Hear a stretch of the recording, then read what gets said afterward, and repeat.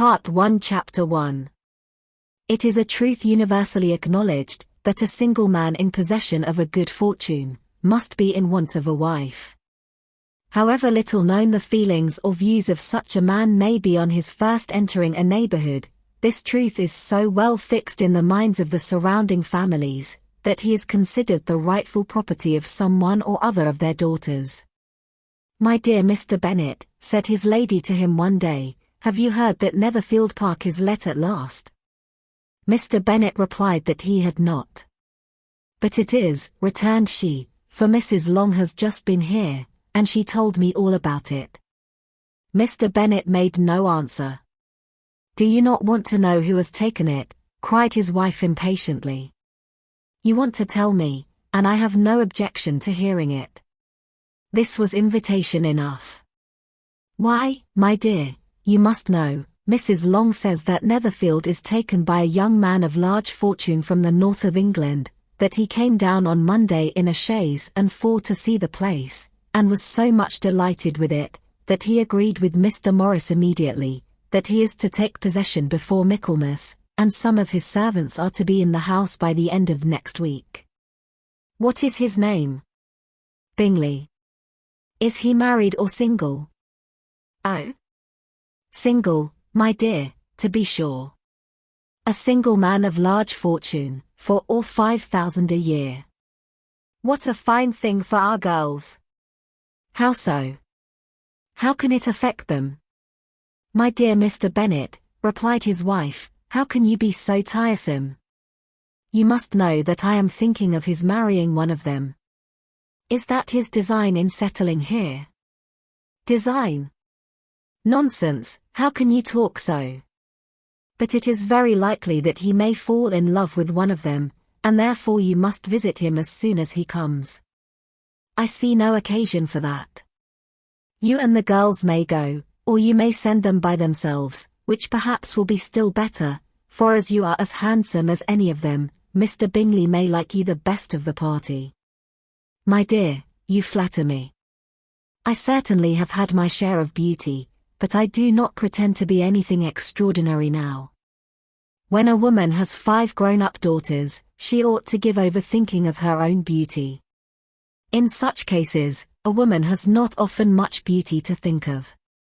But, my dear, you must indeed go and see Mr. Bingley when he comes into the neighborhood. It is more than I engage for, I assure you. But consider your daughters. Only think what an establishment it would be for one of them. Sir William and Lady Lucas are determined to go, merely on that account, for in general, you know, they visit no newcomers. Indeed you must go, for it will be impossible for us to visit him if you do not. You are over-scrupulous, surely. I dare say Mr. Bingley will be very glad to see you, and I will send a few lines by you to assure him of my hearty consent to his marrying whichever he chooses of the girls, though I must throw in a good word for my little Lizzie. I desire you will do no such thing. Lizzie is not a bit better than the others, and I am sure she is not half so handsome as Jane, nor half so good-humored as Lydia. But you are always giving her the preference." "They have none of them much to recommend them," replied he. "They are all silly and ignorant like other girls, but Lizzie has something more of quickness than her sisters." "Mr. Bennet, how can you abuse your own children in such a way? You take delight in vexing me. You have no compassion for my poor nerves. You mistake me, my dear. I have a high respect for your nerves. They are my old friends. I have heard you mention them with consideration these last 20 years at least. Ah, you do not know what I suffer. But I hope you will get over it, and live to see many young men of 4,000 a year come into the neighborhood. It will be no use to us, if 20 such should come, since you will not visit them. Depend upon it, my dear, that when there are 20, I will visit them all." Mr. Bennet was so odd a mixture of quick parts, sarcastic humor, reserve, and caprice, that the experience of 23 years had been insufficient to make his wife understand his character. Her mind was less difficult to develop. She was a woman of mean understanding, little information, and uncertain temper. When she was discontented, she fancied herself nervous. The business of her life was to get her daughters married, its solace was visiting and news. Part 1 Chapter 2. Mr. Bennet was among the earliest of those who waited on Mr. Bingley. He had always intended to visit him, though to the last always assuring his wife that he should not go. Until the evening after the visit was paid she had no knowledge of it. It was then disclosed in the following manner. Observing his second daughter employed in trimming a hat, he suddenly addressed her with, "I hope Mr. Bingley will like it, Lizzie." "We are not in a way to know what Mr. Bingley likes," said her mother resentfully, "since we are not to visit." "But you forget, Mamma," said Elizabeth, "that we shall meet him at the assemblies, and that Mrs. Long promised to introduce him." "I do not believe Mrs. Long will do any such thing. She has 2 nieces of her own. She is a selfish, hypocritical woman, and I have no opinion of her." "No more have I," said Mr. Bennet, "and I am glad to find that you do not depend on her serving you." Mrs. Bennet deigned not to make any reply, but, unable to contain herself, began scolding one of her daughters. "Don't keep coughing so, Kitty, for heaven's sake. Have a little compassion on my nerves. You tear them to pieces." "Kitty has no discretion in her coughs," said her father, "she times them ill." "I do not cough for my own amusement," replied Kitty fretfully.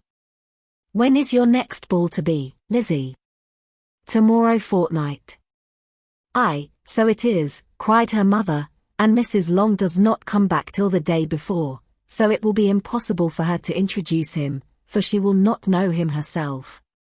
"Then, my dear, you may have the advantage of your friend, and introduce Mr. Bingley to her." "Impossible, Mr. Bennet, impossible, when I am not acquainted with him myself. How can you be so teasing?" "I honor your circumspection. A fortnight's acquaintance is certainly very little. One cannot know what a man really is by the end of a fortnight. But if we do not venture somebody else will, and after all, Mrs. Long and her daughters must stand their chance, and, therefore, as she will think it an act of kindness, if you decline the office, I will take it on myself." The girls stared at their father. Mrs. Bennet said only, "Nonsense, nonsense." "What can be the meaning of that emphatic exclamation?" cried he. "Do you consider the forms of introduction, and the stress that is laid on them, as nonsense?" "I cannot quite agree with you there. What say you, Mary? For you are a young lady of deep reflection, I know, and read great books and make extracts." Mary wished to say something sensible, but knew not how. While Mary is adjusting her ideas, he continued, "Let us return to Mr. Bingley." "I am sick of Mr. Bingley," cried his wife.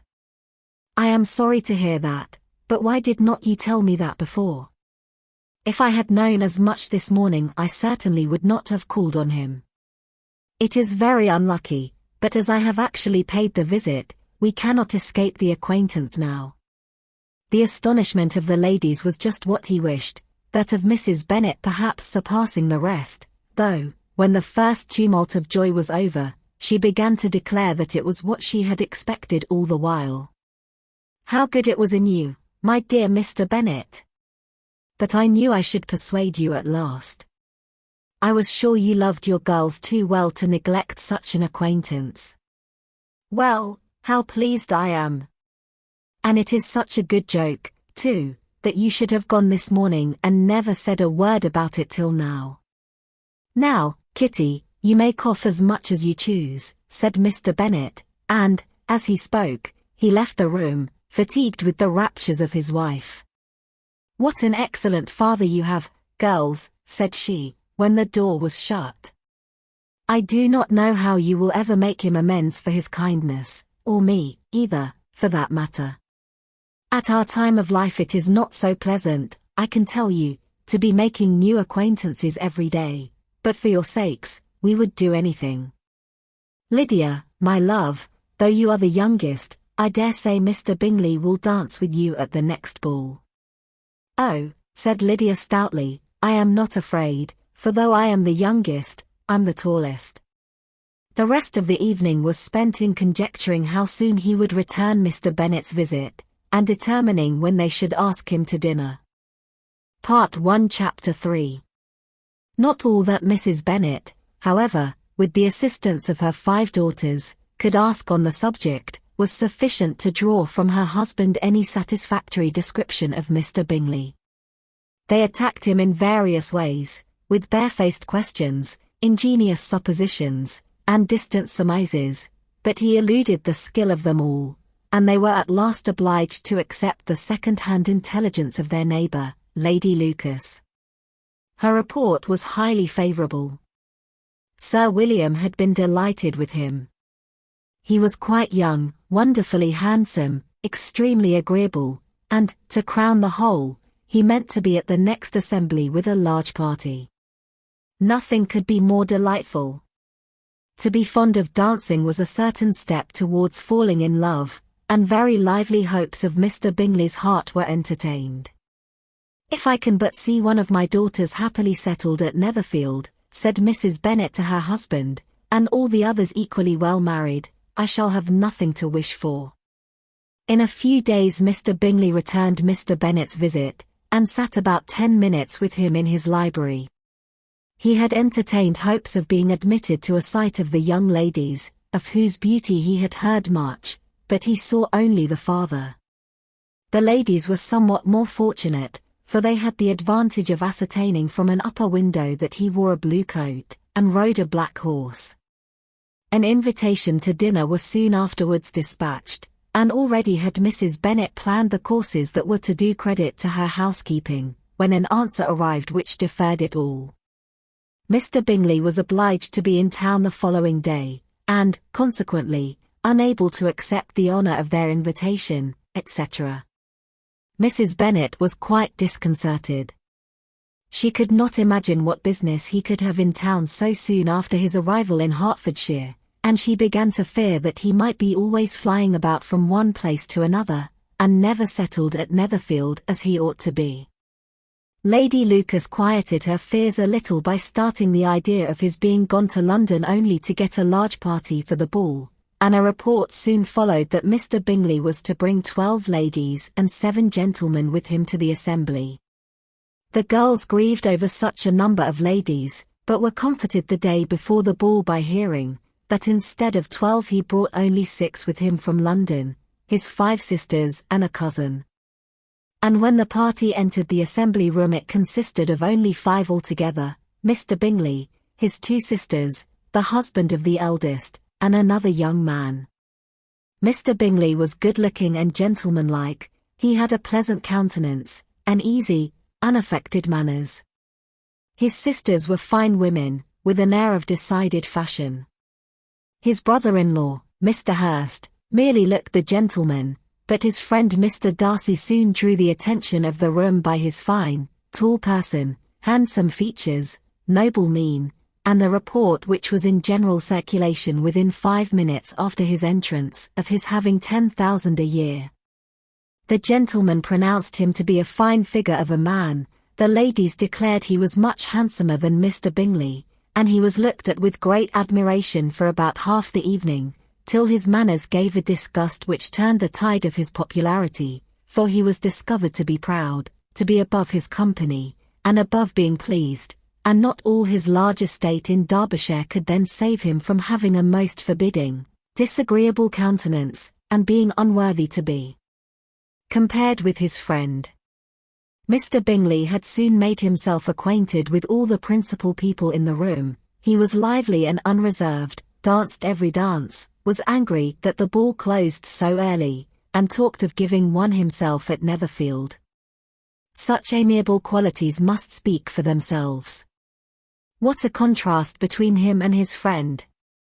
Mr. Darcy danced only once with Mrs. Hurst and once with Miss Bingley, declined being introduced to any other lady, and spent the rest of the evening in walking about the room, speaking occasionally to one of his own party. His character was decided. He was the proudest, most disagreeable man in the world, and everybody hoped that he would never come there again. Amongst the most violent against him was Mrs. Bennet, whose dislike of his general behaviour was sharpened into particular resentment by his having slighted one of her daughters.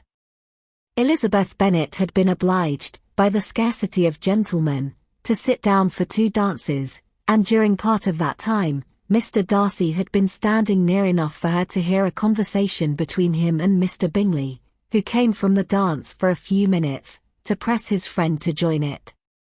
"Come, Darcy," said he, "I must have you dance. I hate to see you standing about by yourself in this stupid manner. You had much better dance." "I certainly shall not. You know how I detest it, unless I am particularly acquainted with my partner. At such an assembly as this it would be insupportable. Your sisters are engaged, and there is not another woman in the room whom it would not be a punishment to me to stand up with." "I would not be so fastidious as you are," cried Mr. Bingley, "for a kingdom. Upon my honour, I never met with so many pleasant girls in my life as I have this evening, and there are several of them you see uncommonly pretty." "You are dancing with the only handsome girl in the room," said Mr. Darcy, looking at the eldest Miss Bennet. "Oh? She is the most beautiful creature I ever beheld. But there is one of her sisters sitting down just behind you, who is very pretty, and I dare say very agreeable. Do let me ask my partner to introduce you." "Which do you mean?" And turning round he looked for a moment at Elizabeth, till catching her eye, he withdrew his own and coldly said, "She is tolerable, but not handsome enough to tempt me. I am in no humour at present to give consequence to young ladies who are slighted by other men. You had better return to your partner and enjoy her smiles, for you are wasting your time with me." Mr. Bingley followed his advice. Mr. Darcy walked off, and Elizabeth remained with no very cordial feelings toward him. She told the story, however, with great spirit among her friends, for she had a lively, playful disposition, which delighted in anything ridiculous. The evening altogether passed off pleasantly to the whole family. Mrs. Bennet had seen her eldest daughter much admired by the Netherfield party. Mr. Bingley had danced with her twice, and she had been distinguished by his sisters.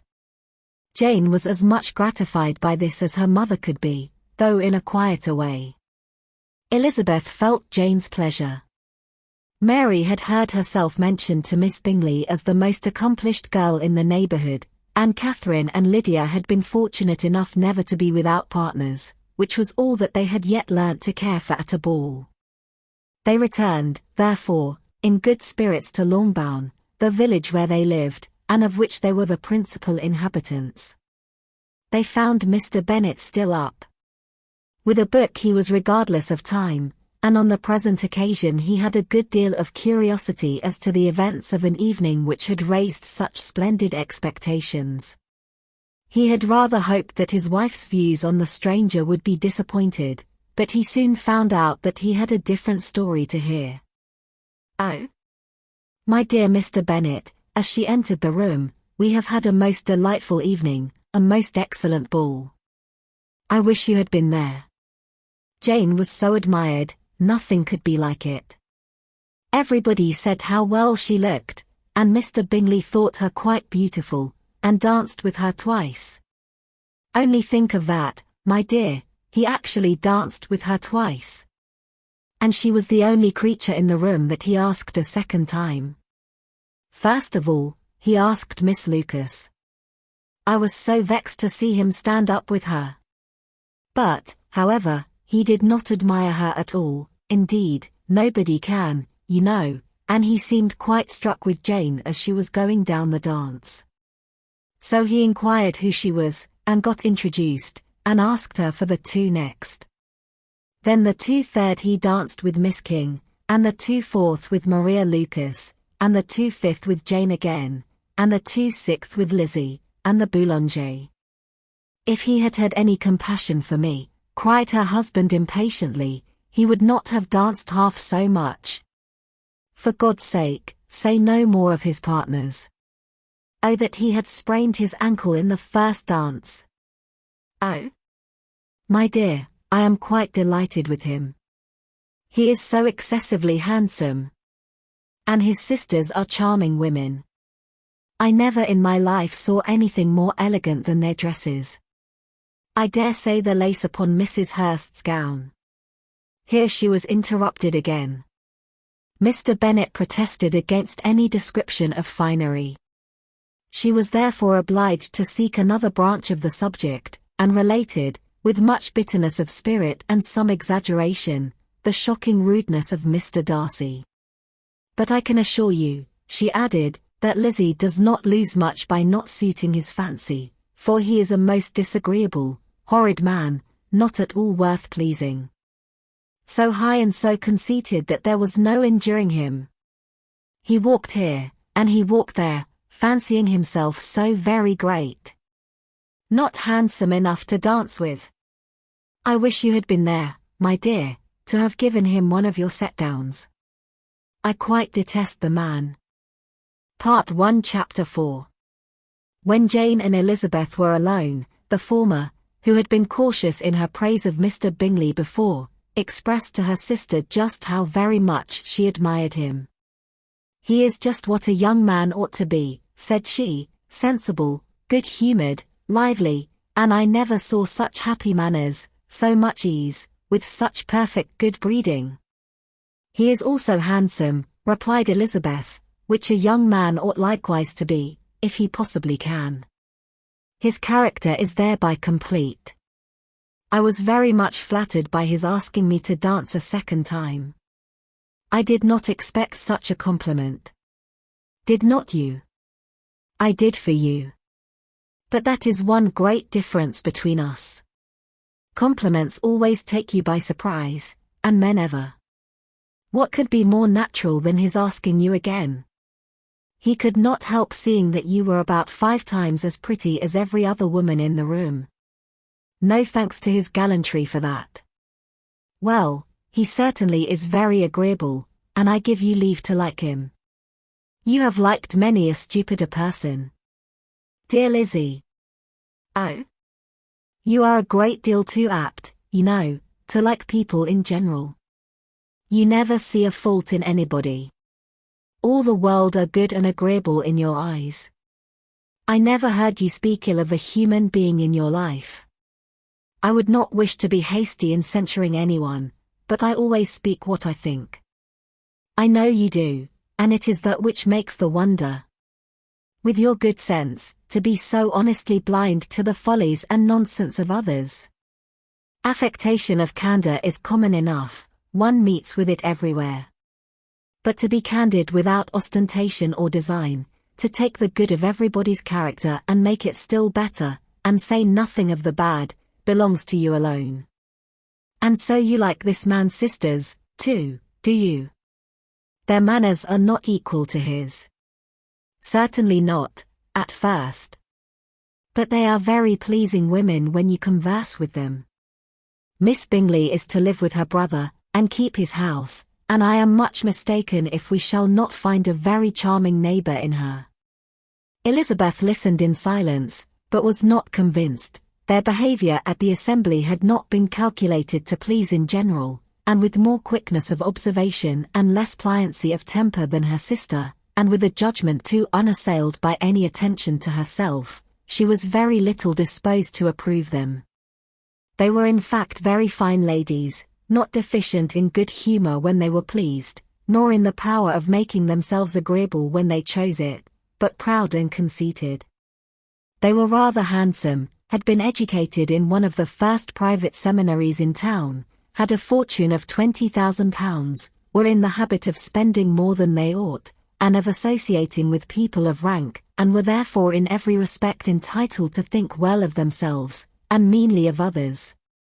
They were of a respectable family in the north of England, a circumstance more deeply impressed on their memories than that their brother's fortune and their own had been acquired by trade. Mr. Bingley inherited property to the amount of nearly £100,000 from his father, who had intended to purchase an estate, but did not live to do it.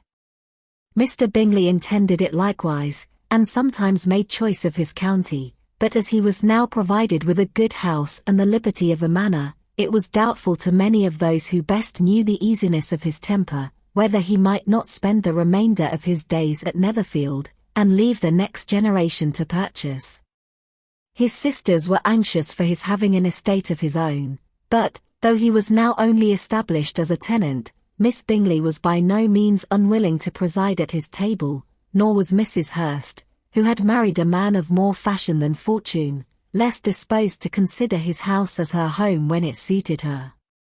Mr. Bingley had not been of age 2 years, when he was tempted by an accidental recommendation to look at Netherfield House. He did look at it, and into it for half an hour, was pleased with the situation and the principal rooms, satisfied with what the owner said in its praise, and took it immediately. Between him and Darcy there was a very steady friendship, in spite of great opposition of character. Bingley was endeared to Darcy by the easiness, openness, and ductility of his temper, though no disposition could offer a greater contrast to his own, and though with his own he never appeared dissatisfied. On the strength of Darcy's regard, Bingley had the firmest reliance, and of his judgment the highest opinion. In understanding, Darcy was the superior. Bingley was by no means deficient, but Darcy was clever. He was at the same time haughty, reserved, and fastidious, and his manners, though well-bred, were not inviting. In that respect his friend had greatly the advantage. Bingley was sure of being liked wherever he appeared, Darcy was continually giving offence. The manner in which they spoke of the Meryton Assembly was sufficiently characteristic. Bingley had never met with more pleasant people or prettier girls in his life, everybody had been most kind and attentive to him, there had been no formality, no stiffness, he had soon felt acquainted with all the room, and, as to Miss Bennet, he could not conceive an angel more beautiful. Darcy, on the contrary, had seen a collection of people in whom there was little beauty and no fashion, for none of whom he had felt the smallest interest, and from none received either attention or pleasure. Miss Bennet he acknowledged to be pretty, but she smiled too much. Mrs. Hurst and her sister allowed it to be so, but still they admired her and liked her, and pronounced her to be a sweet girl, and one whom they would not object to know more of. Miss Bennet was therefore established as a sweet girl, and their brother felt authorized by such commendation to think of her as he chose. Part 1 Chapter 5. Within a short walk of Longbourn lived a family with whom the Bennets were particularly intimate. Sir William Lucas had been formerly in trade in Meryton, where he had made a tolerable fortune, and risen to the honour of knighthood by an address to the king during his mayoralty. The distinction had perhaps been felt too strongly. It had given him a disgust to his business, and to his residence in a small market town, and, in quitting them both, he had removed with his family to a house about a mile from Meryton, denominated from that period Lucas Lodge, where he could think with pleasure of his own importance, and, unshackled by business, occupy himself solely in being civil to all the world. For, though elated by his rank, it did not render him supercilious, on the contrary, he was all attention to everybody. By nature inoffensive, friendly, and obliging, his presentation at St. James's had made him courteous. Lady Lucas was a very good kind of woman, not too clever to be a valuable neighbour to Mrs. Bennet. They had several children. The eldest of them, a sensible, intelligent young woman, about 27, was Elizabeth's intimate friend. That the Miss Lucases and the Miss Bennets should meet to talk over a ball was absolutely necessary, and the morning after the assembly brought the former to Longbourn to hear and to communicate. "You began the evening well, Charlotte," said Mrs. Bennet with civil self-command to Miss Lucas. "You were Mr. Bingley's first choice." "Yes, but he seemed to like his second better." "Oh? You mean Jane, I suppose, because he danced with her twice." "To be sure that did seem as if he admired her, indeed I rather believe he did, I heard something about it, but I hardly know what, something about Mr. Robinson. Perhaps you mean what I overheard between him and Mr. Robinson. Did not I mention it to you? Mr. Robinson's asking him how he liked our Meryton assemblies, and whether he did not think there were a great many pretty women in the room, and which thought the prettiest. And his answering immediately to the last question, "Oh, the eldest Miss Bennet, beyond a doubt, there cannot be two opinions on that point." "Upon my word." "Well, that is very decided indeed, that does seem as if, but, however, it may all come to nothing, you know." "My overhearings were more to the purpose than yours, Eliza," said Charlotte. "Mr. Darcy is not so well worth listening to as his friend, is he, poor Eliza, to be only just tolerable? I beg you would not put it into Lizzie's head to be vexed by his ill-treatment, for he is such a disagreeable man, that it would be quite a misfortune to be liked by him. Mrs. Long told me last night that he sat close to her for half an hour without once opening his lips." "Are you quite sure? Is not there a little mistake?" said Jane. "I certainly saw Mr. Darcy speaking to her." Because she asked him at last how he liked Netherfield, and he could not help answering her, but she said he seemed quite angry at being spoke to." "Miss Bingley told me," said Jane, "that he never speaks much, unless among his intimate acquaintances. With them he is remarkably agreeable."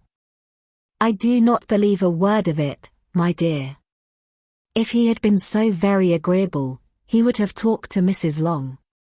But I can guess how it was. Everybody says that he is eat up with pride, and I dare say he had heard somehow that Mrs. Long does not keep a carriage, and had come to the ball in a hack chaise."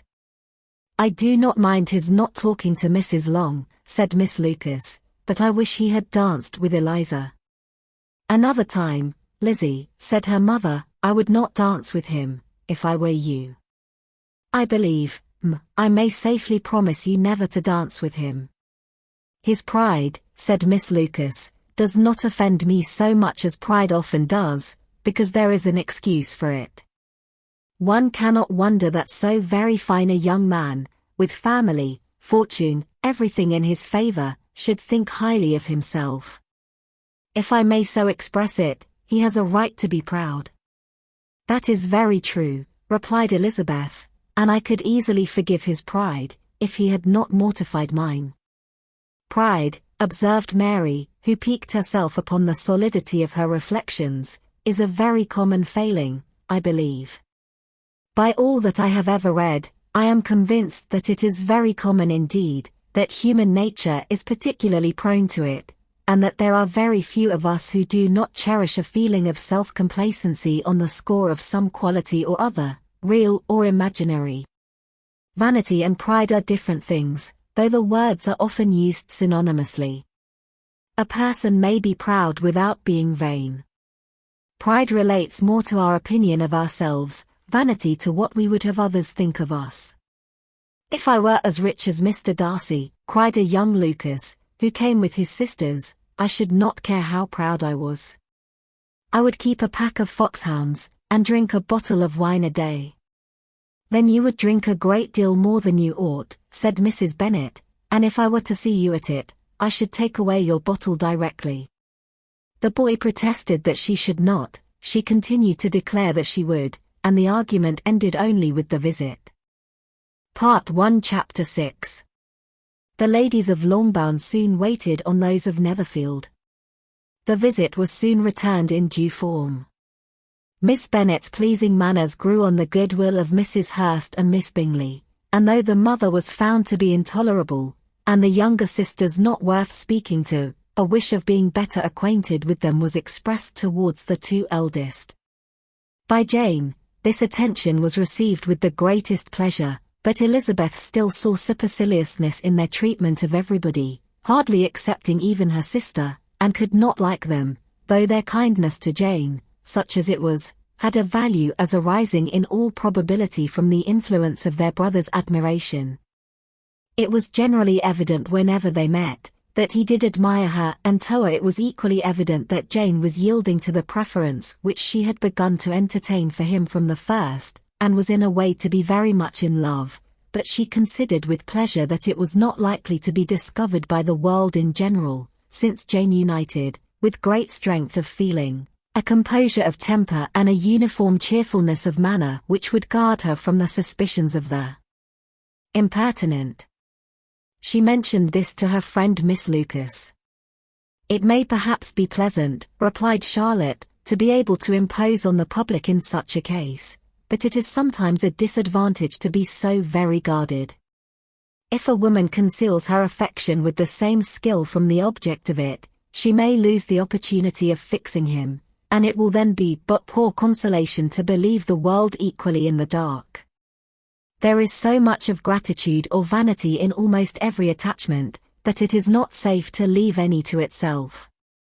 We can all begin freely, a slight preference is natural enough, but there are very few of us who have heart enough to be really in love without encouragement. In 9 cases out of 10 a woman had better show more affection than she feels. Bingley likes your sister undoubtedly, but he may never do more than like her, if she does not help him on. But she does help him on, as much as her nature will allow. If I can perceive her regard for him, he must be a simpleton, indeed, not to discover it too. Remember, Eliza, that he does not know Jane's disposition as you do. But if a woman is partial to a man, and does not endeavor to conceal it, he must find it out. Perhaps he must, if he sees enough of her. But, though Bingley and Jane meet tolerably often, it is never for many hours together, and, as they always see each other in large mixed parties, it is impossible that every moment should be employed in conversing together. Jane should therefore make the most of every half hour in which she can command his attention. When she is secure of him, there will be more leisure for falling in love as much as she chooses. "Your plan is a good one," replied Elizabeth, "where nothing is in question but the desire of being well married, and if I were determined to get a rich husband, or any husband, I dare say I should adopt it. But these are not Jane's feelings, she is not acting by design. As yet, she cannot even be certain of the degree of her own regard nor of its reasonableness. She has known him only a fortnight. She danced 4 dances with him at Meryton, she saw him one morning at his own house, and has since dined with him in company 4 times. This is not quite enough to make her understand his character. Not as you represent it. Had she merely dined with him, she might only have discovered whether he had a good appetite, but you must remember that 4 evenings have also been spent together, and 4 evenings may do a great deal. Yes, these 4 evenings have enabled them to ascertain that they both like vingt better than commerce, but with respect to any other leading characteristic, I do not imagine that much has been unfolded. "Well," said Charlotte, "I wish Jane success with all my heart, and if she were married to him tomorrow, I should think she had as good a chance of happiness as if she were to be studying his character for a 12-month. Happiness in marriage is entirely a matter of chance. If the dispositions of the parties are ever so well known to each other or ever so similar beforehand, it does not advance their felicity in the least. They always continue to grow sufficiently unlike afterwards to have their share of vexation, and it is better to know as little as possible of the defects of the person with whom you are to pass your life. You make me laugh, Charlotte, but it is not sound. You know it is not sound, and that you would never act in this way yourself." Occupied in observing Mr. Bingley's attentions to her sister, Elizabeth was far from suspecting that she was herself becoming an object of some interest in the eyes of his friend. Mr. Darcy had at first scarcely allowed her to be pretty, he had looked at her without admiration at the ball, and when they next met, he looked at her only to criticize. But no sooner had he made it clear to himself and his friends that she hardly had a good feature in her face, than he began to find it was rendered uncommonly intelligent by the beautiful expression of her dark eyes. To this discovery succeeded some others equally mortifying. Though he had detected with a critical eye more than one failure of perfect symmetry in her form, he was forced to acknowledge her figure to be light and pleasing, and in spite of his asserting that her manners were not those of the fashionable world, he was caught by their easy playfulness. Of this she was perfectly unaware. To her he was only the man who made himself agreeable nowhere, and who had not thought her handsome enough to dance with. He began to wish to know more of her, and as a step towards conversing with her himself, attended to her conversation with others. His doing so drew her notice. It was at Sir William Lucas's, where a large party were assembled. "What does Mr. Darcy mean," said she to Charlotte, "by listening to my conversation with Colonel Forster? That is a question which Mr. Darcy only can answer. But if he does it any more I shall certainly let him know that I see what he is about. He has a very satirical eye, and if I do not begin by being impertinent myself, I shall soon grow afraid of him." On his approaching them soon afterwards, though without seeming to have any intention of speaking, Miss Lucas defied her friend to mention such a subject to him, which immediately provoking Elizabeth to do it, she turned to him and said, "Did you not think, Mr. Darcy, that I expressed myself uncommonly well just now, when I was teasing Colonel Forster to give us a ball at Meryton?" "With great energy, but it is always a subject which makes a lady energetic. You are severe on us." "It will be her turn soon to be teased," said Miss Lucas. "I am going to open the instrument, Eliza, and you know what follows. You are a very strange creature by way of a friend, always wanting me to play and sing before anybody and everybody. If my vanity had taken a musical turn, you would have been invaluable, but as it is, I would really rather not sit down before those who must be in the habit of hearing the very best performers." On Miss Lucas's persevering, however, she added, "Very well, if it must be so, it must." And gravely glancing at Mr. Darcy, "There is a fine old saying, which everybody here is of course familiar with, 'Keep your breath to cool your porridge, and I shall keep mine to swell my song.'" Her performance was pleasing, though by no means capital. After a song or two, and before she could reply to the entreaties of several that she would sing again, she was eagerly succeeded at the instrument by her sister Mary, who having, in consequence of being the only plain one in the family, worked hard for knowledge and accomplishments, was always impatient for display. Mary had neither genius nor taste, and though vanity had given her application, it had given her likewise a pedantic air and conceited manner, which would have injured a higher degree of excellence than she had reached. Elizabeth, easy and unaffected, had been listened to with much more pleasure, though not playing half so well, and Mary, at the end of a long concerto, was glad to purchase praise and gratitude by Scotch and Irish airs, at the request of her younger sisters, who, with some of the Lucases, and 2 or 3 officers, joined eagerly in dancing at one end of the room. Mr. Darcy stood near them in silent indignation at such a mode of passing the evening, to the exclusion of all conversation, and was too much engrossed by his thoughts to perceive that Sir William Lucas was his neighbour, till Sir William thus began. "What a charming amusement for young people this is, Mr. Darcy. There is nothing like dancing after all.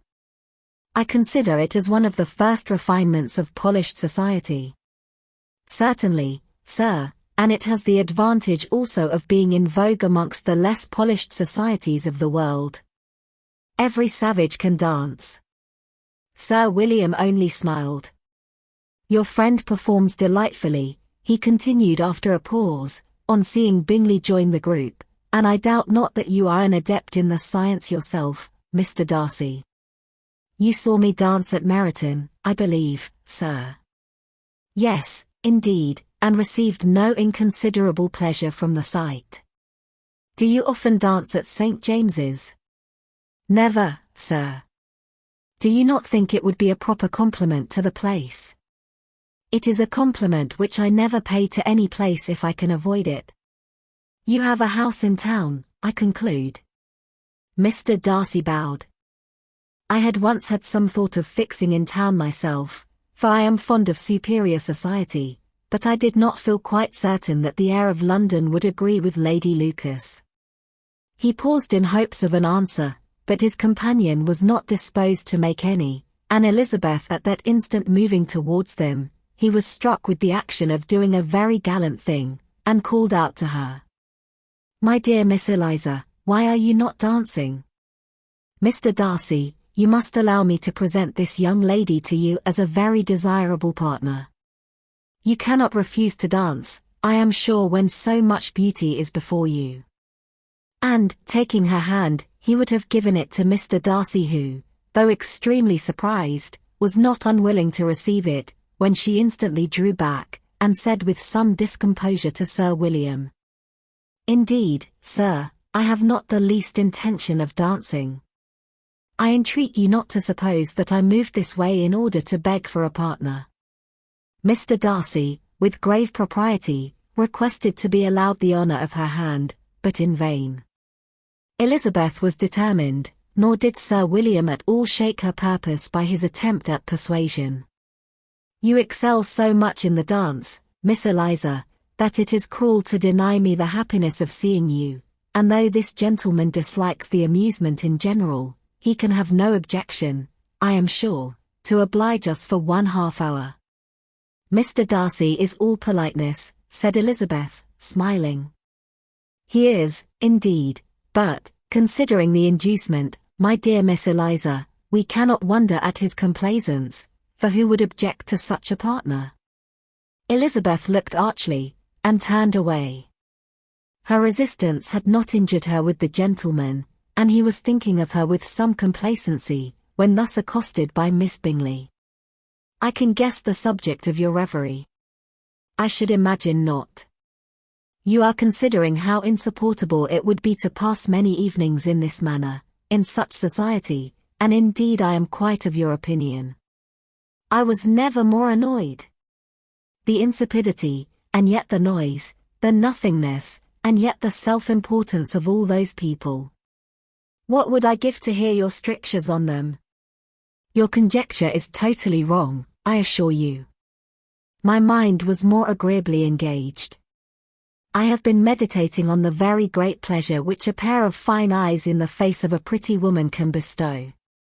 Miss Bingley immediately fixed her eyes on his face, and desired he would tell her what lady had the credit of inspiring such reflections. Mr. Darcy replied with great intrepidity, "Miss Elizabeth Bennet." "Miss Elizabeth Bennet," repeated Miss Bingley.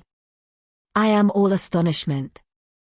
How long has she been such a favourite, and pray, when am I to wish you joy?"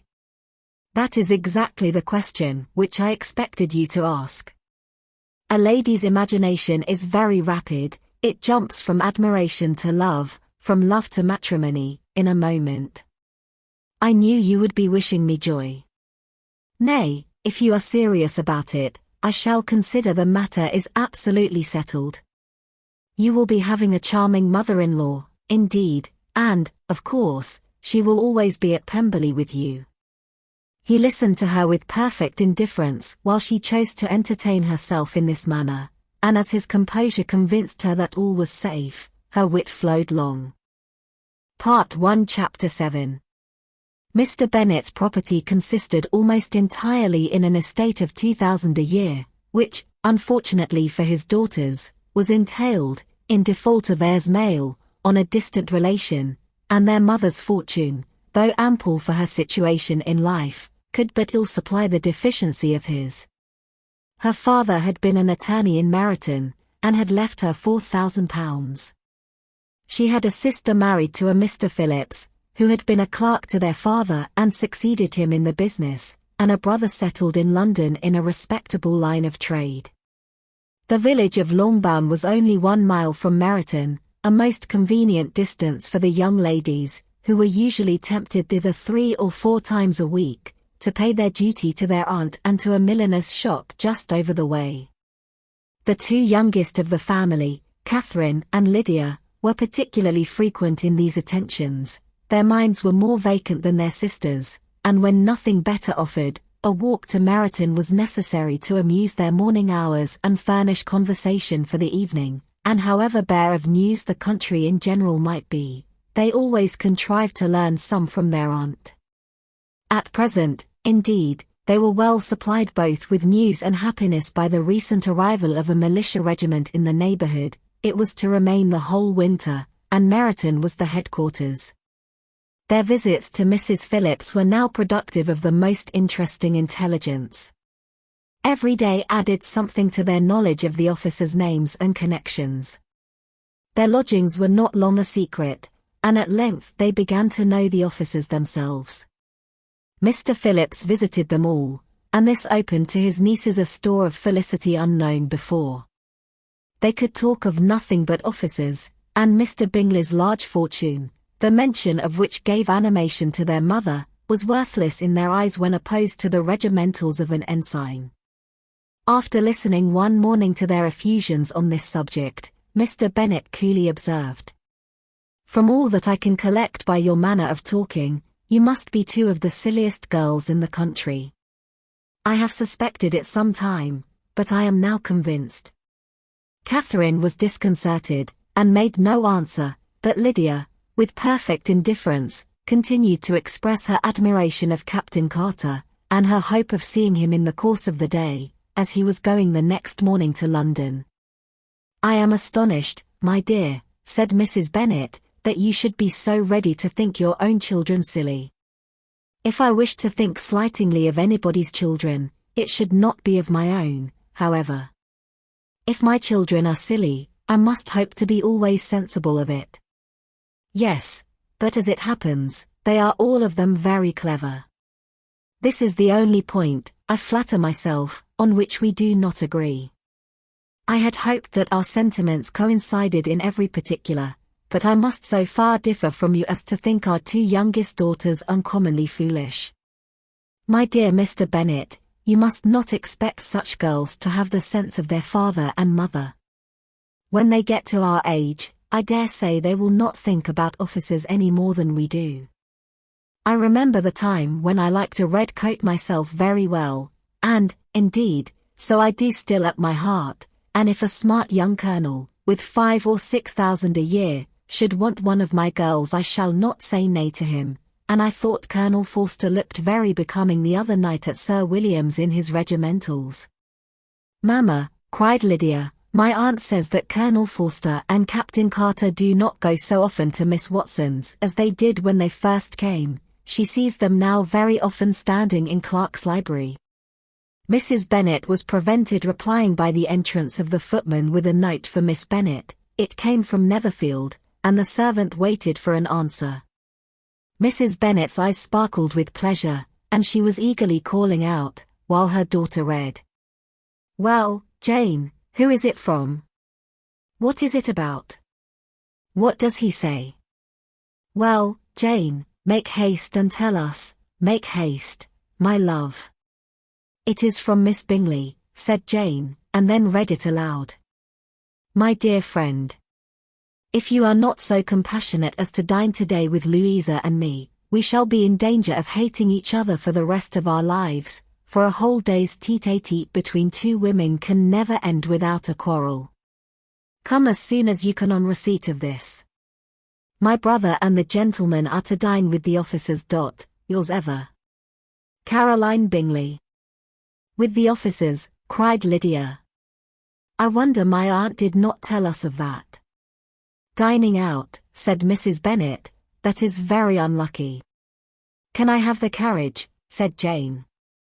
"No, my dear, you had better go on horseback, because it seems likely to rain, and then you must stay all night." "That would be a good scheme," said Elizabeth, "if you were sure that they would not offer to send her home." "Oh? But the gentleman will have Mr. Bingley's chaise to go to Meryton, and the Hursts have no horses to theirs. I had much rather go in the coach." "But, my dear, your father cannot spare the horses, I am sure. They are wanted in the farm, Mr. Bennet, are they not?" "They are wanted in the farm much oftener than I can get them." "But if you have got them today," said Elizabeth, "my mother's purpose will be answered." She did at last extort from her father an acknowledgment that the horses were engaged. Jane was therefore obliged to go on horseback, and her mother attended her to the door with many cheerful prognostics of a bad day. Her hopes were answered. Jane had not been gone long before it rained hard. Her sisters were uneasy for her, but her mother was delighted. The rain continued the whole evening without intermission. Jane certainly could not come back. "This was a lucky idea of mine, indeed," said Mrs. Bennet more than once, as if the credit of making it rain were all her own. Till the next morning, however, she was not aware of all the felicity of her contrivance. Breakfast was scarcely over when a servant from Netherfield brought the following note for Elizabeth. "My dearest Lizzie, I find myself very unwell this morning, which, I suppose, is to be imputed to my getting wet through yesterday. My kind friends will not hear of my returning till I am better. They insist also on my seeing Mr. Jones, therefore do not be alarmed if you should hear of his having been to me, and, excepting a sore throat and headache, there is not much the matter with me. Yours, etc." "Well, my dear," said Mr. Bennet, when Elizabeth had read the note aloud, "if your daughter should have a dangerous fit of illness, if she should die, it would be a comfort to know that it was all in pursuit of Mr. Bingley, and under your orders." "Oh, I am not afraid of her dying. People do not die of little trifling colds. She will be taken good care of. As long as she stays there, it is all very well. I would go and see her if I could have the carriage." Elizabeth, feeling really anxious, was determined to go to her, though the carriage was not to be had, and as she was no horsewoman, walking was her only alternative. She declared her resolution. "How can you be so silly," cried her mother, "as to think of such a thing, in all this dirt? You will not be fit to be seen when you get there. I shall be very fit to see Jane, which is all I want." "Is this a hint to me, Lizzie," said her father, "to send for the horses?" "No, indeed, I do not wish to avoid the walk. The distance is nothing when one has a motive, only 3 miles. I shall be back by dinner." "I admire the activity of your benevolence," observed Mary, "but every impulse of feeling should be guided by reason, and, in my opinion, exertion should always be in proportion to what is required." "We will go as far as Meryton with you," said Catherine and Lydia. Elizabeth accepted their company, and the 3 young ladies set off together. "If we make haste," said Lydia, as they walked along, "perhaps we may see something of Captain Carter before he goes." In Meryton they parted. The 2 youngest repaired to the lodgings of one of the officers' wives, and Elizabeth continued her walk alone, crossing field after field at a quick pace, jumping over stiles and springing over puddles with impatient activity, and finding herself at last within view of the house, with weary ankles, dirty stockings, and a face glowing with the warmth of exercise. She was shown into the breakfast parlour, where all but Jane were assembled, and where her appearance created a great deal of surprise. That she should have walked 3 miles so early in the day, in such dirty weather, and by herself, was almost incredible to Mrs. Hurst and Miss Bingley, and Elizabeth was convinced that they held her in contempt for it. She was received, however, very politely by them, and in their brother's manners there was something better than politeness, there was good humour and kindness. Mr. Darcy said very little, and Mr. Hurst nothing at all. The former was divided between admiration of the brilliancy which exercise had given to her complexion, and doubt as to the occasions justifying her coming so far alone. The latter was thinking only of his breakfast. Her inquiries after her sister were not very favourably answered. Miss Bennet had slept ill, and though up, was very feverish, and not well enough to leave her room. Elizabeth was glad to be taken to her immediately, and Jane, who had only been withheld by the fear of giving alarm or inconvenience from expressing in her note how much she longed for such a visit, was delighted at her entrance. She was not equal, however, to much conversation, and when Miss Bingley left them together, could attempt little besides expressions of gratitude for the extraordinary kindness she was treated with. Elizabeth silently attended her. When breakfast was over they were joined by the sisters, and Elizabeth began to like them herself, when she saw how much affection and solicitude they showed for Jane. The apothecary came, and having examined his patient, said, as might be supposed, that she had caught a violent cold, and that they must endeavour to get the better of it, advised her to return to bed, and promised her some draughts. The advice was followed readily, for the feverish symptoms increased, and her head ached acutely. Elizabeth did not quit her room for a moment, nor were the other ladies often absent, the gentlemen being out.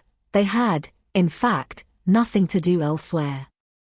When the clock struck 3, Elizabeth felt that she must go, and very unwillingly said so. Miss Bingley offered her the carriage, and she only wanted a little pressing to accept it, when Jane testified such concern in parting with her, that Miss Bingley was obliged to convert the offer of the chaise to an invitation to remain at Netherfield for the present.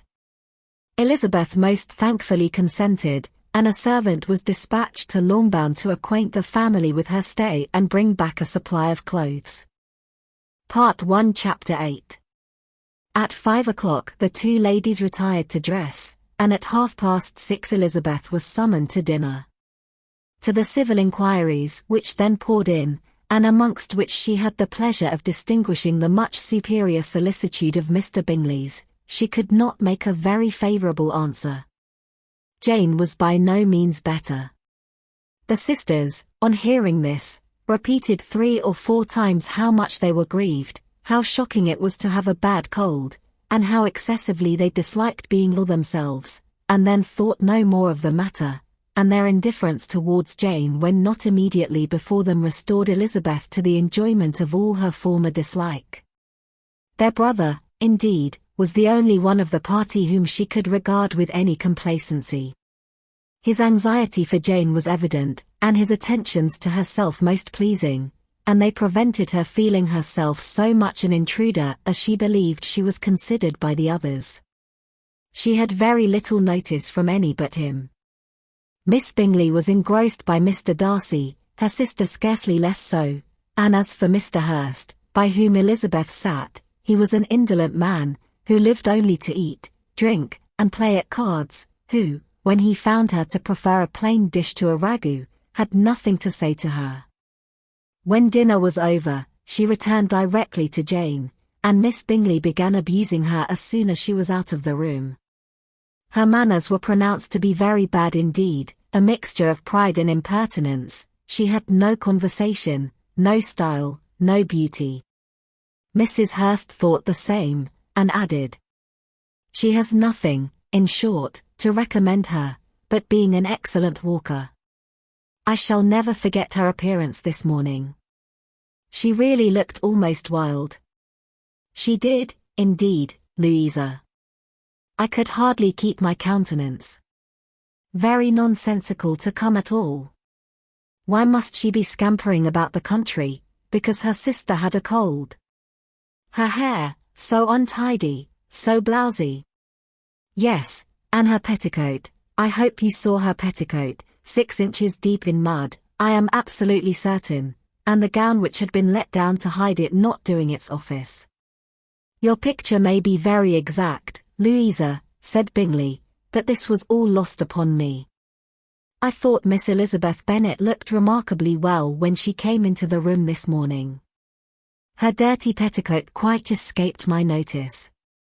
"You observed it, Mr. Darcy, I am sure," said Miss Bingley, "and I am inclined to think that you would not wish to see your sister make such an exhibition."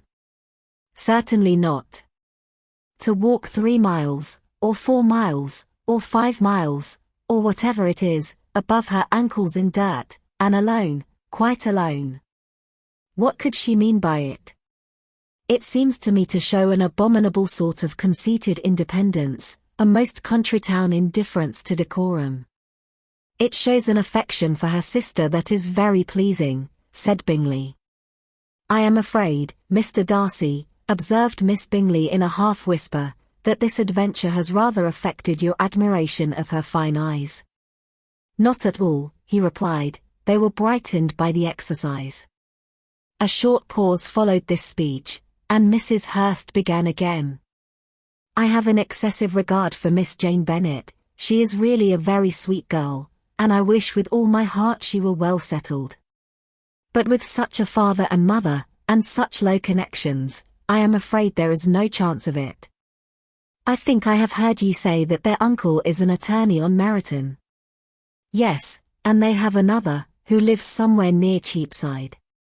"That is capital," added her sister, and they both laughed heartily. "If they had uncles enough to fill all Cheapside," cried Bingley, "it would not make them one jot less agreeable." "But it must very materially lessen their chance of marrying men of any consideration in the world," replied Darcy.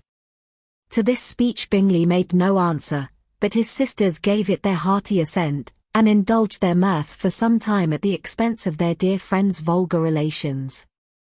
With a renewal of tenderness, however, they returned to her room on leaving the dining parlour, and sat with her till summoned to coffee. She was still very poorly, and Elizabeth would not quit her at all, till late in the evening, when she had the comfort of seeing her sleep, and when it seemed to her rather right than pleasant that she should go downstairs herself. On entering the drawing-room she found the whole party at loo, and was immediately invited to join them, but suspecting them to be playing high she declined it, and making her sister the excuse, said she would amuse herself for the short time she could stay below, with a book. Mr. Hurst looked at her with astonishment. "Do you prefer reading to cards?" said he. "That is rather singular." "Miss Eliza Bennet," said Miss Bingley, "despises cards. She is a great reader, and has no pleasure in anything else." "I deserve neither such praise nor such censure," cried Elizabeth. "I am not a great reader, and I have pleasure in many things." "In nursing your sister I am sure you have pleasure," said Bingley, "and I hope it will be soon increased by seeing her quite well." Elizabeth thanked him from her heart, and then walked towards the table where a few books were lying. He immediately offered to fetch her others, all that his library afforded. "And I wish my collection were larger for your benefit and my own credit, but I am an idle fellow, and though I have not many, I have more than I ever looked into." Elizabeth assured him that she could suit herself perfectly with those in the room. "I am astonished," said Miss Bingley, "that my father should have left so small a collection of books. What a delightful library you have at Pemberley, Mr. Darcy." "It ought to be good," he replied. "It has been the work of many generations. And then you have added so much to it yourself, you are always buying books. I cannot comprehend the neglect of a family library in such days as these." "Neglect? I am sure you neglect nothing that can add to the beauties of that noble place. Charles, when you build your house, I wish it may be half as delightful as Pemberley. I wish it may. But I would really advise you to make your purchase in that neighborhood, and take Pemberley for a kind of model. There is not a finer county in England than Derbyshire. With all my heart, I will buy Pemberley itself if Darcy will sell it. I am talking of possibilities, Charles. Upon my word, Caroline, I should think it more possible to get Pemberley by purchase than by imitation." Elizabeth was so much caught with what passed, as to leave her very little attention for her book, and soon laying it wholly aside, she drew near the card table, and stationed herself between Mr. Bingley and his eldest sister, to observe the game. "Is Miss Darcy much grown since the spring?" said Miss Bingley. "Will she be as tall as I am?" "I think she will. She is now about Miss Elizabeth Bennet's height, or rather taller. How I long to see her again! I never met with anybody who delighted me so much. Such a countenance, such manners, and so extremely accomplished for her age. Her performance on the pianoforte is exquisite. It is amazing to me," said Bingley, "how young ladies can have patience to be so very accomplished as they all are." "All young ladies accomplished? My dear Charles, what do you mean?" "Yes, all of them, I think. They all paint tables, cover screens, and net purses. I scarcely know anyone who cannot do all this, and I am sure I never heard a young lady spoken of for the first time, without being informed that she was very accomplished. Your list of the common extent of accomplishments, said Darcy, has too much truth. The word is applied to many a woman who deserves it no otherwise than by netting a purse or covering a screen. But I am very far from agreeing with you in your estimation of ladies in general. I cannot boast of knowing more than half a dozen, in the whole range of my acquaintance, that are really accomplished. Nor I am sure, said Miss Bingley. Then, observed Elizabeth, you must comprehend a great deal in your idea of an accomplished woman. Yes, I do comprehend a great deal in it. Oh? Certainly, cried his faithful assistant, no one can be really esteemed accomplished who does not greatly surpass what is usually met with. A woman must have a thorough knowledge of music, singing, drawing, dancing, and the modern languages, to deserve the word, and besides all this, she must possess a certain something in her air and manner of walking, the tone of her voice, her address and expressions, or the word will be but half deserved. All this she must possess, added Darcy, and to all this she must yet add something more substantial, in the improvement of her mind by extensive reading. I am no longer surprised at your knowing only 6 accomplished women. I rather wonder now at your knowing any. Are you so severe upon your own sex as to doubt the possibility of all this? I never saw such a woman. I never saw such capacity, and taste, and application, and elegance, as you describe united. Mrs. Hurst and Miss Bingley both cried out against the injustice of her implied doubt, and were both protesting that they knew many women who answered this description, when Mr. Hurst called them to order, with bitter complaints of their inattention to what was going forward. As all conversation was thereby at an end, Elizabeth soon afterwards left the room. Elizabeth Bennet, said Miss Bingley, when the door was closed on her, is one of those young ladies who seek to recommend themselves to the other sex by undervaluing their own, and with many men, I dare say, it succeeds. But, in my opinion, it is a paltry device, a very mean art.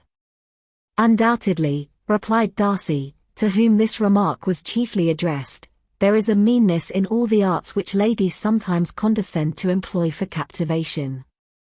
Whatever bears affinity to cunning is despicable. Miss Bingley was not so entirely satisfied with this reply as to continue the subject. Elizabeth joined them again only to say that her sister was worse, and that she could not leave her. Bingley urged Mr. Jones being sent for immediately, while his sisters, convinced that no country advice could be of any service, recommended an express to town for one of the most eminent physicians. This she would not hear of, but she was not so unwilling to comply with their brother's proposal, and it was settled that Mr. Jones should be sent for early in the morning, if Miss Bennet were not decidedly better. Bingley was quite uncomfortable. His sisters declared that they were miserable.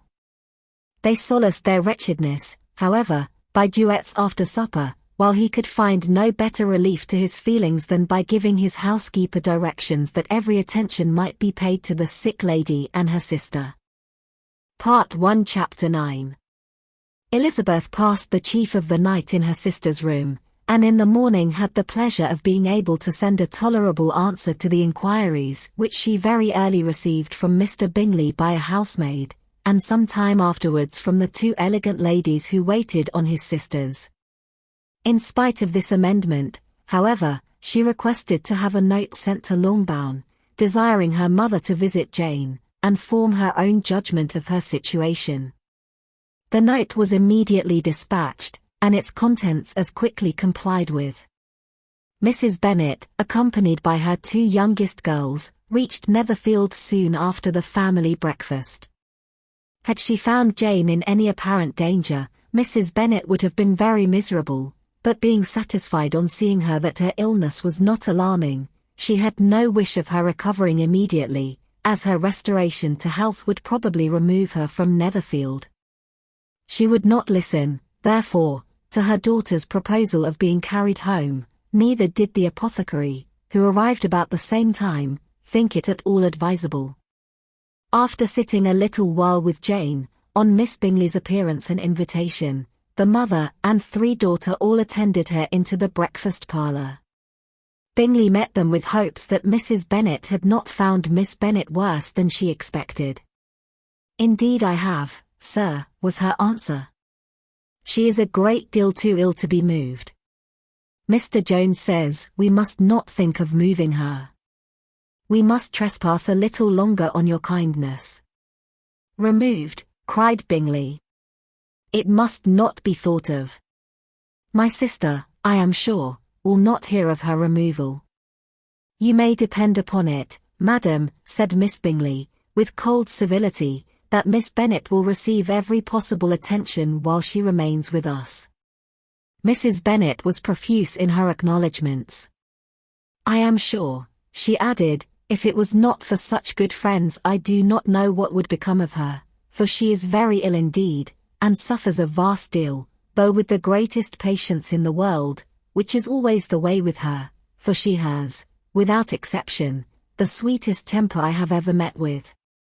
I often tell my other girls they are nothing to her. You have a sweet room here, Mr. Bingley, and a charming prospect over the gravel walk. I do not know a place in the country that is equal to Netherfield. You will not think of quitting it in a hurry, I hope, though you have but a short lease." "Whatever I do is done in a hurry," replied he, "and therefore if I should resolve to quit Netherfield, I should probably be off in 5 minutes. At present, however, I consider myself as quite fixed here." "That is exactly what I should have supposed of you," said Elizabeth. "You begin to comprehend me, do you?" cried he, turning towards her. "Oh? Yes, I understand you perfectly. I wish I might take this for a compliment, but to be so easily seen through I am afraid is pitiful. That is as it happens. It does not follow that a deep, intricate character is more or less estimable than such a one as yours." "Lizzie," cried her mother, "remember where you are, and do not run on in the wild manner that you are suffered to do at home. I did not know before," continued Bingley immediately, "that you were a studier of character. It must be an amusing study." "Yes, but intricate characters are the most amusing. They have at least that advantage." "The country," said Darcy, "can in general supply but a few subjects for such a study. In a country neighborhood you move in a very confined and unvarying society. But people themselves alter so much, that there is something new to be observed in them forever." "Yes, indeed," cried Mrs. Bennet, offended by his manner of mentioning a country neighborhood. "I assure you there is quite as much of that going on in the country as in town." Everybody was surprised, and Darcy, after looking at her for a moment, turned silently away. Mrs. Bennet, who fancied she had gained a complete victory over him, continued her triumph. "I cannot see that London has any great advantage over the country, for my part, except the shops and public places. The country is a vast deal pleasanter, is it not, Mr. Bingley?" "When I am in the country," he replied, "I never wish to leave it, and when I am in town it is pretty much the same. They have each their advantages, and I can be equally happy in either." "That is because you have the right disposition." But that gentleman, looking at Darcy, seemed to think the country was nothing at all. "Indeed, mamma, you are mistaken," said Elizabeth, blushing for her mother. "You quite mistook Mr. Darcy. He only meant that there was not such a variety of people to be met with in the country as in the town, which you must acknowledge to be true." "Certainly, my dear, nobody said there were, but as to not meeting with many people in this neighborhood, I believe there are few neighborhoods larger. I know we dine with 24 families." Nothing but concern for Elizabeth could enable Bingley to keep his countenance. His sister was less delicate, and directed her eyes towards Mr. Darcy with a very expressive smile. Elizabeth, for the sake of saying something that might turn her mother's thoughts, now asked her if Charlotte Lucas had been at Longbourn since her coming away. Yes, she called yesterday with her father. What an agreeable man Sir William is, Mr. Bingley, is not he? So much the man of fashion. So genteel and easy. He had always something to say to everybody. That is my idea of good breeding, and those persons who fancy themselves very important, and never open their mouths, quite mistake the matter. Did Charlotte dine with you? No, she would go home. I fancy she was wanted about the mince pies. For my part, Mr. Bingley, I always keep servants that can do their own work. My daughters are brought up very differently. But everybody is to judge for themselves, and the Lucases are a very good sort of girls, I assure you. It is a pity they are not handsome. Not that I think Charlotte so very plain, but then she is our particular friend. She seems a very pleasant young woman. Oh? Dear, yes, but you must own she is very plain. Lady Lucas herself has often said so, and envied me Jane's beauty. I do not like to boast of my own child, but to be sure, Jane, one does not often see anybody better looking. It is what everybody says. I do not trust my own partiality. When she was only 15, there was a man at my brother Gardner's in town so much in love with her that my sister-in-law was sure he would make her an offer before we came away. But, however, he did not. Perhaps he thought her too young. However, he wrote some verses on her, and very pretty they were. And so ended his affection, said Elizabeth impatiently. There has been many a one, I fancy, overcome in the same way. I wonder who first discovered the efficacy of poetry in driving away love. I have been used to consider poetry as the food of love, said Darcy. Of a fine, stout, healthy love it may. Everything nourishes what is strong already. But if it be only a slight, thin sort of inclination, I am convinced that one good sonnet will starve it entirely away. Darcy only smiled, and the general pause which ensued made Elizabeth tremble lest her mother should be exposing herself again. She longed to speak, but could think of nothing to say, and after a short silence Mrs. Bennet began repeating her thanks to Mr. Bingley for his kindness to Jane, with an apology for troubling him also with Lizzie. Mr. Bingley was unaffectedly civil in his answer, and forced his younger sister to be civil also, and say what the occasion required. She performed her part indeed without much graciousness, but Mrs. Bennet was satisfied, and soon afterwards ordered her carriage. Upon this signal, the youngest of her daughters put herself forward.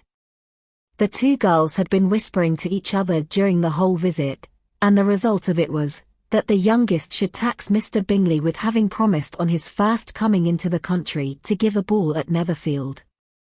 Lydia was a stout, well-grown girl of 15, with a fine complexion and good-humoured countenance, a favourite with her mother, whose affection had brought her into public at an early age. She had high animal spirits, and a sort of natural self-consequence, which the attention of the officers, to whom her uncle's good dinners, and her own easy manners recommended her, had increased into assurance. She was very equal, therefore, to address Mr. Bingley on the subject of the ball, and abruptly reminded him of his promise, adding, that it would be the most shameful thing in the world if he did not keep it. His answer to this sudden attack was delightful to their mother's ear. I am perfectly ready, I assure you, to keep my engagement, and when your sister is recovered, you shall, if you please, name the very day of the ball. But you would not wish to be dancing when she is ill. Lydia declared herself satisfied. Oh? Yes, it would be much better to wait till Jane was well, and by that time most likely Captain Carter would be at Meryton again. And when you have given your ball, she added, I shall insist on their giving one also. I shall tell Colonel Forster it will be quite a shame if he does not. Mrs. Bennet and her daughters then departed, and Elizabeth returned instantly to Jane, leaving her own and her relations' behaviour to the remarks of the two ladies and Mr. Darcy, the latter of whom, however, could not be prevailed on to join in their censure of her, in spite of all Miss Bingley's witticisms on fine eyes. Part 1 Chapter 10. The day passed much as the day before had done. Mrs. Hurst and Miss Bingley had spent some hours of the morning with the invalid, who continued, though slowly, to mend, and in the evening Elizabeth joined their party in the drawing-room. The loo table, however, did not appear. Mr. Darcy was writing, and Miss Bingley, seated near him, was watching the progress of his letter and repeatedly calling off his attention by messages to his sister. Mr. Hurst and Mr. Bingley were at piquet, and Mrs. Hurst was observing their game. Elizabeth took up some needlework, and was sufficiently amused in attending to what passed between Darcy and his companion. The perpetual commendations of the lady, either on his handwriting, or on the evenness of his lines, or on the length of his letter, with the perfect unconcern with which her praises were received, formed a curious dialogue, and was exactly in union with her opinion of each. "How delighted Miss Darcy will be to receive such a letter." He made no answer. "You write uncommonly fast." "You are mistaken. I write rather slowly." "How many letters you must have occasion to write in the course of a year." "Letters of business, too. How odious I should think them." "It is fortunate, then, that they fall to my lot instead of yours. Pray tell your sister that I long to see her." "I have already told her so once, by your desire." "I am afraid you do not like your pen." "Let me mend it for you." "I mend pens remarkably well." "Thank you, but I always mend my own." "How can you contrive to write so even?" He was silent. "Tell your sister I am delighted to hear of her improvement on the harp, and pray let her know that I am quite in raptures with her beautiful little design for a table, and I think it infinitely superior to Miss Grantley's. Will you give me leave to defer your raptures till I write again? At present I have not room to do them justice." "Oh? It is of no consequence. I shall see her in January." "But do you always write such charming long letters to her, Mr. Darcy?" "They are generally long, but whether always charming it is not for me to determine. It is a rule with me, that a person who can write a long letter with ease, cannot write ill." "That will not do for a compliment to Darcy, Caroline," cried her brother, "because he does not write with ease. He studies too much for words of 4 syllables. Do not you, Darcy? My style of writing is very different from yours." "Oh," cried Miss Bingley, "Charles writes in the most careless way imaginable. He leaves out half his words, and blots the rest. My ideas flow so rapidly that I have not time to express them, by which means my letters sometimes convey no ideas at all to my correspondents." "Your humility, Mr. Bingley," said Elizabeth, "must disarm reproof." "Nothing is more deceitful," said Darcy, "than the appearance of humility. It is often only carelessness of opinion, and sometimes an indirect boast." "And which of the two do you call my little recent piece of modesty?" "The indirect boast, for you are really proud of your defects in writing, because you consider them as proceeding from a rapidity of thought and carelessness of execution, which, if not estimable, you think at least highly interesting. The power of doing anything with quickness is always prized much by the possessor, and often without any attention to the imperfection of the performance. When you told Mrs. Bennet this morning that if you ever resolved upon quitting Netherfield you should be gone in 5 minutes, you meant it to be a sort of panegyric, of compliment to yourself, and yet what is there so very laudable in a precipitance which must leave very necessary business undone, and can be of no real advantage to yourself or anyone else?" "Nay," cried Bingley, "this is too much, to remember at night all the foolish things that were said in the morning. And yet, upon my honour, I believe what I said of myself to be true, and I believe it at this moment. At least, therefore, I did not assume the character of needless precipitance merely to show off before the ladies. I dare say you believed it, but I am by no means convinced that you would be gone with such celerity. Your conduct would be quite as dependent on chance as that of any man I know, and if, as you were mounting your horse, a friend were to say, Bingley, you had better stay till next week, you would probably do it, you would probably not go, and at another word, might stay a month. You have only proved by this, cried Elizabeth, that Mr. Bingley did not do justice to his own disposition. You have shown him off now much more than he did himself. I am exceedingly gratified, said Bingley, by your converting what my friend says into a compliment on the sweetness of my temper. But I am afraid you are giving it a turn which that gentleman did by no means intend, for he would certainly think better of me, if under such a circumstance I were to give a flat denial, and ride off as fast as I could. Would Mr. Darcy then consider the rashness of your original intentions as atoned for by your obstinacy in adhering to it?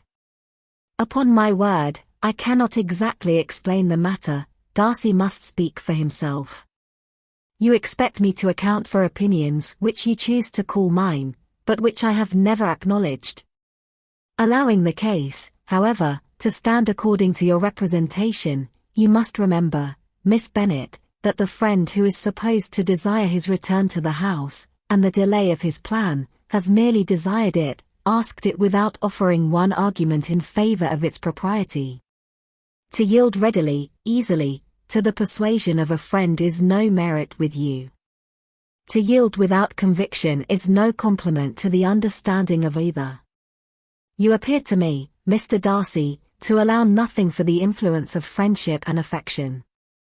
A regard for the requester would often make one readily yield to a request, without waiting for arguments to reason one into it. I am not particularly speaking of such a case as you have supposed about Mr. Bingley. We may as well wait, perhaps, till the circumstance occurs before we discuss the discretion of his behavior thereupon. But in general and ordinary cases between friend and friend, where one of them is desired by the other to change a resolution of no very great moment, should you think ill of that person for complying with the desire, without waiting to be argued into it? Will it not be advisable, before we proceed on this subject, to arrange with rather more precision the degree of importance which is to appertain to this request, as well as the degree of intimacy subsisting between the parties? By all means, cried Bingley, let us hear all the particulars, not forgetting their comparative height and size, for that will have more weight in the argument, Miss Bennet, than you may be aware of. I assure you, that if Darcy were not such a great tall fellow, in comparison with myself, I should not pay him half so much deference. I declare I do not know a more awful object than Darcy, on particular occasions, and in particular places, at his own house especially, and of a Sunday evening, when he has nothing to do. Mr. Darcy smiled, but Elizabeth thought she could perceive that he was rather offended, and therefore checked her laugh. Miss Bingley warmly resented the indignity he had received, in an expostulation with her brother for talking such nonsense. I see your design, Bingley, said his friend. You dislike an argument, and want to silence this. Perhaps I do. Arguments are too much like disputes. If you and Miss Bennet will defer yours till I am out of the room, I shall be very thankful, and then you may say whatever you like of me. What you ask, said Elizabeth, is no sacrifice on my side, and Mr. Darcy had much better finish his letter. Mr. Darcy took her advice, and did finish his letter. When that business was over, he applied to Miss Bingley and Elizabeth for an indulgence of some music. Miss Bingley moved with some alacrity to the pianoforte, and, after a polite request that Elizabeth would lead the way which the other as politely and more earnestly negatived, she seated herself. Mrs. Hurst sang with her sister, and while they were thus employed, Elizabeth could not help observing, as she turned over some music books that lay on the instrument, how frequently Mr. Darcy's eyes were fixed on her. She hardly knew how to suppose that she could be an object of admiration to so great a man, and yet that he should look at her because he disliked her, was still more strange. She could only imagine, however, at last that she drew his notice because there was something more wrong and reprehensible, according to his ideas of right, than in any other person present. The supposition did not pain her. She liked him too little to care for his approbation. After playing some Italian songs, Miss Bingley varied the charm by a lively Scotch air, and soon afterwards Mr. Darcy, drawing near Elizabeth, said to her, "Do not you feel a great inclination, Miss Bennet, to seize such an opportunity of dancing a reel?" She smiled, but made no answer. He repeated the question, with some surprise at her silence. "Oh," said she, "I heard you before, but I could not immediately determine what to say in reply. You wanted me, I know, to say, yes, that you might have the pleasure of despising my taste, but I always delight in overthrowing those kind of schemes, and cheating a person of their premeditated contempt. I have, therefore, made up my mind to tell you, that I do not want to dance a reel at all, and now despise me if you dare." "Indeed I do not dare." Elizabeth, having rather expected to affront him, was amazed at his gallantry, but there was a mixture of sweetness and archness in her manner which made it difficult for her to affront anybody, and Darcy had never been so bewitched by any woman as he was by her. He really believed, that were it not for the inferiority of her connections, he should be in some danger. Miss Bingley saw, or suspected enough to be jealous, and her great anxiety for the recovery of her dear friend Jane received some assistance from her desire of getting rid of Elizabeth. She often tried to provoke Darcy into disliking her guest, by talking of their supposed marriage, and planning his happiness in such an alliance. "I hope," said she, as they were walking together in the shrubbery the next day, "you will give your mother-in-law a few hints, when this desirable event takes place, as to the advantage of holding her tongue, and if you can compass it, do cure the younger girls of running after officers. And, if I may mention so delicate a subject, endeavour to check that little something, bordering on conceit and impertinence, which your lady possesses. Have you anything else to propose for my domestic felicity?" "Oh? Yes. Do let the portraits of your uncle and Aunt Phillips be placed in the gallery at Pemberley. Put them next to your great-uncle the judge. They are in the same profession, you know, only in different lines. As for your Elizabeth's picture, you must not have it taken, for what painter could do justice to those beautiful eyes? It would not be easy, indeed, to catch their expression, but their colour and shape, and the eyelashes, so remarkably fine, might be copied." At that moment they were met from another walk by Mrs. Hurst and Elizabeth herself. "I did not know that you intended to walk," said Miss Bingley, in some confusion, lest they had been overheard. "You used us abominably ill," answered Mrs. Hurst, running away without telling us that you were coming out. Then taking the disengaged arm of Mr. Darcy, she left Elizabeth to walk by herself. The path just admitted 3. Mr. Darcy felt their rudeness, and immediately said, "This walk is not wide enough for our party. We had better go into the avenue."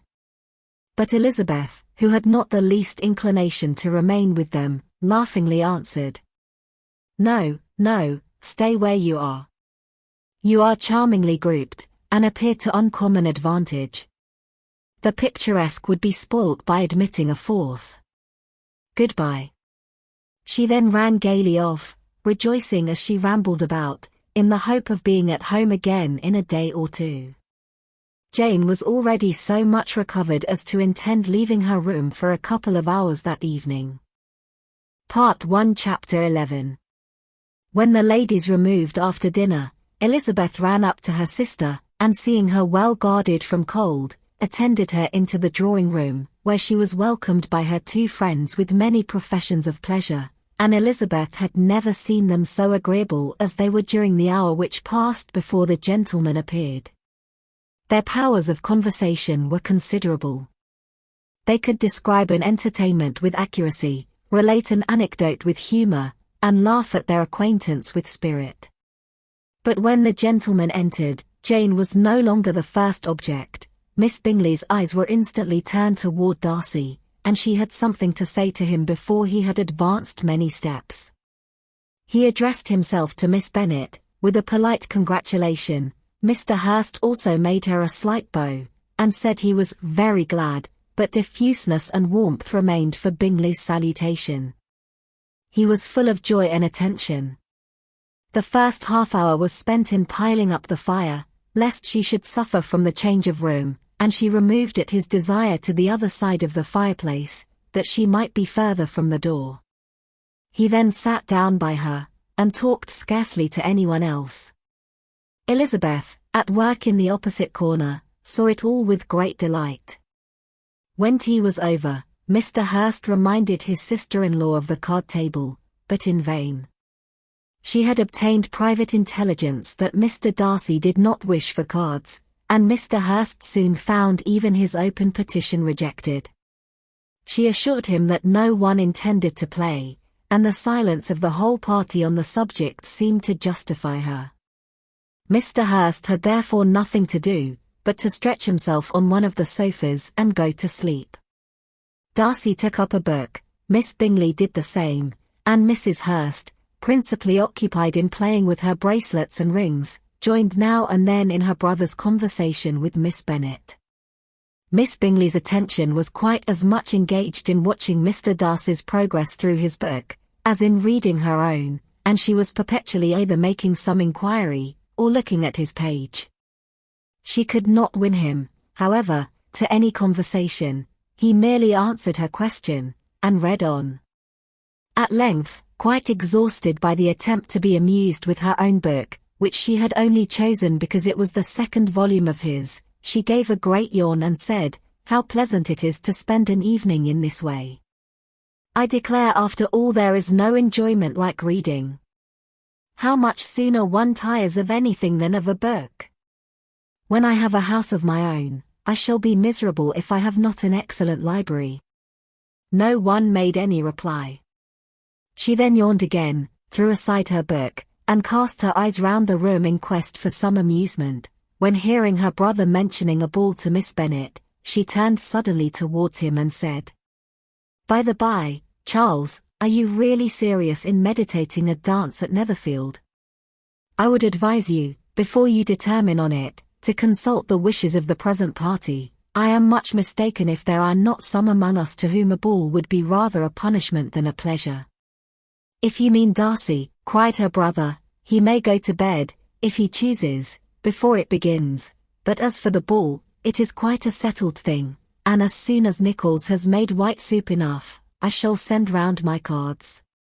"I should like balls infinitely better," she replied, "if they were carried on in a different manner, but there is something insufferably tedious in the usual process of such a meeting. It would surely be much more rational if conversation instead of dancing were made the order of the day." "Much more rational, my dear Caroline, I dare say, but it would not be near so much like a ball." Miss Bingley made no answer, and soon afterwards she got up and walked about the room. Her figure was elegant, and she walked well, but Darcy, at whom it was all aimed, was still inflexibly studious. In the desperation of her feelings, she resolved on one effort more, and, turning to Elizabeth, said, "Miss Eliza Bennet, let me persuade you to follow my example, and take a turn about the room. I assure you it is very refreshing after sitting so long in one attitude." Elizabeth was surprised, but agreed to it immediately. Miss Bingley succeeded no less in the real object of her civility. Mr. Darcy looked up.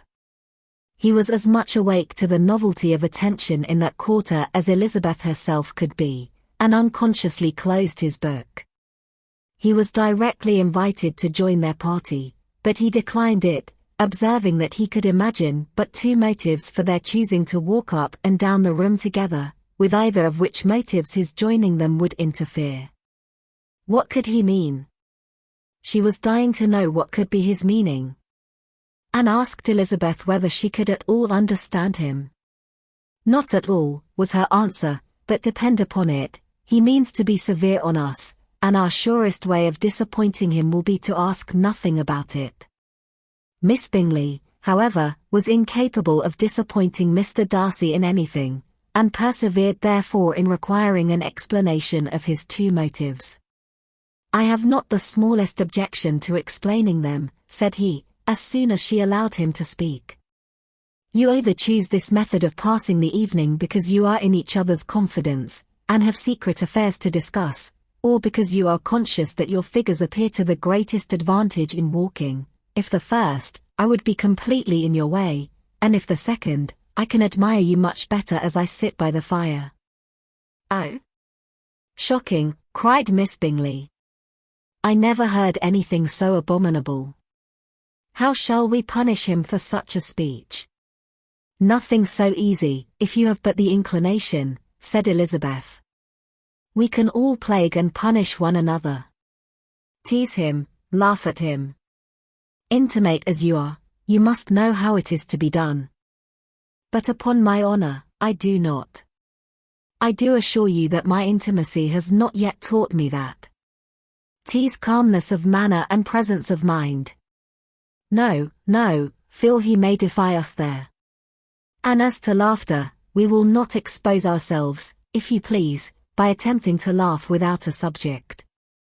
Mr. Darcy may hug himself."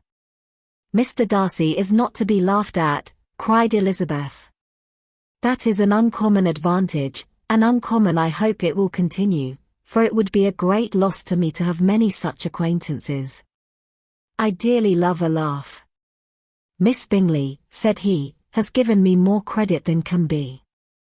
The wisest and the best of men, nay, the wisest and best of their actions, may be rendered ridiculous by a person whose first object in life is a joke."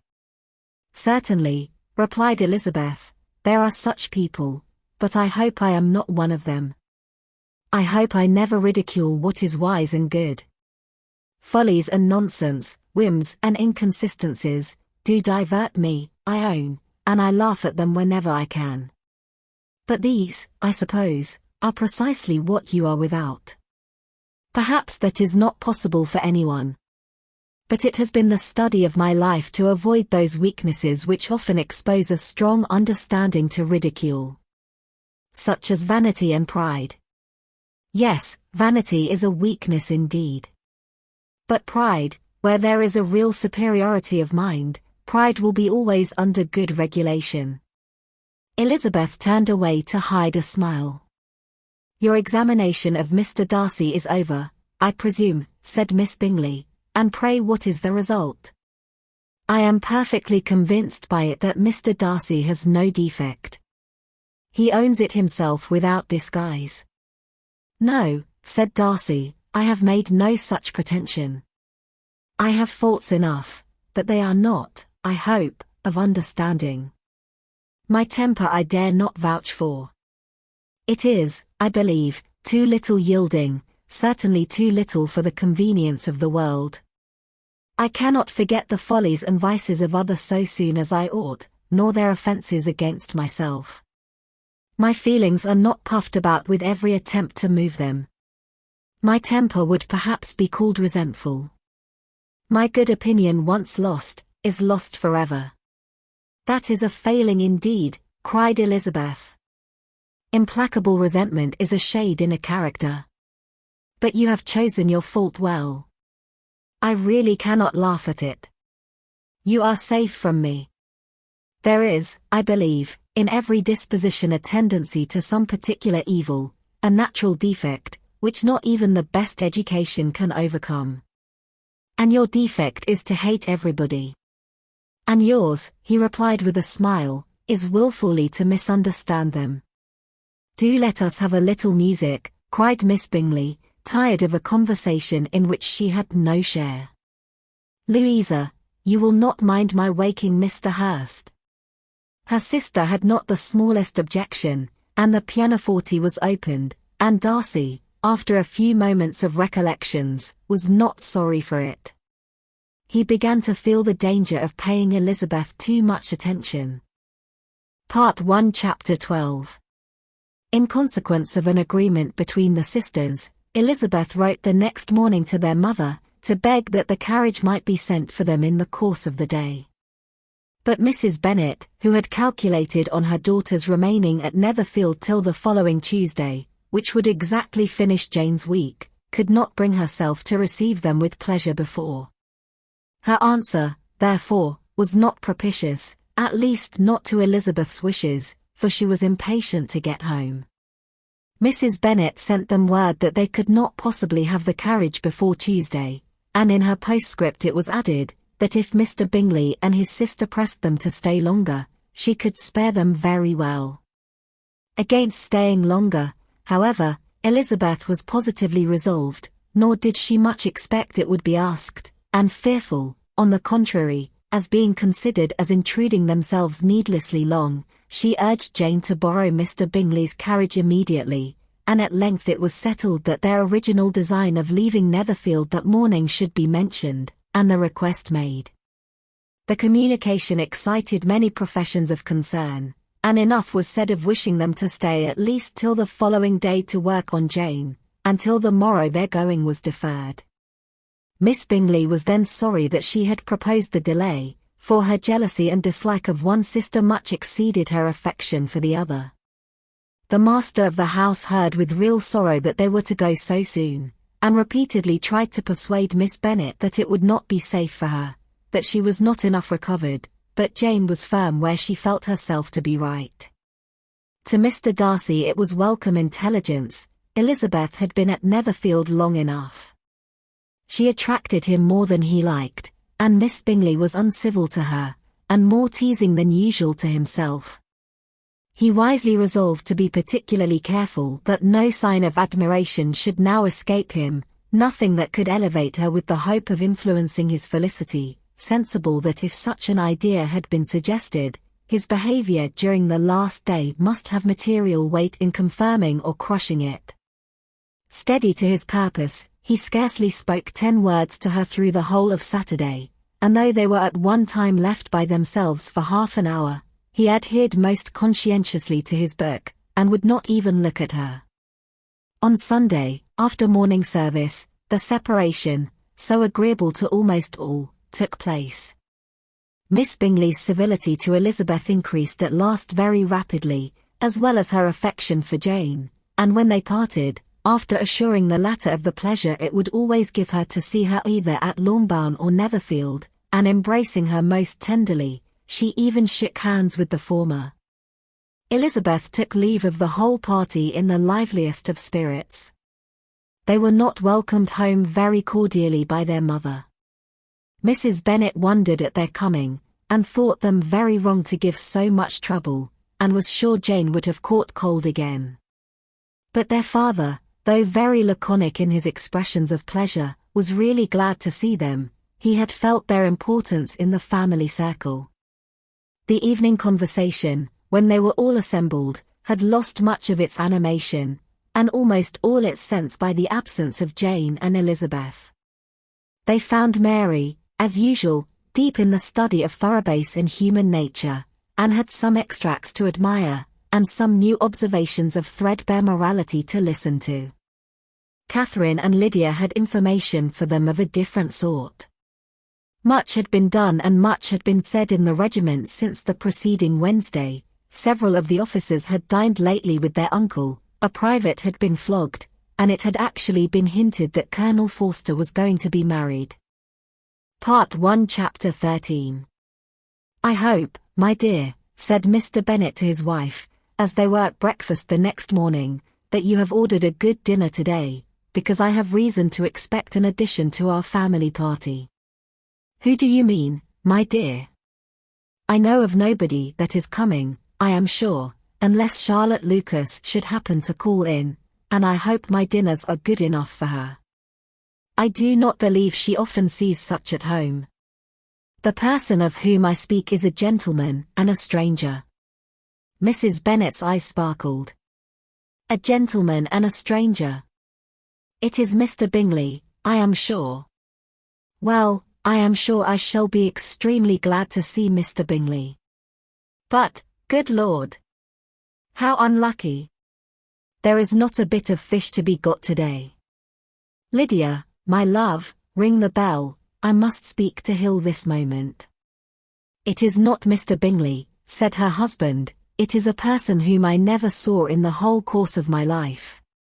This roused a general astonishment, and he had the pleasure of being eagerly questioned by his wife and his 5 daughters at once. After amusing himself some time with their curiosity, he thus explained. About a month ago I received this letter, and about a fortnight ago I answered it, for I thought it a case of some delicacy, and requiring early attention. It is from my cousin, Mr. Collins, who, when I am dead, may turn you all out of this house as soon as he pleases. Oh, my dear, cried his wife, I cannot bear to hear that mentioned. Pray do not talk of that odious man. I do think it is the hardest thing in the world, that your estate should be entailed away from your own children, and I am sure, if I had been you, I should have tried long ago to do something or other about it. Jane and Elizabeth tried to explain to her the nature of an entail. They had often attempted to do it before, but it was a subject on which Mrs. Bennet was beyond the reach of reason, and she continued to rail bitterly against the cruelty of settling an estate away from a family of 5 daughters, in favor of a man whom nobody cared anything about. It certainly is a most iniquitous affair, said Mr. Bennet, and nothing can clear Mr. Collins from the guilt of inheriting Longbourn. But if you will listen to his letter, you may perhaps be a little softened by his manner of expressing himself. No, that I am sure I shall not, and I think it is very impertinent of him to write to you at all, and very hypocritical. I hate such false friends. Why could he not keep on quarrelling with you, as his father did before him? Why, indeed, he does seem to have had some filial scruples on that head, as you will hear. Hunsford, near Westerham, Kent, the 15th of October. Dear Sir, the disagreement subsisting between yourself and my late honoured father always gave me much uneasiness, and since I have had the misfortune to lose him, I have frequently wished to heal the breach, but for some time I was kept back by my own doubts, fearing lest it might seem disrespectful to his memory for me to be on good terms with anyone with whom it had always pleased him to be at variance. There, Mrs. Bennet. My mind, however, is now made up on the subject, for having received ordination at Easter, I have been so fortunate as to be distinguished by the patronage of the Right Honourable Lady Catherine de Bourgh, widow of Sir Louis de Bourgh, whose bounty and beneficence has preferred me to the valuable rectory of this parish, where it shall be my earnest endeavour to demean myself with grateful respect towards her ladyship, and be ever ready to perform those rites and ceremonies which are instituted by the Church of England. As a clergyman, moreover, I feel it my duty to promote and establish the blessing of peace in all families within the reach of my influence, and on these grounds I flatter myself that my present overtures are highly commendable, and that the circumstance of my being next in the entail of Longbourn estate will be kindly overlooked on your side, and not lead you to reject the offered olive branch. I cannot be otherwise than concerned at being the means of injuring your amiable daughters, and beg leave to apologize for it, as well as to assure you of my readiness to make them every possible amends, but of this hereafter. If you should have no objection to receive me into your house, I propose myself the satisfaction of waiting on you and your family, Monday, November 18th, by 4 o'clock, and shall probably trespass on your hospitality till the Saturday se'nnight following, which I can do without any inconvenience, as Lady Catherine is far from objecting to my occasional absence on a Sunday, provided that some other clergyman is engaged to do the duty of the day. I remain, dear Sir, with respectful compliments to your lady and daughters, your well-wisher and friend, William Collins. At 4 o'clock, therefore, we may expect this peacemaking gentleman, said Mr. Bennet, as he folded up the letter. He seems to be a most conscientious and polite young man, upon my word, and I doubt not will prove a valuable acquaintance, especially if Lady Catherine should be so indulgent as to let him come to us again. There is some sense in what he says about the girls, however, and if he is disposed to make them any amends, I shall not be the person to discourage him. Though it is difficult, said Jane, to guess in what way he can mean to make us the atonement he thinks our due, the wish is certainly to his credit. Elizabeth was chiefly struck by his extraordinary deference for Lady Catherine, and his kind intention of christening, marrying, and burying his parishioners whenever it were required. He must be an oddity, I think, said she. I cannot make him out. There is something very pompous in his style. And what can he mean by apologizing for being next in the entail? We cannot suppose he would help it if he could. Could he be a sensible man, sir? No, my dear, I think not. I have great hopes of finding him quite the reverse. There is a mixture of servility and self-importance in his letter, which promises well. I am impatient to see him. In point of composition, said Mary, the letter does not seem defective. The idea of the olive branch perhaps is not wholly new, yet I think it is well expressed. To Catherine and Lydia, neither the letter nor its writer were in any degree interesting. It was next to impossible that their cousin should come in a scarlet coat, and it was now some weeks since they had received pleasure from the society of a man in any other colour. As for their mother, Mr. Collins's letter had done away much of her ill will, and she was preparing to see him with a degree of composure which astonished her husband and daughters. Mr. Collins was punctual to his time, and was received with great politeness by the whole family. Mr. Bennet indeed said little, but the ladies were ready enough to talk, and Mr. Collins seemed neither in need of encouragement, nor inclined to be silent himself. He was a tall, heavy-looking young man of 25. His air was grave and stately, and his manners were very formal. He had not been long seated before he complimented Mrs. Bennet on having so fine a family of daughters, said he had heard much of their beauty, but that in this instance fame had fallen short of the truth, and added, that he did not doubt her seeing them all in due time disposed of in marriage. This gallantry was not much to the taste of some of his hearers, but Mrs. Bennet, who quarrelled with no compliments, answered most readily. You are very kind, I am sure, and I wish with all my heart it may prove so, for else they will be destitute enough. Things are settled so oddly. You allude, perhaps, to the entail of this estate. Ah. Sir, I do indeed. It is a grievous affair to my poor girls, you must confess. Not that I mean to find fault with you, for such things I know are all chance in this world. There is no knowing how estates will go when once they come to be entailed. I am very sensible, madam, of the hardship to my fair cousins, and could say much on the subject, but that I am cautious of appearing forward and precipitate. But I can assure the young ladies that I come prepared to admire them. At present I will not say more, but, perhaps, when we are better acquainted. He was interrupted by a summons to dinner, and the girls smiled on each other. They were not the only objects of Mr. Collins's admiration. The hall, the dining room, and all its furniture, were examined and praised, and his commendation of everything would have touched Mrs. Bennet's heart, but for the mortifying supposition of his viewing it all as his own future property. The dinner too in its turn was highly admired, and he begged to know to which of his fair cousins the excellency of its cooking was owing. But he was set right there by Mrs. Bennet, who assured him with some asperity that they were very well able to keep a good cook, and that her daughters had nothing to do in the kitchen. He begged pardon for having displeased her. In a softened tone she declared herself not at all offended, but he continued to apologize for about a quarter of an hour. Part 1 Chapter 14. During dinner, Mr. Bennet scarcely spoke at all, but when the servants were withdrawn, he thought it time to have some conversation with his guest, and therefore started a subject in which he expected him to shine, by observing that he seemed very fortunate in his patroness. Lady Catherine de Bourgh's attention to his wishes, and consideration for his comfort, appeared very remarkable. Mr. Bennet could not have chosen better. Mr. Collins was eloquent in her praise.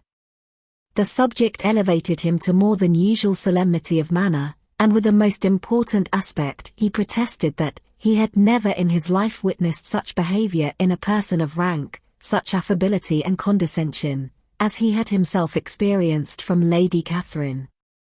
She had been graciously pleased to approve of both of the discourses which he had already had the honour of preaching before her.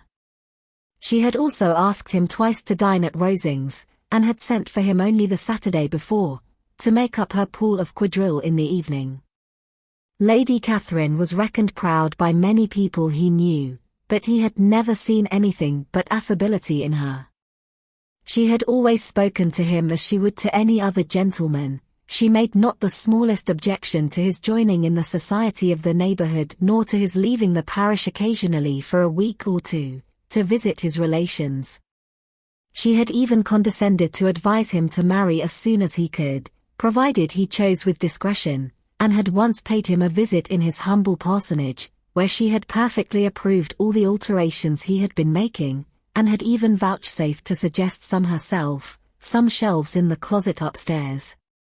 "That is all very proper and civil, I am sure," said Mrs. Bennet, "and I dare say she is a very agreeable woman. It is a pity that great ladies in general are not more like her. Does she live near you, sir?" "The garden in which stands my humble abode is separated only by a lane from Rosings Park, her ladyship's residence." "I think you said she was a widow, sir. Has she any family?" "She has only one daughter, the heiress of Rosings, and a very extensive property." "Ah," said Mrs. Bennet, shaking her head, "then she is better off than many girls." "And what sort of young lady is she?" "Is she handsome?" "She is a most charming young lady indeed. Lady Catherine herself says that, in point of true beauty, Mr. Birth is far superior to the handsomest of her sex, because there is that in her features which marks the young lady of distinguished birth. She is unfortunately of a sickly constitution, which has prevented her from making that progress in many accomplishments which she could not have otherwise failed of, as I am informed by the lady who superintended her education, and who still resides with them. But she is perfectly amiable, and often condescends to drive by my humble abode in her little phaeton and ponies." "Has she been presented?" "I do not remember her name among the ladies at court. Her indifferent state of health unhappily prevents her being in town, and by that means, as I told Lady Catherine one day, has deprived the British court of its brightest ornaments. Her ladyship seemed pleased with the idea, and you may imagine that I am happy on every occasion to offer those little delicate compliments which are always acceptable to ladies. I have more than once observed to Lady Catherine, that her charming daughter seemed born to be a duchess, and that the most elevated rank, instead of giving her consequence, would be adorned by her. These are the kind of little things which please her ladyship, and it is a sort of attention which I conceive myself peculiarly bound to pay." "You judge very properly," said Mr. Bennet, "and it is happy for you that you possess the talent of flattering with delicacy. May I ask whether these pleasing attentions proceed from the impulse of the moment, or are the result of previous study?"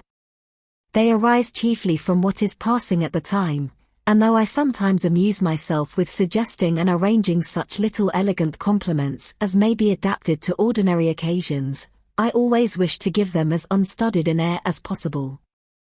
Mr. Bennet's expectations were fully answered. His cousin was as absurd as he had hoped, and he listened to him with the keenest enjoyment, maintaining at the same time the most resolute composure of countenance, and, except in an occasional glance at Elizabeth, requiring no partner in his pleasure.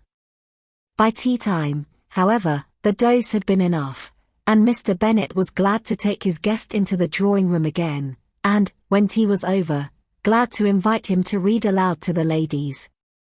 Mr. Collins readily assented, and a book was produced, but, on beholding it, for everything announced it to be from a circulating library, he started back, and begging pardon, protested that he never read novels. Kitty stared at him, and Lydia exclaimed. Other books were produced, and after some deliberation he chose Fordyce's sermons. Lydia gaped as he opened the volume, and before he had, with very monotonous solemnity, read 3 pages, she interrupted him with, "Do you know, Mamma, that my Uncle Phillips talks of turning away Richard, and if he does, Colonel Forster will hire him. My aunt told me so herself on Saturday. I shall walk to Meryton tomorrow to hear more about it, and to ask when Mr. Denny comes back from town." Lydia was bid by her 2 eldest sisters to hold her tongue, but Mr. Collins, much offended, laid aside his book, and said, "I have often observed how little young ladies are interested by books of a serious stamp, though written solely for their benefit. It amazes me, I confess, for, certainly, there can be nothing so advantageous to them as instruction. But I will no longer importune my young cousin." Then turning to Mr. Bennet, he offered himself as his antagonist at backgammon. Mr. Bennet accepted the challenge, observing that he acted very wisely in leaving the girls to their own trifling amusements. Mrs. Bennet and her daughters apologized most civilly for Lydia's interruption, and promised that it should not occur again, if he would resume his book, but Mr. Collins, after assuring them that he bore his young cousin no ill will, and should never resent her behavior as any affront, seated himself at another table with Mr. Bennet, and prepared for backgammon. Part 1 Chapter 15. Mr. Collins was not a sensible man, and the deficiency of nature had been but little assisted by education or society, the greatest part of his life having been spent under the guidance of an illiterate and miserly father, and though he belonged to one of the universities, he had merely kept the necessary terms, without forming at it any useful acquaintance. The subjection in which his father had brought him up had given him originally great humility of manner, but it was now a good deal counteracted by the self-conceit of a weak head, living in retirement, and the consequential feelings of early and unexpected prosperity. A fortunate chance had recommended him to Lady Catherine de Bourgh when the living of Hunsford was vacant, and the respect which he felt for her high rank, and his veneration for her as his patroness, mingling with a very good opinion of himself, of his authority as a clergyman, and his right as a rector, made him altogether a mixture of pride and obsequiousness, self-importance and humility. Having now a good house and a very sufficient income, he intended to marry, and in seeking a reconciliation with the Longbourn family he had a wife in view, as he meant to choose one of the daughters, if he found them as handsome and amiable as they were represented by common report. This was his plan of amends, of atonement, for inheriting their father's estate, and he thought it an excellent one, full of eligibility and suitableness, and excessively generous and disinterested on his own part. His plan did not vary on seeing them. Miss Bennet's lovely face confirmed his views, and established all his strictest notions of what was due to seniority, and for the first evening she was his settled choice. The next morning, however, made an alteration, for in a quarter of an hour's tete-a-tete with Mrs. Bennet before breakfast, a conversation beginning with his parsonage house, and leading naturally to the avowal of his hopes, that a mistress might be found for it at Longbourn, produced from her, amid very complaisant smiles and general encouragement, a caution against the very Jane he had fixed on. As to her younger daughters, she could not take upon her to say, she could not positively answer, but she did not know of any prepossession. Her eldest daughter, she must just mention, she felt it incumbent on her to hint, was likely to be very soon engaged. Mr. Collins had only to change from Jane to Elizabeth, and it was soon done while Mrs. Bennet was stirring the fire. Elizabeth, equally next to Jane in birth and beauty, succeeded her of course. Mrs. Bennet treasured up the hint, and trusted that she might soon have 2 daughters married, and the man whom she could not bear to speak of the day before was now high in her good graces. Lydia's intention of walking to Meryton was not forgotten. Every sister except Mary agreed to go with her, and Mr. Collins was to attend them, at the request of Mr. Bennet, who was most anxious to get rid of him, and have his library to himself, for thither Mr. Collins had followed him after breakfast, and there he would continue, nominally engaged with one of the largest folios in the collection, but really talking to Mr. Bennet, with little cessation, of his house and garden at Hunsford. Such doings discomposed Mr. Bennet exceedingly. In his library he had been always sure of leisure and tranquillity, and though prepared, as he told Elizabeth, to meet with folly and conceit in every other room of the house, he was used to be free from them there. His civility, therefore, was most prompt in inviting Mr. Collins to join his daughters in their walk, and Mr. Collins, being in fact much better fitted for a walker than a reader, was extremely pleased to close his large book, and go. In pompous nothings on his side, and civil assents on that of his cousins, their time passed till they entered Meryton. The attention of the younger ones was then no longer to be gained by him. Their eyes were immediately wandering up in the street in quest of the officers, and nothing less than a very smart bonnet indeed, or a really new muslin in a shop window, could recall them. But the attention of every lady was soon caught by a young man, whom they had never seen before, of most gentlemanlike appearance, walking with another officer on the other side of the way. The officer was the very Mr. Denny concerning whose return from London Lydia came to inquire, and he bowed as they passed. All were struck with the stranger's air, all wondered who he could be, and Kitty and Lydia, determined if possible to find out, led the way across the street, under pretence of wanting something in an opposite shop, and fortunately had just gained the pavement when the two gentlemen, turning back, had reached the same spot. Mr. Denny addressed them directly, and entreated permission to introduce his friend, Mr. Wickham, who had returned with him the day before from town, and he was happy to say had accepted a commission in their corps. This was exactly as it should be, for the young man wanted only regimentals to make him completely charming. His appearance was greatly in his favour. He had all the best part of beauty, a fine countenance, a good figure, and very pleasing address. The introduction was followed up on his side by a happy readiness of conversation, a readiness at the same time perfectly correct and unassuming, and the whole party was still standing and talking together very agreeably, when the sound of horses drew their notice, and Darcy and Bingley were seen riding down the street. On distinguishing the ladies of the group, the two gentlemen came directly towards them, and began the usual civilities. Bingley was the principal spokesman, and Miss Bennet the principal object. He was then, he said, on his way to Longbourn on purpose to inquire after her.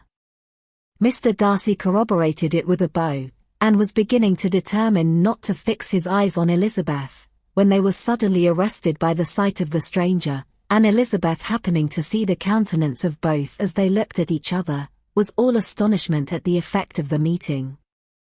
Both changed colour, one looked white, the other red. Mr. Wickham, after a few moments, touched his hat, a salutation which Mr. Darcy just deigned to return. What could be the meaning of it? It was impossible to imagine, it was impossible not to long to know. In another minute, Mr. Bingley, but without seeming to have noticed what passed, took leave and rode on with his friend.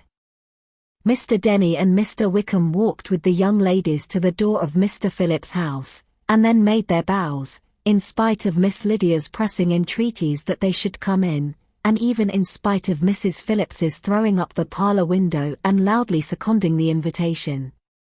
Mrs. Phillips was always glad to see her nieces, and the two eldest, from their recent absence, were particularly welcome, and she was eagerly expressing her surprise at their sudden return home, which, as their own carriage had not fetched them, she should have known nothing about, if she had not happened to see Mr. Jones's shop boy in the street, who had told her that they were not to send any more drafts to Netherfield because the Miss Bennets were come away, when her civility was claimed towards Mr. Collins by Jane's introduction of him.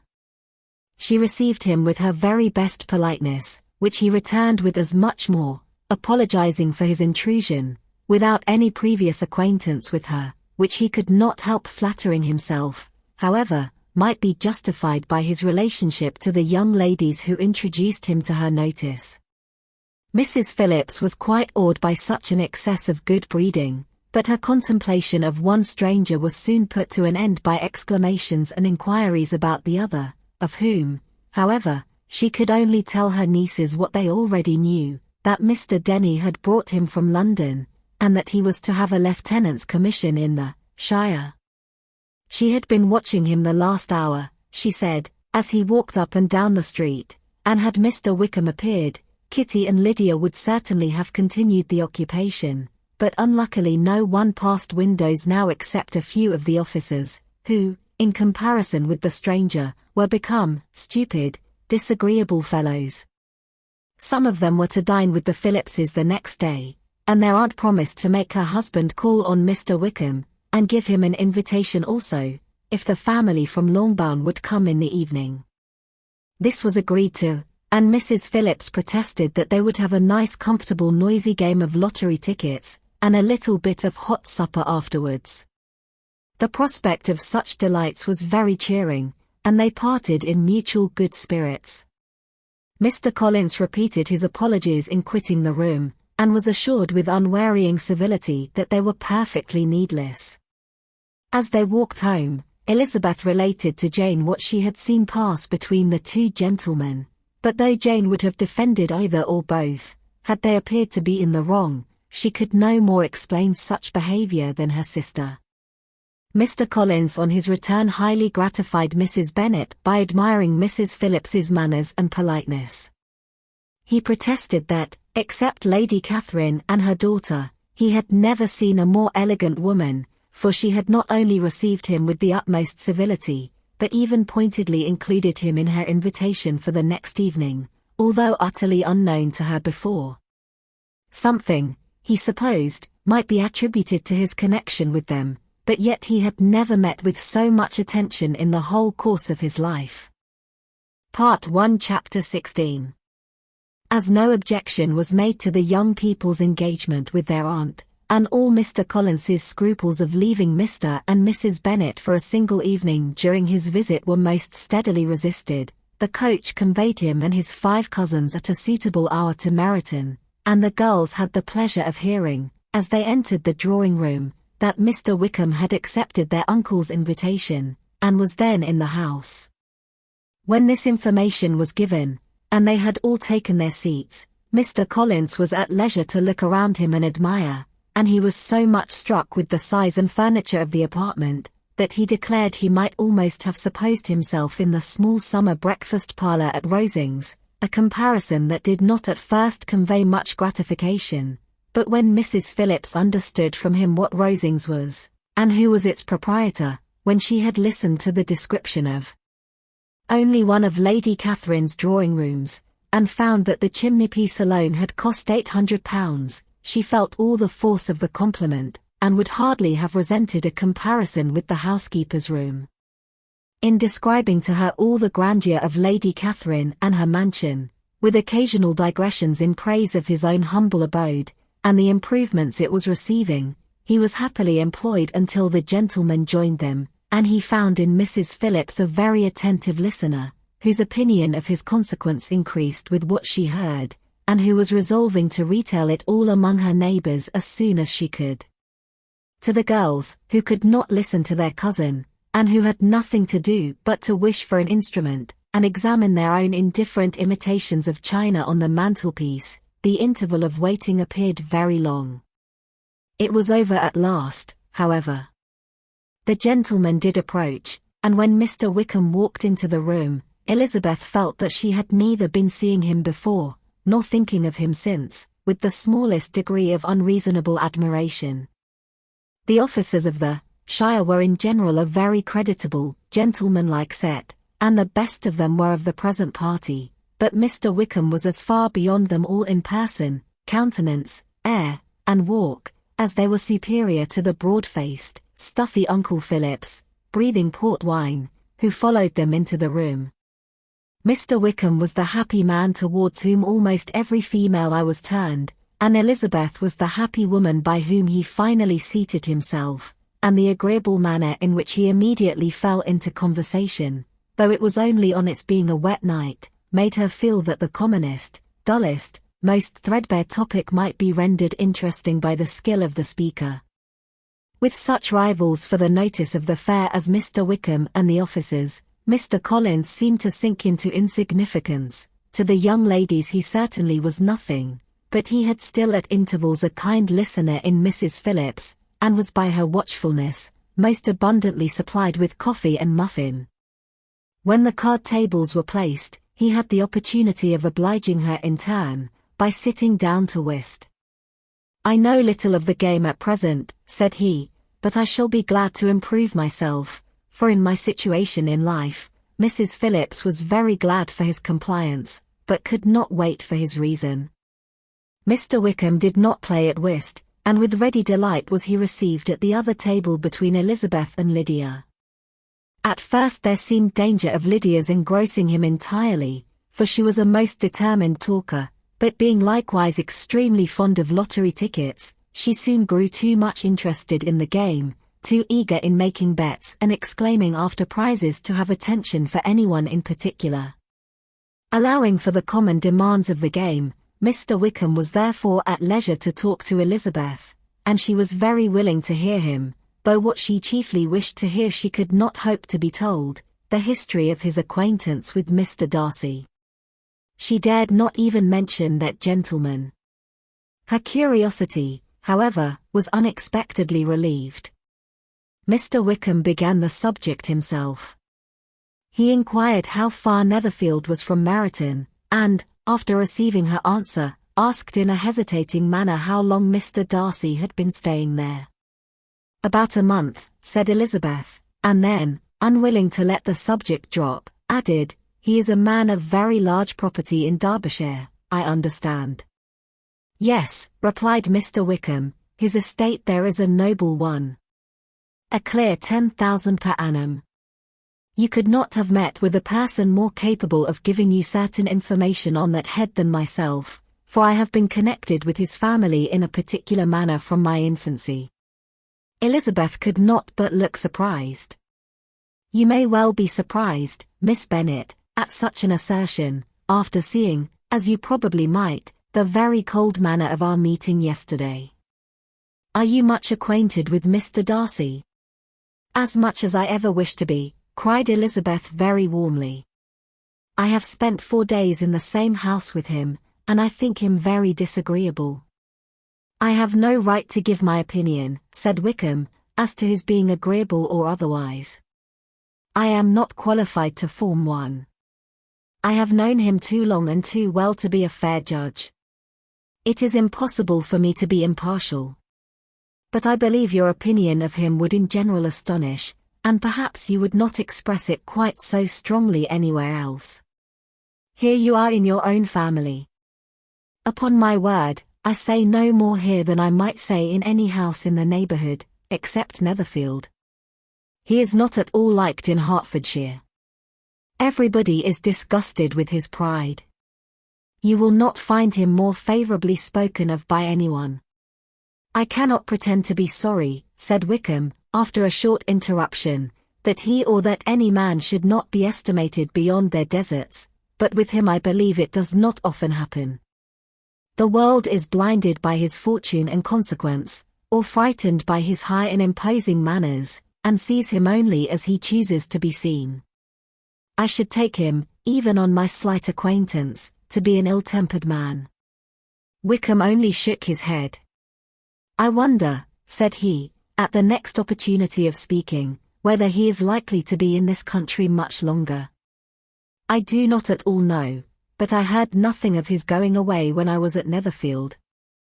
I hope your plans in favour of the shire will not be affected by his being in the neighbourhood."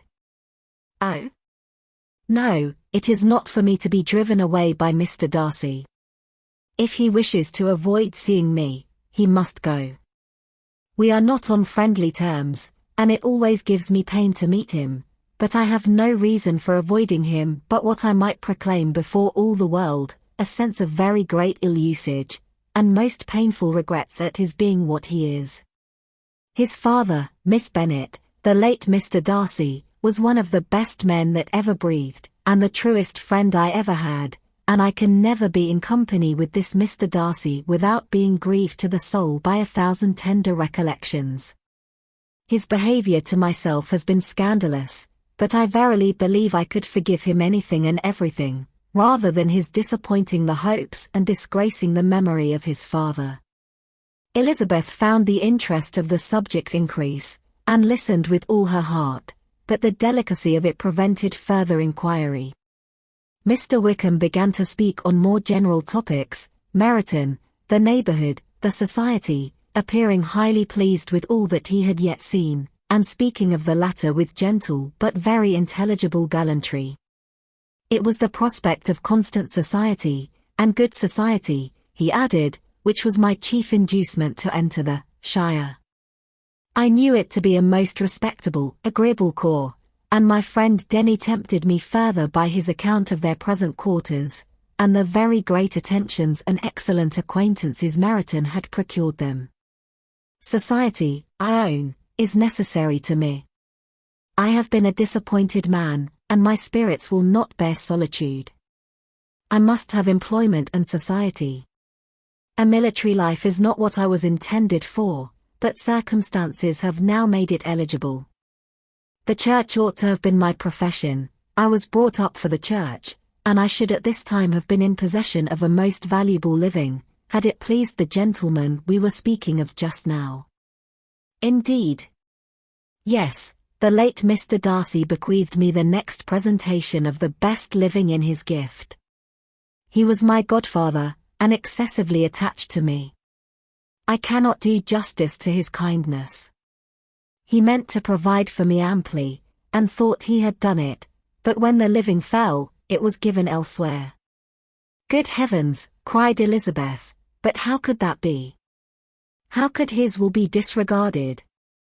Why did you not seek legal redress?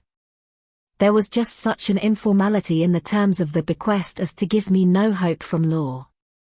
A man of honour could not have doubted the intention, but Mr. Darcy chose to doubt it, or to treat it as a merely conditional recommendation, and to assert that I had forfeited all claim to it by extravagance, imprudence, in short anything or nothing. Certain it is, that the living became vacant 2 years ago, exactly as I was of an age to hold it, and that it was given to another man, and no less certain is it, that I cannot accuse myself of having really done anything to deserve to lose it. I have a warm, unguarded temper, and I may have spoken my opinion of him, and to him, too freely. I can recall nothing worse. But the fact is, that we are very different sort of men, and that he hates me. This is quite shocking. He deserves to be publicly disgraced. Some time or other he will be, but it shall not be by me.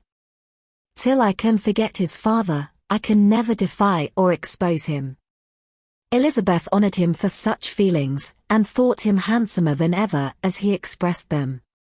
But what, said she, after a pause, can have been his motive?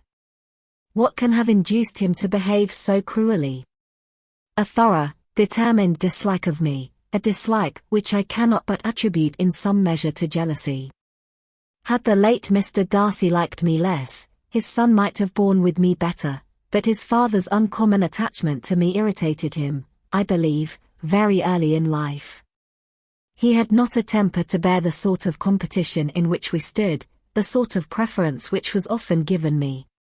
I had not thought Mr. Darcy so bad as this, though I have never liked him. I had not thought so very ill of him. I had supposed him to be despising his fellow creatures in general, but did not suspect him of descending to such malicious revenge, such injustice, such inhumanity as this. After a few minutes' reflection, however, she continued, I do remember his boasting one day, at Netherfield, of the implacability of his resentments, of his having an unforgiving temper. His disposition must be dreadful. I will not trust myself on the subject, replied Wickham, I can hardly be just to him. Elizabeth was again deep in thought, and after a time exclaimed, to treat in such a manner the godson, the friend, the favourite of his father. She could have added, a young man, too, like you, whose very countenance may vouch for your being amiable, but she contented herself with, and one, too, who had probably been his companion from childhood, connected together, as I think you said, in the closest manner. We were born in the same parish, within the same park, the greatest part of our youth was passed together, inmates of the same house, sharing the same amusements, objects of the same parental care. My father began life in the profession which your uncle, Mr. Phillips, appears to do so much credit to, but he gave up everything to be of use to the late Mr. Darcy and devoted all his time to the care of the Pemberley property. He was most highly esteemed by Mr. Darcy, a most intimate, confidential friend. Mr. Darcy often acknowledged himself to be under the greatest obligations to my father's active superintendence, and when, immediately before my father's death, Mr. Darcy gave him a voluntary promise of providing for me, I am convinced that he felt it to be as much a debt of gratitude to him, as of his affection to myself. "How strange," cried Elizabeth. "How abominable! I wonder that the very pride of this Mr. Darcy has not made him just to you. If from no better motive, that he should not have been too proud to be dishonest, for dishonesty I must call it." "It is wonderful," replied Wickham, "for almost all his actions may be traced to pride, and pride had often been his best friend.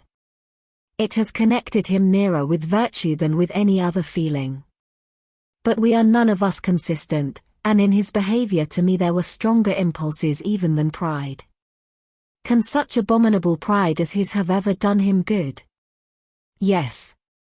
It has often led him to be liberal and generous, to give his money freely, to display hospitality, to assist his tenants, and relieve the poor. Family pride, and filial pride, for he is very proud of what his father was, have done this. Not to appear to disgrace his family, to degenerate from the popular qualities, or lose the influence of the Pemberley house, is a powerful motive. He has also brotherly pride, which, with some brotherly affection, makes him a very kind and careful guardian of his sister, and you will hear him generally cried up as the most attentive and best of brothers. What sort of girl is Miss Darcy?" He shook his head. "I wish I could call her amiable. It gives me pain to speak ill of a Darcy. But she is too much like her brother, very, very proud. As a child, she was affectionate and pleasing, and extremely fond of me, and I have devoted hours and hours to her amusement. But she is nothing to me now. She is a handsome girl, about 15 or 16, and, I understand, highly accomplished. Since her father's death, her home has been London, where a lady lives with her, and superintends her education." After many pauses and many trials of other subjects, Elizabeth could not help reverting once more to the first, and saying, "I am astonished at his intimacy with Mr. Bingley. How can Mr. Bingley, who seems good humour itself, and is, I really believe, truly amiable, be in friendship with such a man? How can they suit each other? Do you know Mr. Bingley?" "Not at all. He is a sweet-tempered, amiable, charming man." "He cannot know what Mr. Darcy is."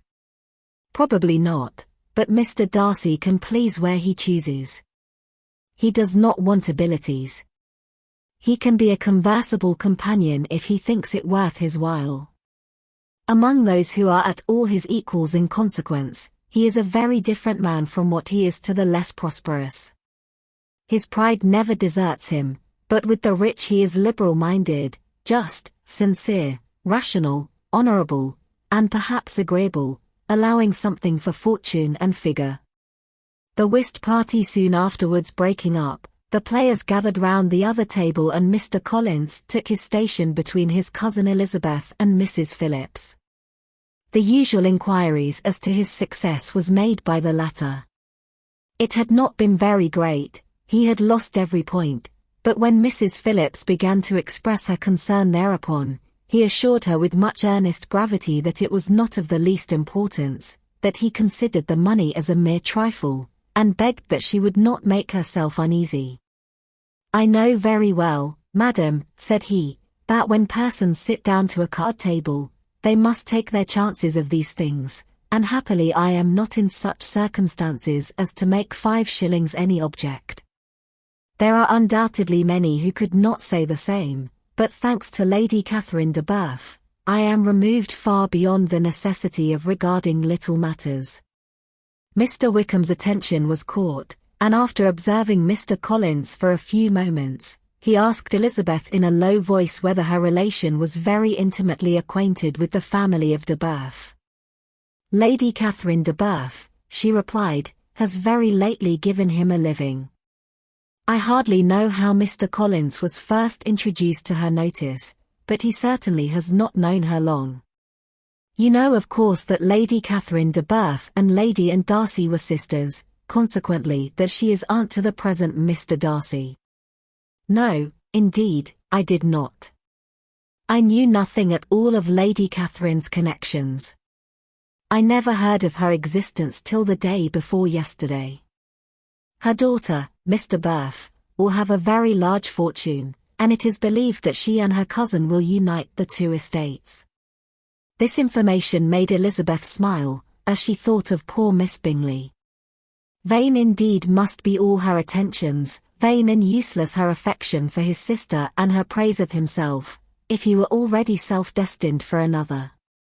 "Mr. Collins," said she, "speaks highly both of Lady Catherine and her daughter, but from some particulars that he has related of her ladyship, I suspect his gratitude misleads him, and that in spite of her being his patroness, she is an arrogant, conceited woman." "I believe her to be both in a great degree," replied Wickham. "I have not seen her for many years, but I very well remember that I never liked her, and that her manners were dictatorial and insolent. She has the reputation of being remarkably sensible and clever, but I rather believe she derives part of her abilities from her rank and fortune, part from her authoritative manner, and the rest from the pride for her nephew, who chooses that everyone connected with him should have an understanding of the first class." Elizabeth allowed that he had given a very rational account of it, and they continued talking together, with mutual satisfaction till supper put an end to cards, and gave the rest of the ladies their share of Mr. Wickham's attentions. There could be no conversation in the noise of Mrs. Phillips's supper party, but his manners recommended him to everybody. Whatever he said, was said well, and whatever he did, done gracefully. Elizabeth went away with her head full of him. She could think of nothing but of Mr. Wickham, and of what he had told her, all the way home, but there was not time for her even to mention his name as they went, for neither Lydia nor Mr. Collins were once silent. Lydia talked incessantly of lottery tickets, of the fish she had lost and the fish she had won, and Mr. Collins in describing the civility of Mr. and Mrs. Phillips, protesting that he did not in the least regard his losses at whist, enumerating all the dishes at supper, and repeatedly fearing that he crowded his cousins, had more to say than he could well manage before the carriage stopped at Longbourn House. Part 1 Chapter 17. Elizabeth related to Jane the next day what had passed between Mr. Wickham and herself. Jane listened with astonishment and concern. She knew not how to believe that Mr. Darcy could be so unworthy of Mr. Bingley's regard, and yet, it was not in her nature to question the veracity of a young man of such amiable appearance as Wickham. The possibility of his having endured such unkindness was enough to interest all her tender feelings, and nothing remained therefore to be done, but to think well of them both, to defend the conduct of each, and throw into the account of accident or mistake whatever could not be otherwise explained. "They have both," said she, "been deceived, I dare say, in some way or other, of which we can form no idea. Interested people have perhaps misrepresented each to the other. It is, in short, impossible for us to conjecture the causes or circumstances which may have alienated them, without actual blame on either side." "Very true, indeed, and now, my dear Jane, what have you got to say on behalf of the interested people who have probably been concerned in the business? Do clear them too, or we shall be obliged to think ill of somebody. Laugh as much as you choose, but you will not laugh me out of my opinion. My dearest Lizzie, do but consider in what a disgraceful light it places Mr. Darcy, to be treating his father's favourite in such a manner, one whom his father had promised to provide for. It is impossible.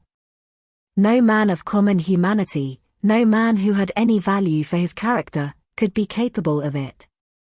Can his most intimate friends be so excessively deceived in him? Oh? No. I can much more easily believe Mr. Bingley's being imposed on, than that Mr. Wickham should invent such a history of himself as he gave me last night, names, facts, everything mentioned without ceremony. If it be not so, let Mr. Darcy contradict it. Besides, there was truth in his looks. It is difficult indeed, it is distressing.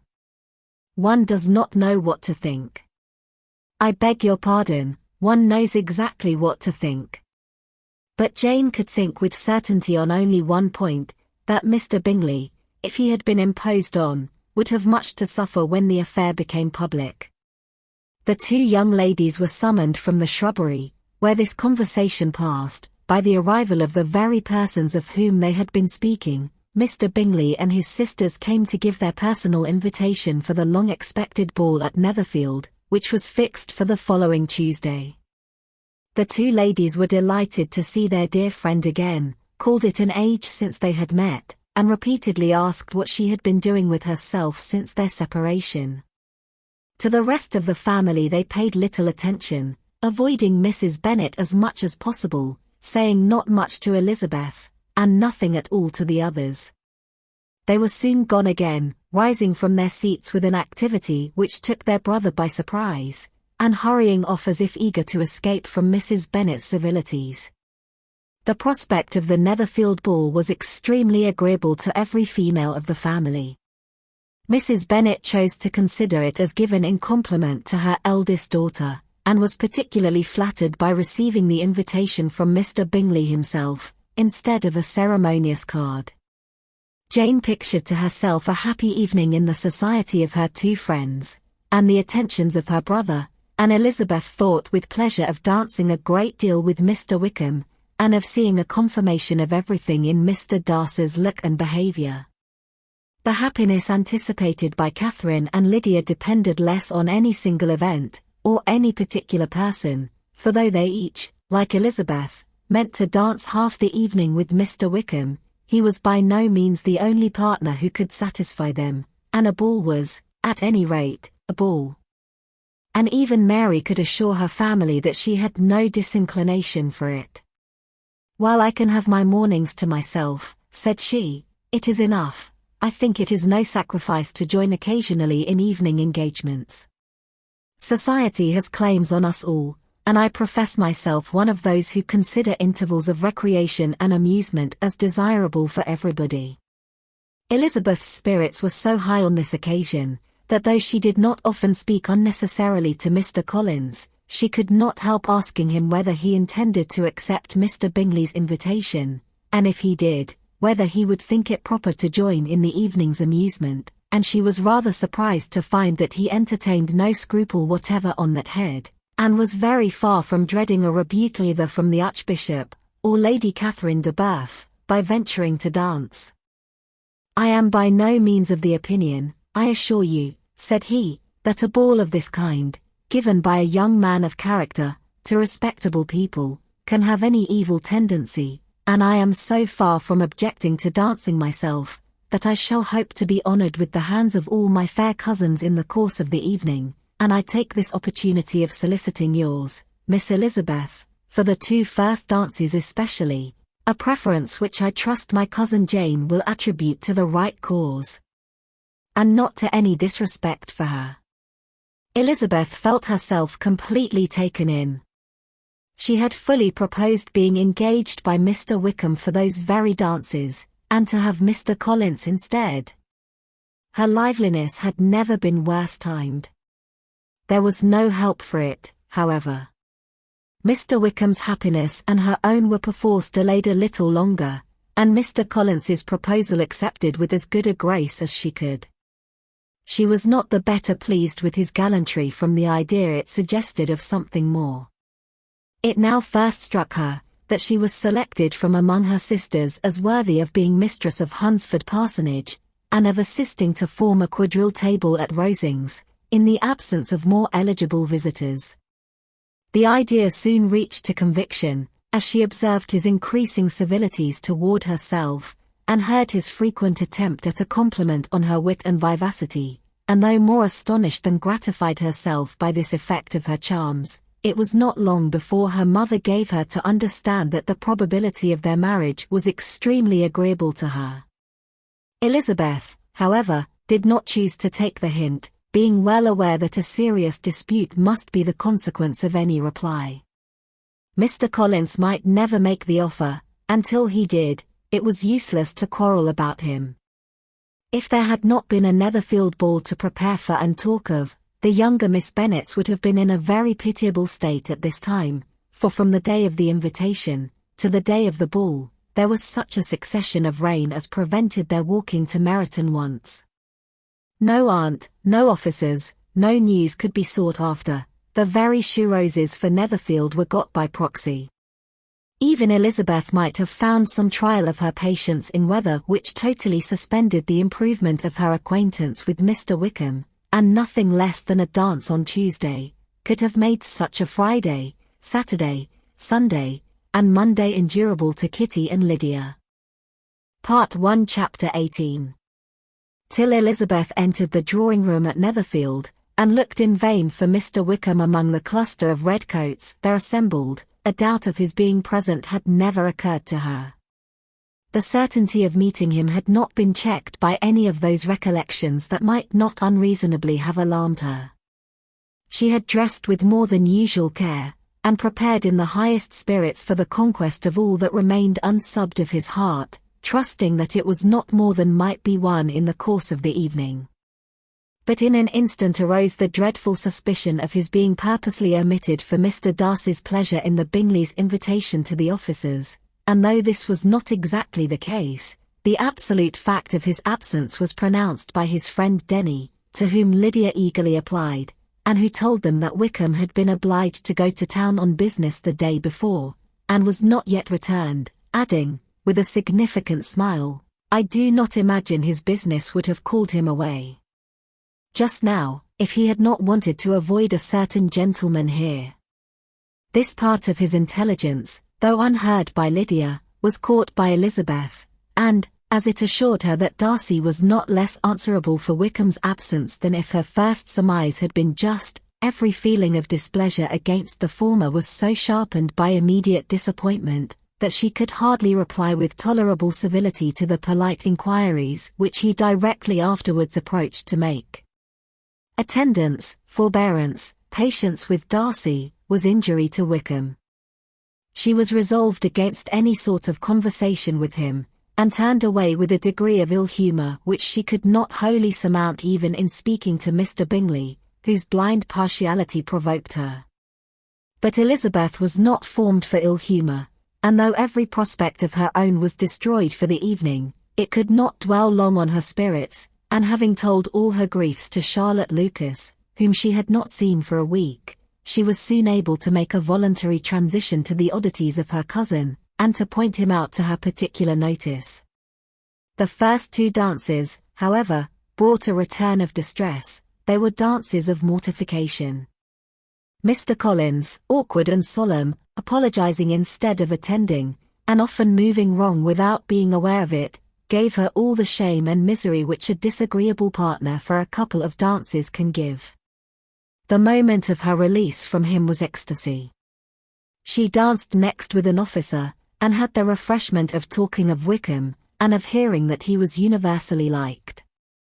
When those dances were over, she returned to Charlotte Lucas, and was in conversation with her, when she found herself suddenly addressed by Mr. Darcy, who took her so much by surprise in his application for her hand, that, without knowing what she did, she accepted him.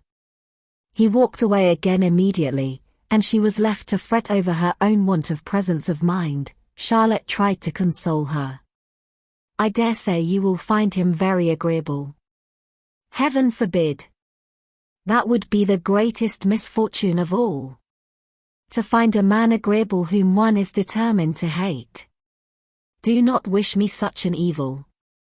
When the dancing recommenced, however, and Darcy approached to claim her hand, Charlotte could not help cautioning her in a whisper, not to be a simpleton, and allow her fancy for Wickham to make her appear unpleasant in the eyes of a man 10 times his consequence.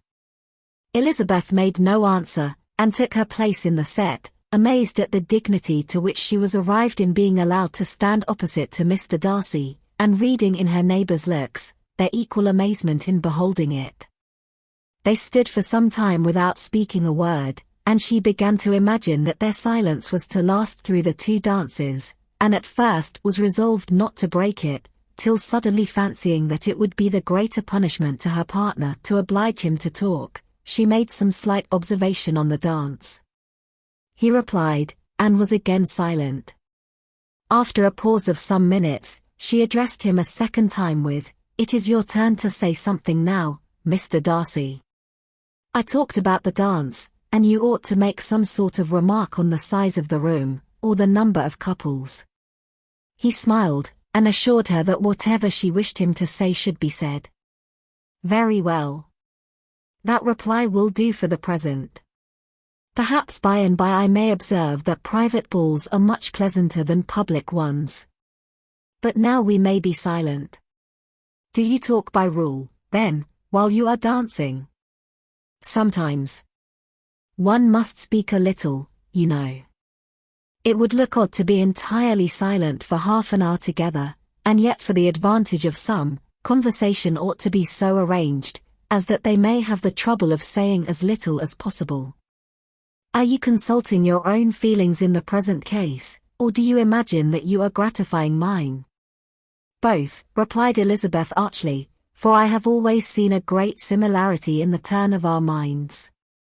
We are each of an unsocial, taciturn disposition, unwilling to speak, unless we expect to say something that will amaze the whole room, and be handed down to posterity with all the eclat of a proverb.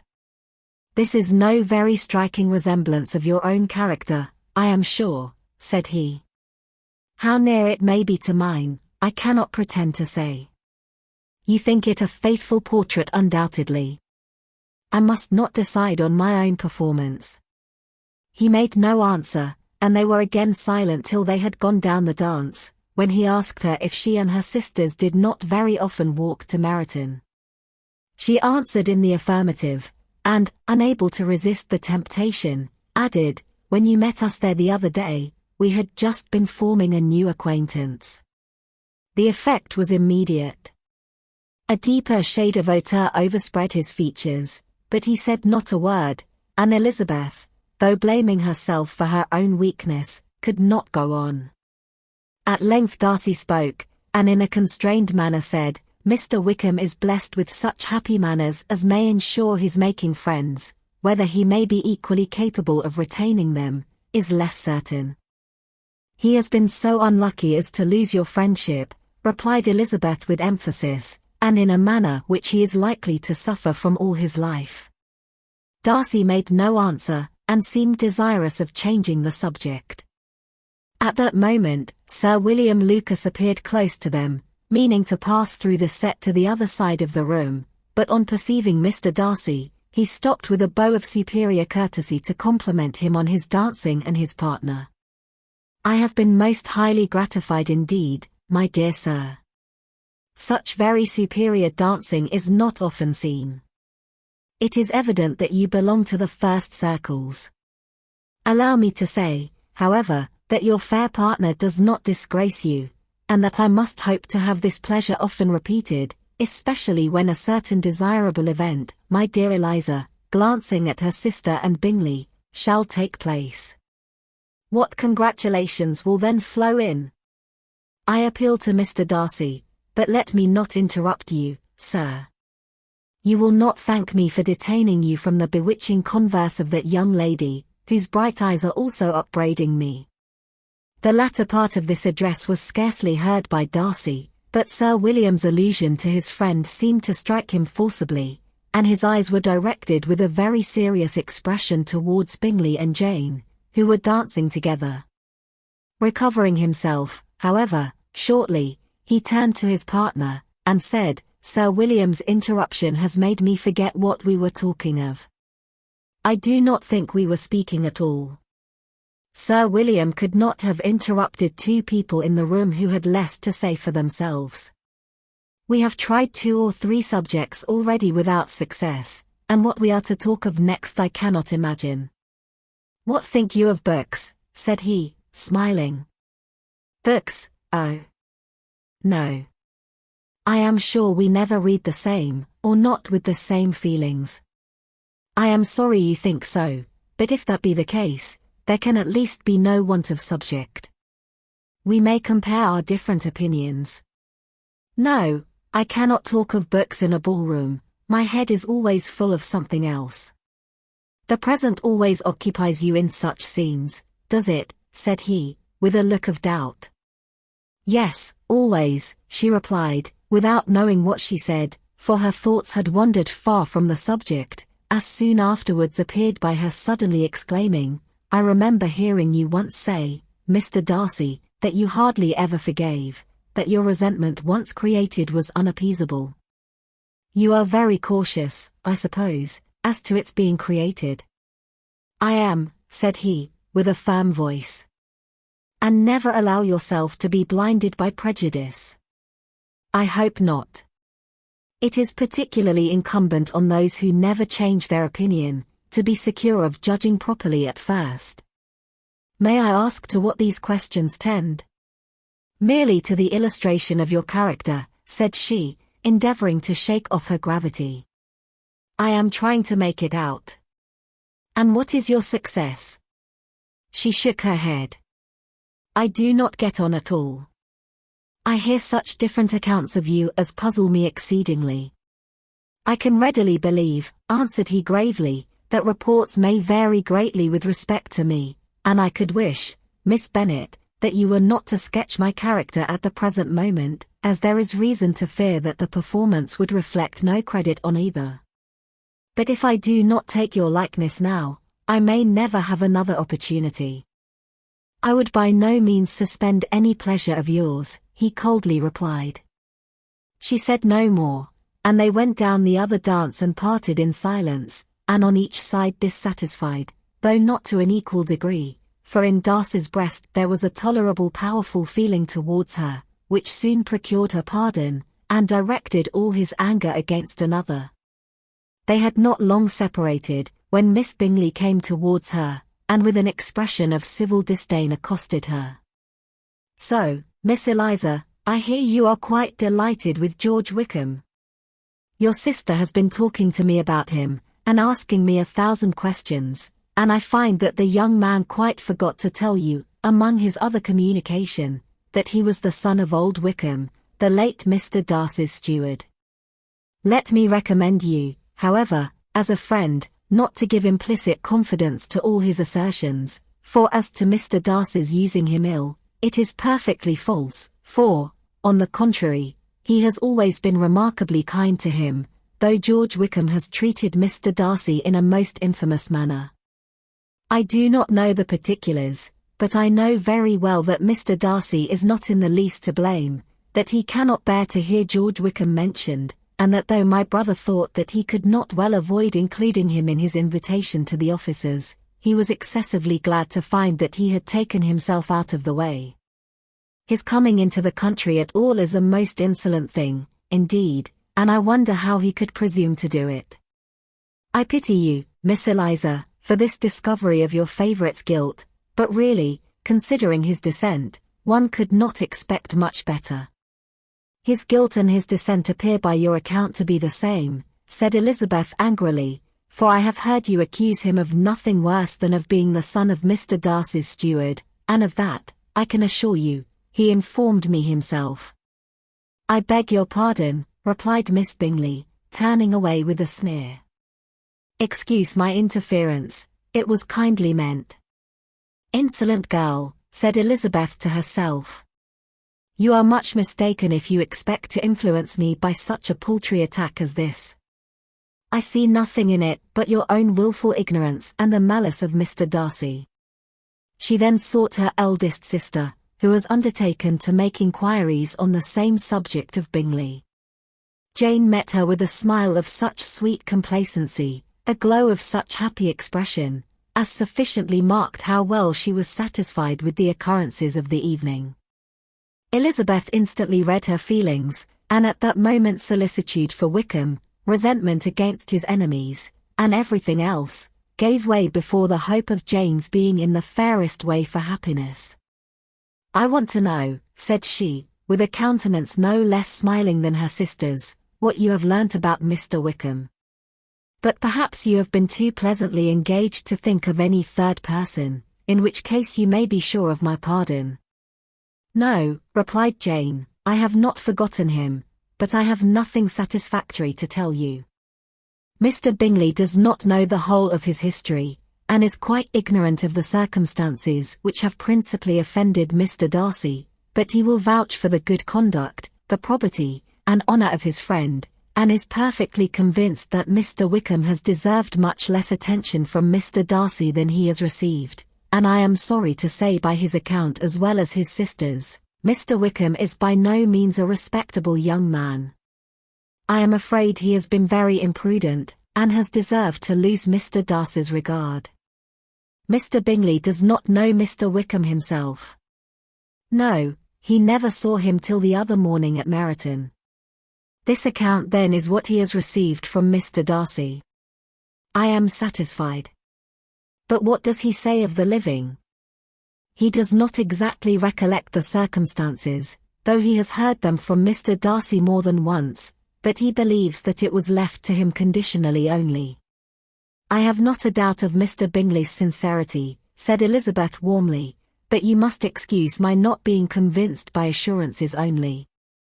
Mr. Bingley's defence of his friend was a very able one, I dare say, but since he is unacquainted with several parts of the story, and has learnt the rest from that friend himself, I shall venture to still think of both gentlemen as I did before. She then changed the discourse to one more gratifying to each, and on which there could be no difference of sentiment. Elizabeth listened with delight to the happy, though modest hopes which Jane entertained of Mr. Bingley's regard, and said all in her power to heighten her confidence in it. On their being joined by Mr. Bingley himself, Elizabeth withdrew to Miss Lucas, to whose inquiry after the pleasantness of her last partner she had scarcely replied, before Mr. Collins came up to them, and told her with great exultation that he had just been so fortunate as to make a most important discovery. "I have found out," said he, "by a singular accident, that there is now in the room a near relation of my patroness. I happened to overhear the gentleman himself mentioning to the young lady who does the honours of the house the names of his cousin Mr. Burf, and of her mother Lady Catherine. How wonderfully these sort of things occur! Who would have thought of my meeting with, perhaps, a nephew of Lady Catherine de Burf in this assembly?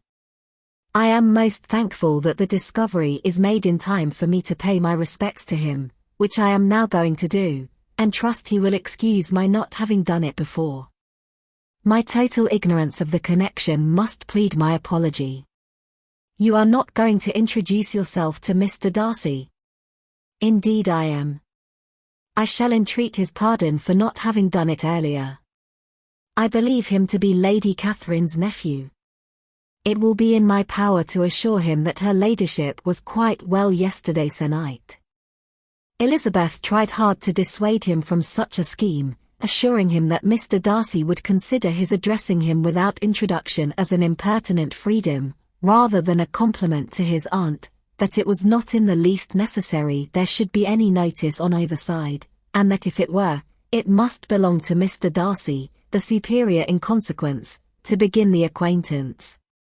Mr. Collins listened to her with the determined air of following his own inclination, and, when she ceased speaking, replied thus: "My dear Miss Elizabeth, I have the highest opinion in the world in your excellent judgment in all matters within the scope of your understanding, but permit me to say, that there must be a wide difference between the established forms of ceremony amongst the laity, and those which regulate the clergy, for, give me leave to observe that I consider the clerical office as equal in point of dignity with the highest rank in the kingdom, provided that a proper humility of behavior is at the same time maintained. You must therefore allow me to follow the dictates of my conscience on this occasion, which leads me to perform what I look on as a point of duty. Pardon me for neglecting to profit by your advice, which on every other subject shall be my constant guide, though in the case before us I consider myself more fitted by education and habitual study to decide on what is right than a young lady like yourself. And with a low bow he left her to attack Mr. Darcy, whose reception of his advances she eagerly watched, and whose astonishment at being so addressed was very evident.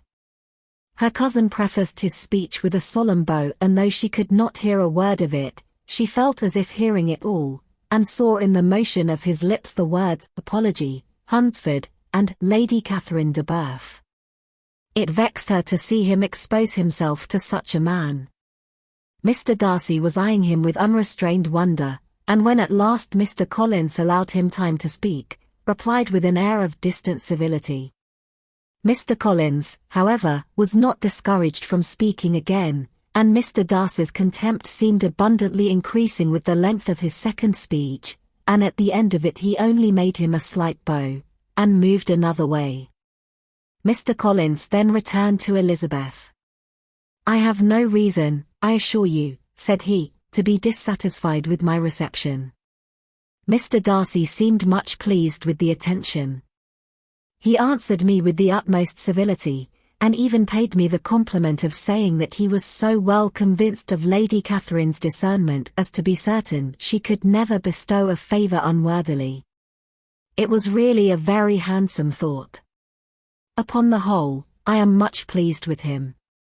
As Elizabeth had no longer any interest of her own to pursue, she turned her attention almost entirely on her sister and Mr. Bingley, and the train of agreeable reflections which her observations gave birth to, made her perhaps almost as happy as Jane.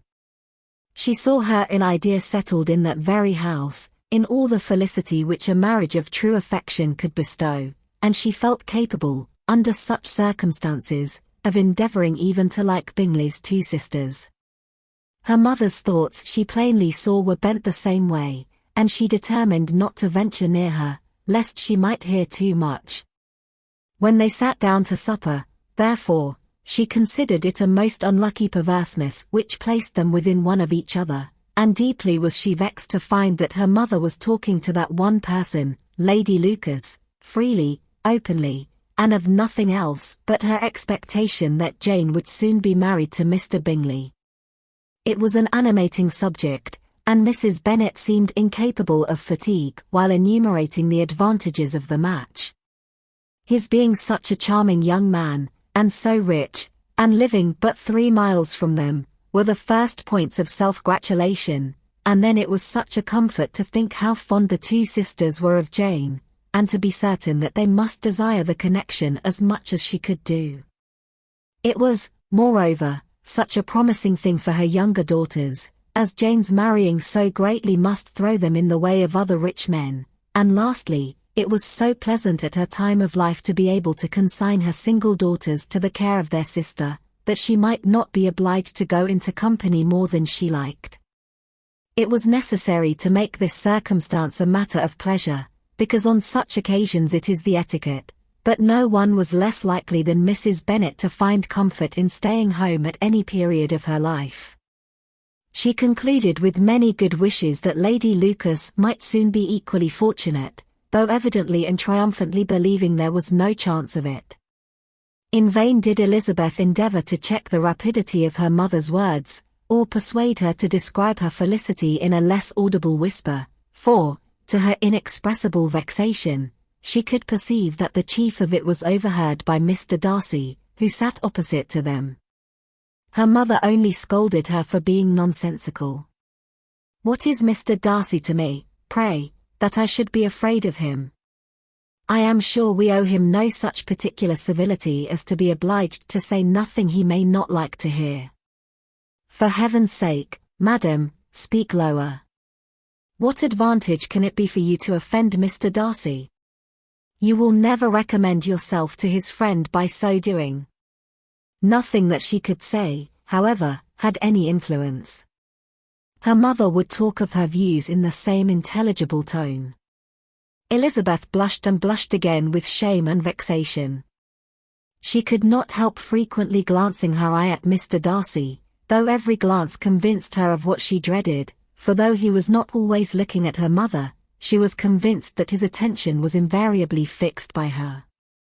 The expression of his face changed gradually from indignant contempt to a composed and steady gravity. At length, however, Mrs. Bennet had no more to say, and Lady Lucas, who had been long yawning at the repetition of delights which she saw no likelihood of sharing, was left to the comforts of cold ham and chicken. Elizabeth now began to revive. But not long was the interval of tranquillity, for, when supper was over, singing was talked of, and she had the mortification of seeing Mary, after very little entreaty, preparing to oblige the company. By many significant looks and silent entreaties, did she endeavour to prevent such a proof of complaisance, but in vain. Mary would not understand them. Such an opportunity of exhibiting was delightful to her, and she began her song. Elizabeth's eyes were fixed on her with most painful sensations, and she watched her progress through the several stanzas with an impatience which was very ill rewarded at their close, for Mary, on receiving, amongst the thanks of the table, the hint of a hope that she might be prevailed on to favour them again, after the pause of half a minute began another.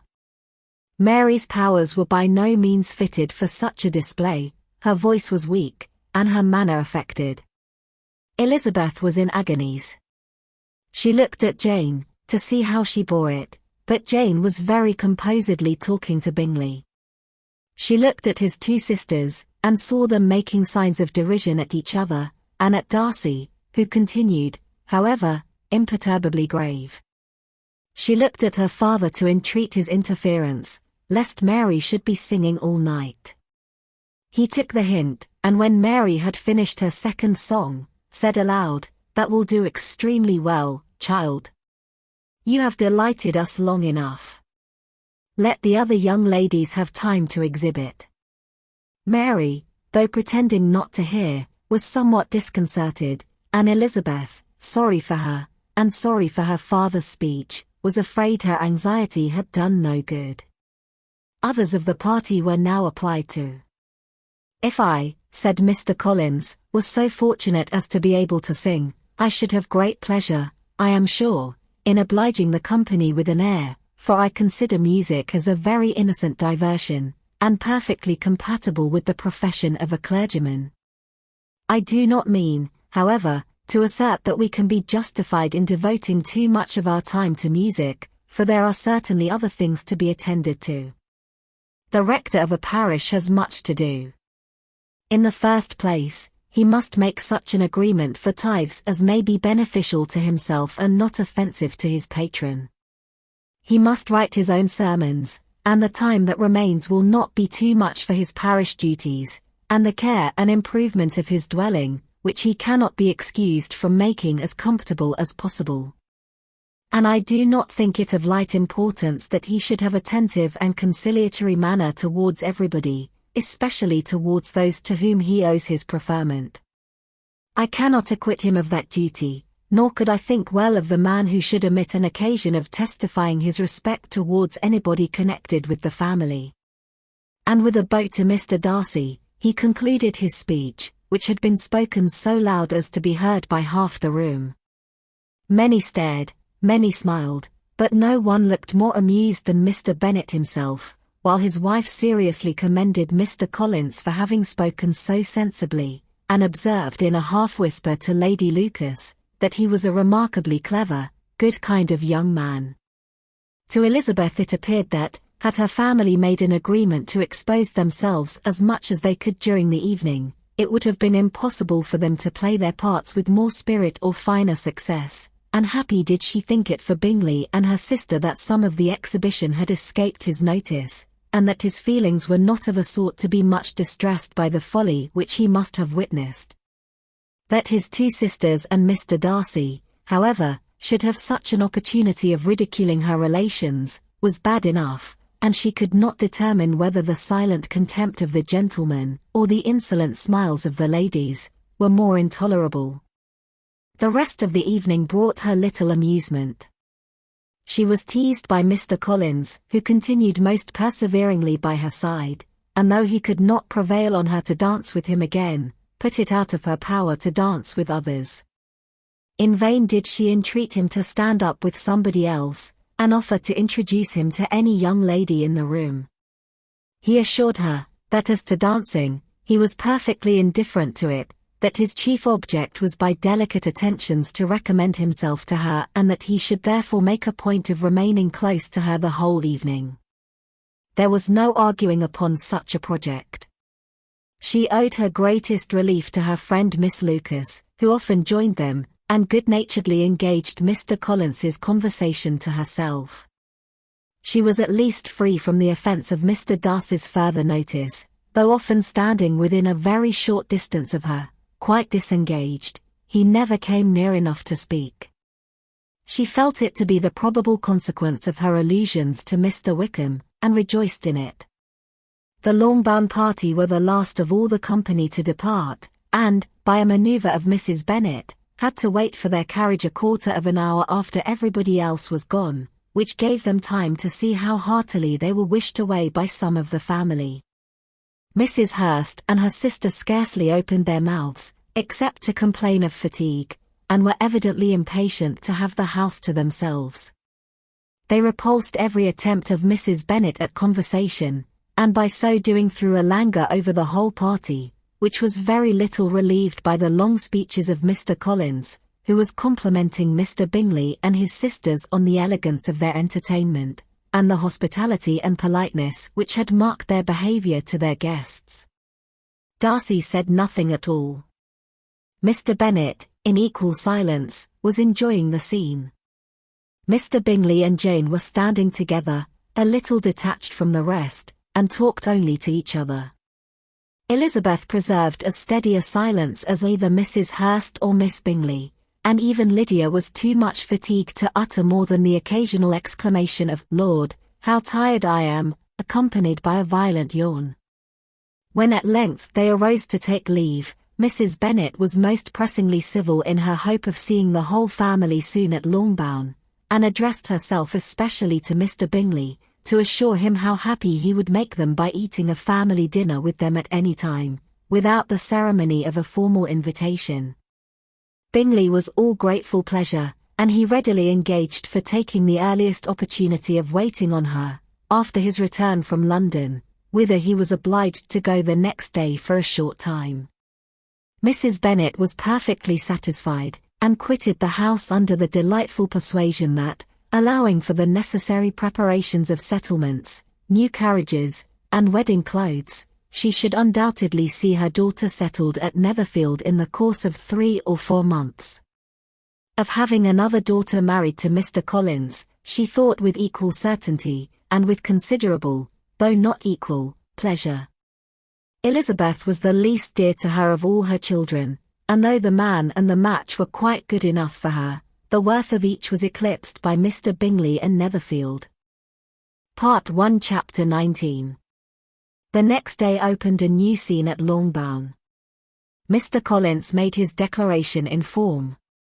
Having resolved to do it without loss of time, as his leave of absence extended only to the following Saturday, and having no feelings of diffidence to make it distressing to himself even at the moment, he set about it in a very orderly manner, with all the observances, which he supposed a regular part of the business. On finding Mrs. Bennet, Elizabeth, and one of the younger girls together, soon after breakfast, he addressed the mother in these words. "May I hope, madam, for your interest with your fair daughter Elizabeth, when I solicit for the honour of a private audience with her in the course of this morning." Before Elizabeth had time for anything but a blush of surprise, Mrs. Bennet answered instantly, "Oh dear, yes, certainly. I am sure Lizzie will be very happy. I am sure she can have no objection. Come, Kitty, I want you upstairs." And, gathering her work together, she was hastening away, when Elizabeth called out, "Dear madam, do not go. I beg you will not go. Mr. Collins must excuse me. He can have nothing to say to me that anybody need not hear. I am going away myself." "No, no, nonsense, Lizzie. I desire you to stay where you are." And upon Elizabeth seeming really, with vexed and embarrassed looks, about to escape, she added, "Lizzie, I insist upon your staying and hearing Mr. Collins." Elizabeth would not oppose such an injunction, and a moment's consideration making her also sensible that it would be wisest to get it over as soon and as quietly as possible, she sat down again and tried to conceal, by incessant employment, the feelings which were divided between distress and diversion. Mrs. Bennet and Kitty walked off, and as soon as they were gone, Mr. Collins began. "Believe me, my dear Miss Elizabeth, that your modesty, so far from doing you any disservice, rather adds to your other perfections. You would have been less amiable in my eyes had there not been this little unwillingness, but allow me to assure you, that I have your respected mother's permission for this address. You can hardly doubt the purport of my discourse, however your natural delicacy may lead you to dissemble, my attentions have been too marked to be mistaken. Almost as soon as I entered the house, I singled you out as the companion of my future life. But before I am run away with by my feelings on this subject, perhaps it would be advisable for me to state my reasons for marrying, and, moreover, for coming into Hertfordshire with the design of selecting a wife, as I certainly did. The idea of Mr. Collins, with all his solemn composure, being run away with by his feelings, made Elizabeth so near laughing, that she could not use the short pause he allowed in any attempt to stop him further, and he continued. "My reasons for marrying are, first, that I think it a right thing for every clergyman in easy circumstances, like myself, to set the example of matrimony in his parish; secondly, that I am convinced that it will add very greatly to my happiness; and thirdly, which perhaps I ought to have mentioned earlier, that it is the particular advice and recommendation of the very noble lady whom I have the honor of calling patroness. Twice has she condescended to give me her opinion, unasked too, on this subject, and it was but the very Saturday night before I left Hunsford, between our pools at quadrille, while Mrs. Jenkinson was arranging Mr. Bertha's footstool, that she said, 'Mr. Collins, you must marry. A clergyman like you must marry. Choose properly, choose a gentlewoman for my sake, and for your own, let her be an active, useful sort of person, not brought up high, but able to make a small income go a good way. This is my advice. Find such a woman as soon as you can, bring her to Hunsford, and I will visit her. Allow me, by the way, to observe, my fair cousin, that I do not reckon the notice and kindness of Lady Catherine de Bourgh as among the least of the advantages in my power to offer. You will find her manners beyond anything I can describe, and your wit and vivacity, I think, must be acceptable to her, especially when tempered with the silence and respect which her rank will inevitably excite. Thus much for my general intention in favor of matrimony. It remains to be told why my views were directed towards Longbourn instead of my own neighborhood, where I can assure you there are many amiable young women. But the fact is, that being, as I am, to inherit this estate after the death of your honored father, who, however, may live many years longer, I could not satisfy myself without resolving to choose a wife from among his daughters, that the loss to them might be as little as possible, when the melancholy event takes place, which, however, as I have already said, may not be for several years. This has been my motive, my fair cousin, and I flatter myself it will not sink me in your esteem. And now nothing remains for me but to assure you in the most animated language of the violence of my affection. To fortune I am perfectly indifferent, and shall make no demand of that nature on your father, since I am well aware that it could not be complied with, and that £1,000 in the 4%, which will not be yours till after your mother's decease, is all that you may ever be entitled to. On that head, therefore, I shall be uniformly silent, and you may assure yourself that no ungenerous reproach shall ever pass my lips when we are married." It was absolutely necessary to interrupt him now. "You are too hasty, sir," she cried. "You forget that I have made no answer.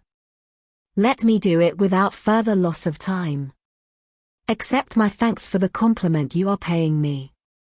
I am very sensible of the honor of your proposals, but it is impossible for me to do otherwise than to decline them." "I am not now to learn," replied Mr. Collins, with a formal wave of the hand, "that it is usual with young ladies to reject the addresses of the man whom they secretly mean to accept, when he first applies for their favor, and that sometimes the refusal is repeated a second, or even a third time. I am therefore by no means discouraged by what you have just said, and shall hope to lead you to the altar ere long." "Upon my word, sir," cried Elizabeth, "your hope is a rather extraordinary one after my declaration. I do assure you that I am not one of those young ladies, if such young ladies there are, who are so daring as to risk their happiness on the chance of being asked a second time. I am perfectly serious in my refusal. You could not make me happy, and I am convinced that I am the last woman in the world who could make you so. Nay, were your friend Lady Catherine to know me, I am persuaded she would find me in every respect ill-qualified for the situation." "Were it certain that Lady Catherine would think so," said Mr. Collins very gravely, "but I cannot imagine that her ladyship would at all disapprove of you. And you may be certain when I have the honor of seeing her again, I shall speak in the very highest terms of your modesty, economy, and other amiable qualification. Indeed, Mr. Collins, all praise of me will be unnecessary. You must give me leave to judge for myself, and pay me the compliment of believing what I say. I wish you very happy and very rich, and by refusing your hand, do all in my power to prevent your being otherwise. In making me the offer, you must have satisfied the delicacy of your feelings with regard to my family, and may take possession of Longbourn estate whenever it falls, without any self-reproach. This matter may be considered, therefore, as finally settled." And rising as she thus spoke, she would have quitted the room, had Mr. Collins not thus addressed her. "When I do myself the honor of speaking to you next on the subject, I shall hope to receive a more favorable answer than you have now given me, though I am far from accusing you of cruelty at present, because I know it to be the established custom of your sex to reject a man on the first application, and perhaps you have even now said as much to encourage my suit as would be consistent with the true delicacy of the female character." "Really, Mr. Collins," cried Elizabeth with some warmth, "you puzzle me exceedingly. If what I have hitherto said can appear to you in the form of encouragement, I know not how to express my refusal in such a way as to convince you of its being one. You must give me leave to flatter myself, my dear cousin, that your refusal of my addresses is merely words of course. My reasons for believing it are briefly these: it does not appear to me that my hand is unworthy your acceptance, or that the establishment I can offer would be any other than highly desirable. My situation in life, my connections with the family of de Burgh, and my relationship to your own, are circumstances highly in my favor, and you should take it into further consideration, that in spite of your manifold attractions, it is by no means certain that another offer of marriage may ever be made you. Your portion is unhappily so small that it will in all likelihood undo the effects of your loveliness and amiable qualifications. As I must therefore conclude that you are not serious in your rejection of me, I shall choose to attribute it to your wish of increasing my love by suspense, according to the usual practice of elegant females. I do assure you, sir, that I have no pretensions whatever to that kind of elegance which consists in tormenting a respectable man. I would rather be paid the compliment of being believed sincere. I thank you again and again for the honor you have done me in your proposals, but to accept them is absolutely impossible. My feelings in every respect forbid it. Can I speak plainer?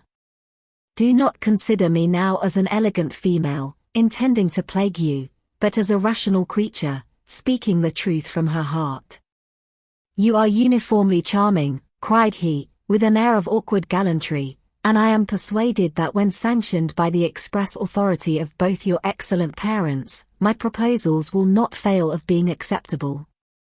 To such perseverance in wilful self-deception Elizabeth would make no reply, and immediately and in silence withdrew, determined, if he persisted in considering her repeated refusals as flattering encouragement, to apply to her father, whose negative might be uttered in such a manner as to be decisive, and whose behavior at least could not be mistaken for the affectation and coquetry of an elegant female. Part 1 Chapter 20. Mr. Collins was not left long to the silent contemplation of his successful love, for Mrs. Bennet, having dawdled about in the vestibule to watch for the end of the conference, no sooner saw Elizabeth open the door and with quick step pass her towards the staircase, than she entered the breakfast-room, and congratulated both him and herself in warm terms on the happy prospect or their nearer connection. Mr. Collins received and returned these felicitations with equal pleasure, and then proceeded to relate the particulars of their interview, with the result of which he trusted he had every reason to be satisfied, since the refusal which his cousin had steadfastly given him would naturally flow from her bashful modesty and the genuine delicacy of her character. This information, however, startled Mrs. Bennet. She would have been glad to be equally satisfied that her daughter had meant to encourage him by protesting against his proposals, but she dared not believe it, and could not help saying so. "But, depend upon it, Mr. Collins," she added, "that Lizzie shall be brought to reason. I will speak to her about it directly. She is a very headstrong, foolish girl, and does not know her own interest, but I will make her know it." "Pardon me for interrupting you, madam," cried Mr. Collins, "but if she is really headstrong and foolish, I know not whether she would altogether be a very desirable wife to a man in my situation, who naturally looks for happiness in the marriage state. If therefore she actually persists in rejecting my suit, perhaps it were better not to force her into accepting me, because if liable to such defects of temper, she could not contribute much to my felicity." "Sir, you quite misunderstand me," said Mrs. Bennet, alarmed. "Lizzie is only headstrong in such matters as these. In everything else she is as good-natured a girl as ever lived. I will go directly to Mr. Bennet, and we shall very soon settle it with her, I am sure."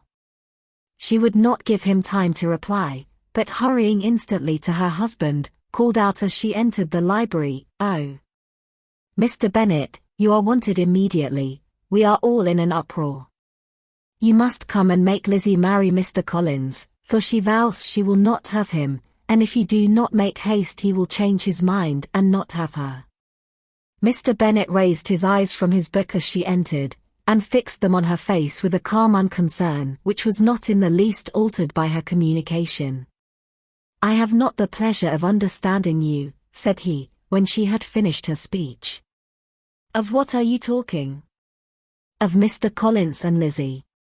Lizzie declares she will not have Mr. Collins, and Mr. Collins begins to say that he will not have Lizzie. And what am I to do on the occasion? It seems an hopeless business. Speak to Lizzie about it yourself. Tell her that you insist upon her marrying him.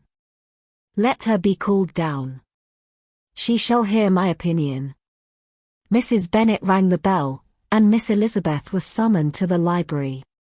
"Come here, child," cried her father as she appeared. "I have sent for you on an affair of importance. I understand that Mr. Collins has made you an offer of marriage. Is it true?" Elizabeth replied that it was. "Very well, and this offer of marriage you have refused?" "I have, sir." "Very well. We now come to the point. Your mother insists upon your accepting it. Is it not so, Mrs. Bennet?" "Yes, or I will never see her again. An unhappy alternative is before you, Elizabeth. From this day you must be a stranger to one of your parents. Your mother will never see you again if you do not marry Mr. Collins, and I will never see you again if you do. Elizabeth could not but smile at such a conclusion of such a beginning, but Mrs. Bennet, who had persuaded herself that her husband regarded the affair as she wished, was excessively disappointed. "What do you mean, Mr. Bennet, in talking this way? You promised me to insist upon her marrying him."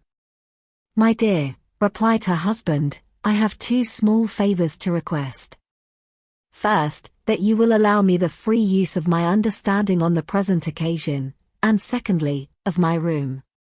I shall be glad to have the library to myself as soon as may be." Not yet, however, in spite of her disappointment in her husband, did Mrs. Bennet give up the point. She talked to Elizabeth again and again, coaxed and threatened her by turns. She endeavored to secure Jane in her interest, but Jane, with all possible mildness, declined interfering, and Elizabeth, sometimes with real earnestness, and sometimes with playful gaiety, replied to her attacks. Though her manner varied, however, her determination never did. Mr. Collins, meanwhile, was meditating in solitude on what had passed. He thought too well of himself to comprehend on what motives his cousin could refuse him, and though his pride was hurt, he suffered in no other way. His regard for her was quite imaginary, and the possibility of her deserving her mother's reproach prevented his feeling any regret. While the family were in this confusion, Charlotte Lucas came to spend the day with them. She was met in the vestibule by Lydia, who, flying to her, cried in a half-whisper, "I am glad you are come, for there is such fun here. What do you think has happened this morning? Mr. Collins has made an offer to Lizzie, and she will not have him." Charlotte hardly had time to answer, before they were joined by Kitty, who came to tell the same news, and no sooner had they entered the breakfast-room, where Mrs. Bennet was alone, than she likewise began on the subject, calling on Miss Lucas for her compassion, and entreating her to persuade her friend Lizzie to comply with the wishes of all her family. "Pray do, my dear Miss Lucas," she added in a melancholy tone, "for nobody is on my side, nobody takes part with me. I am cruelly used, nobody feels for my poor nerves." Charlotte's reply was spared by the entrance of Jane and Elizabeth. "Aye, there she comes," continued Mrs. Bennet, looking as unconcerned as may be, and caring no more for us than if we were at York, provided she can have her own way. "But I tell you, Miss Lizzie, if you take it into your head to go on refusing every offer of marriage in this way, you will never get a husband at all, and I am sure I do not know who is to maintain you when your father is dead. I shall not be able to keep you, and so I warn you. I have done with you from this very day. I told you in the library, you know, that I should never speak to you again, and you will find me as good as my word. I have no pleasure in talking to undutiful children. Not that I have much pleasure, indeed, in talking to anybody. People who suffer as I do from nervous complaints can have no great inclination for talking. Nobody can tell what I suffer. But it is always so. Those who do not complain are never pitied." Her daughters listened in silence to this effusion, sensible that any attempt to reason with her or soothe her would only increase the irritation. She talked on, therefore, without interruption from any of them, till they were joined by Mr. Collins, who entered the room with an air more stately than usual, and on perceiving whom, she said to the girls, "Now, I do insist upon it, that you, all of you, hold your tongues, and let me and Mr. Collins have a little conversation together." Elizabeth passed quietly out of the room, Jane and Kitty followed, but Lydia stood her ground, determined to hear all she could, and Charlotte, detained first by the civility of Mr. Collins, whose inquiries after herself and all her family were very minute, and then by a little curiosity, satisfied herself with walking to the window and pretending not to hear. In a doleful voice Mrs. Bennet began the projected conversation. "Oh, Mr. Collins." "My dear madam," replied he, "let us be forever silent on this point. Far be it from me," he presently continued, in a voice that marked his displeasure, "to resent the behavior of your daughter. Resignation to inevitable evils is the evil duty of us all, the peculiar duty of a young man who has been so fortunate as I have been in early preferment, and I trust one am resigned. Perhaps not the less so from feeling a doubt of my positive happiness had my fair cousin honoured me with her hand, for I have often observed that resignation is never so perfect as when the blessing denied begins to lose somewhat of its value in our estimation. You will not, I hope, consider me as showing any disrespect to your family, my dear madam, by thus withdrawing my pretensions to your daughter's favour, without having paid yourself and Mr. Bennet the compliment of requesting you to interpose your authority in my behalf. My conduct may, I fear, be objectionable in having accepted my dismission from your daughter's lips instead of your own. But we are all liable to error. I have certainly meant well through the whole affair. My object has been to secure an amiable companion for myself, with due consideration for the advantage of all your family, and if my manner has been at all reprehensible, I here beg leave to apologize. Part 1 Chapter 21. The discussion of Mr. Collins's offer was now nearly at an end, and Elizabeth had only to suffer from the uncomfortable feelings necessarily attending it, and occasionally from some peevish allusions of her mother. As for the gentleman himself, his feelings were chiefly expressed, not by embarrassment or dejection, or by trying to avoid her, but by stiffness of manner and resentful silence. He scarcely ever spoke to her, and the assiduous attentions which he had been so sensible of himself were transferred for the rest of the day to Miss Lucas, whose civility in listening to him was a seasonable relief to them all, and especially to her friend. The morrow produced no abatement of Mrs. Bennet's ill humour or ill health. Mr. Collins was also in the same state of angry pride. Elizabeth had hoped that his resentment might shorten his visit, but his plan did not appear in the least affected by it. He was always to have gone on Saturday, and to Saturday he meant to stay.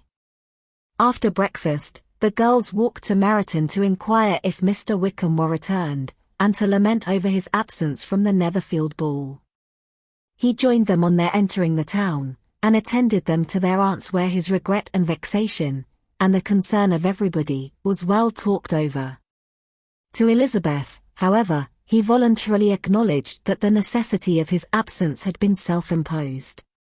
I found, said he, as the time drew near that I had better not meet Mr. Darcy, that to be in the same room, the same party with him for so many hours together, might be more than I could bear, and that scenes might arise unpleasant to more than myself.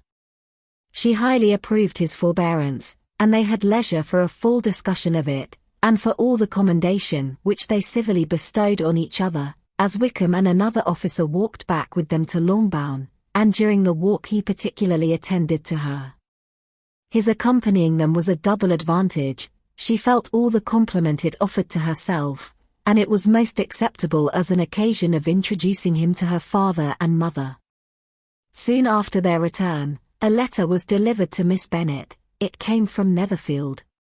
The envelope contained a sheet of elegant, little, hot-pressed paper, well covered with a lady's fair, flowing hand, and Elizabeth saw her sister's countenance change as she read it, and saw her dwelling intently on some particular passages. Jane recollected herself soon, and putting the letter away, tried to join with her usual cheerfulness in the general conversation, but Elizabeth felt an anxiety on the subject which drew off her attention even from Wickham, and no sooner had he and his companion taken leave, than a glance from Jane invited her to follow her upstairs. When they had gained their own room, Jane, taking out the letter, said, "This is from Caroline Bingley. What it contains has surprised me a good deal. The whole party have left Netherfield by this time, and are on their way to town, and without any intention of coming back again. You shall hear what she says." She then read the first sentence aloud, which comprised the information of their having just resolved to follow their brother to town directly, and of their meaning to dine in Grosvenor Street, where Mr. Hurst had a house. The next was in these words: "I do not pretend to regret anything I shall leave in Hertfordshire, except your society, my dearest friend, but we will hope, at some future period, to enjoy many returns of that delightful intercourse we have known, and in the meanwhile may lessen the pain of separation by a very frequent and most unreserved correspondence. I depend on you for that."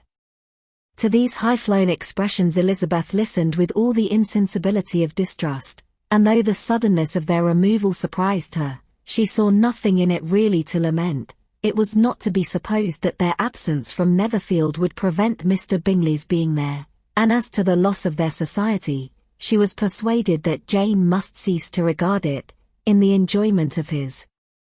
"It is unlucky," said she, after a short pause, "that you should not be able to see your friends before they leave the country.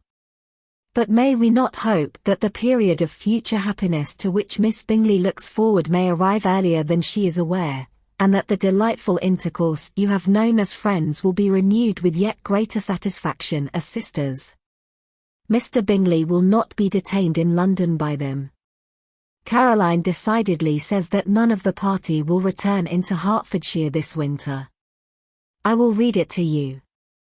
When my brother left us yesterday, he imagined that the business which took him to London might be concluded in 3 or 4 days, but as we are certain it cannot be so, and at the same time convinced that when Charles gets to town he will be in no hurry to leave it again, we have determined on following him thither, that he may not be obliged to spend his vacant hours in a comfortless hotel. Many of my acquaintances are already there for the winter. I wish that I could hear that you, my dearest friend, had any intention of making one of the crowd, but of that I despair. I sincerely hope your Christmas in Hertfordshire may abound in the gaieties which that season generally brings, and that your beaux will be so numerous as to prevent your feeling the loss of the 3 of whom we shall deprive you. It is evident by this," added Jane, "that he comes back no more this winter. It is only evident that Miss Bingley does not mean that he should." "Why will you think so?" "It must be his own doing. He is his own master. But you do not know all. I will read you the passage which particularly hurts me. I will have no reserves from you. Mr. Darcy is impatient to see his sister, and, to confess the truth, we are scarcely less eager to meet her again. I really do not think Georgiana Darcy has her equal for beauty, elegance, and accomplishments, and the affection she inspires in Louisa and myself is heightened into something still more interesting, from the hope we dare entertain of her being hereafter our sister. I do not know whether I ever before mentioned to you my feelings on this subject, but I will not leave the country without confiding them, and I trust you will not esteem them unreasonable.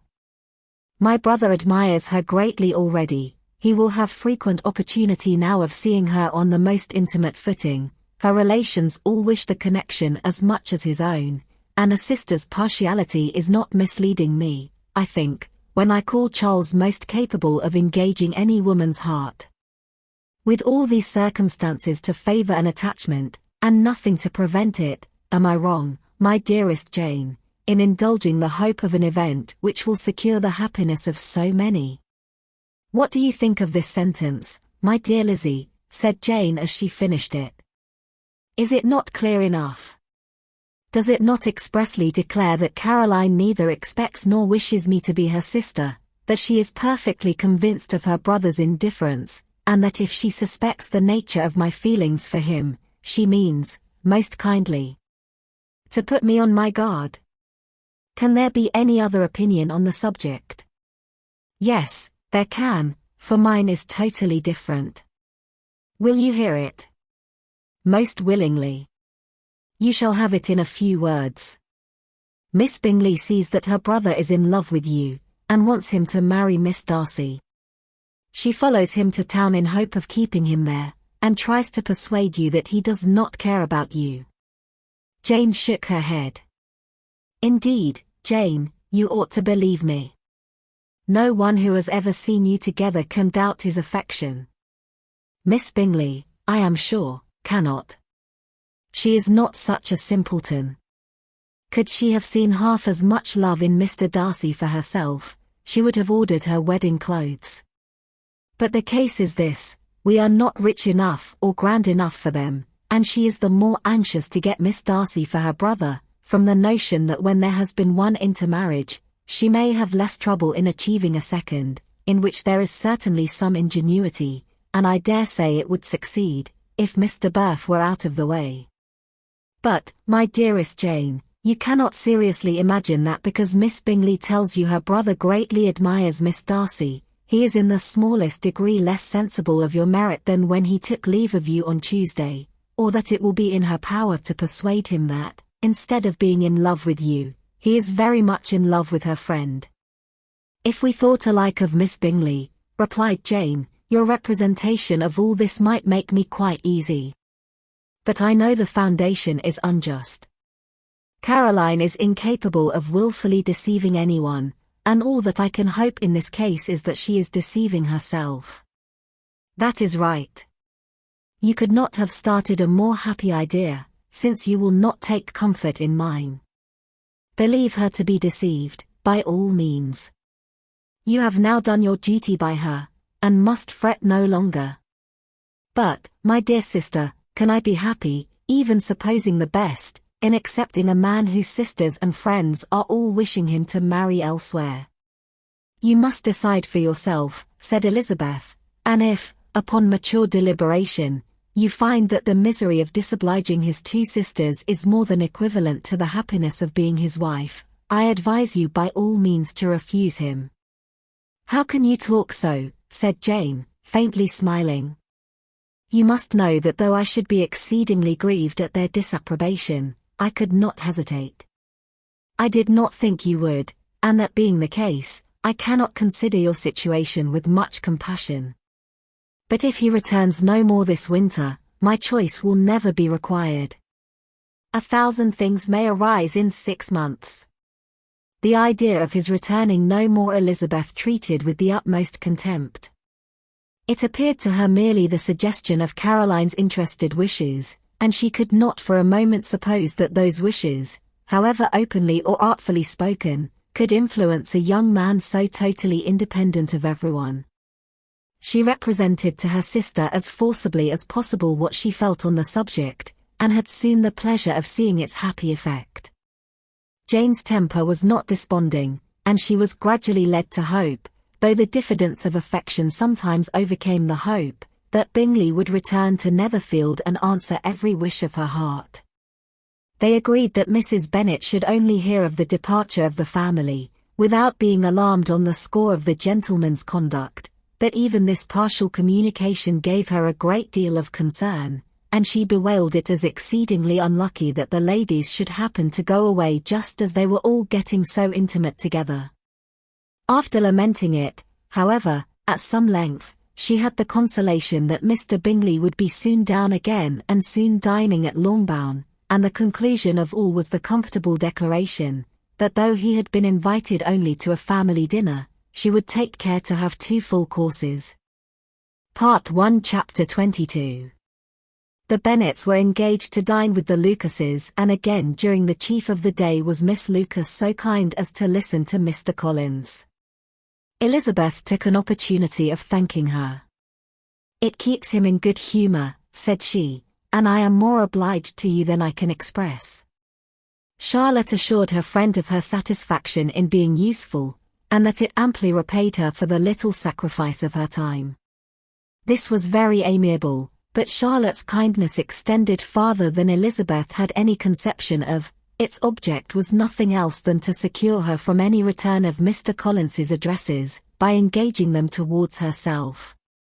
Such was Miss Lucas's scheme, and appearances were so favourable, that when they parted at night, she would have felt almost secure of success if he had not been to leave Hertfordshire so very soon.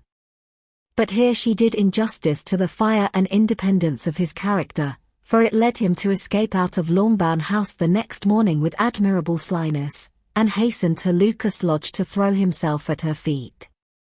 He was anxious to avoid the notice of his cousins, from a conviction that if they saw him depart, they could not fail to conjecture his design, and he was not willing to have the attempt known till its success might be known likewise, for though feeling almost secure, and with reason, for Charlotte had been tolerably encouraging, he was comparatively diffident since the adventure of Wednesday.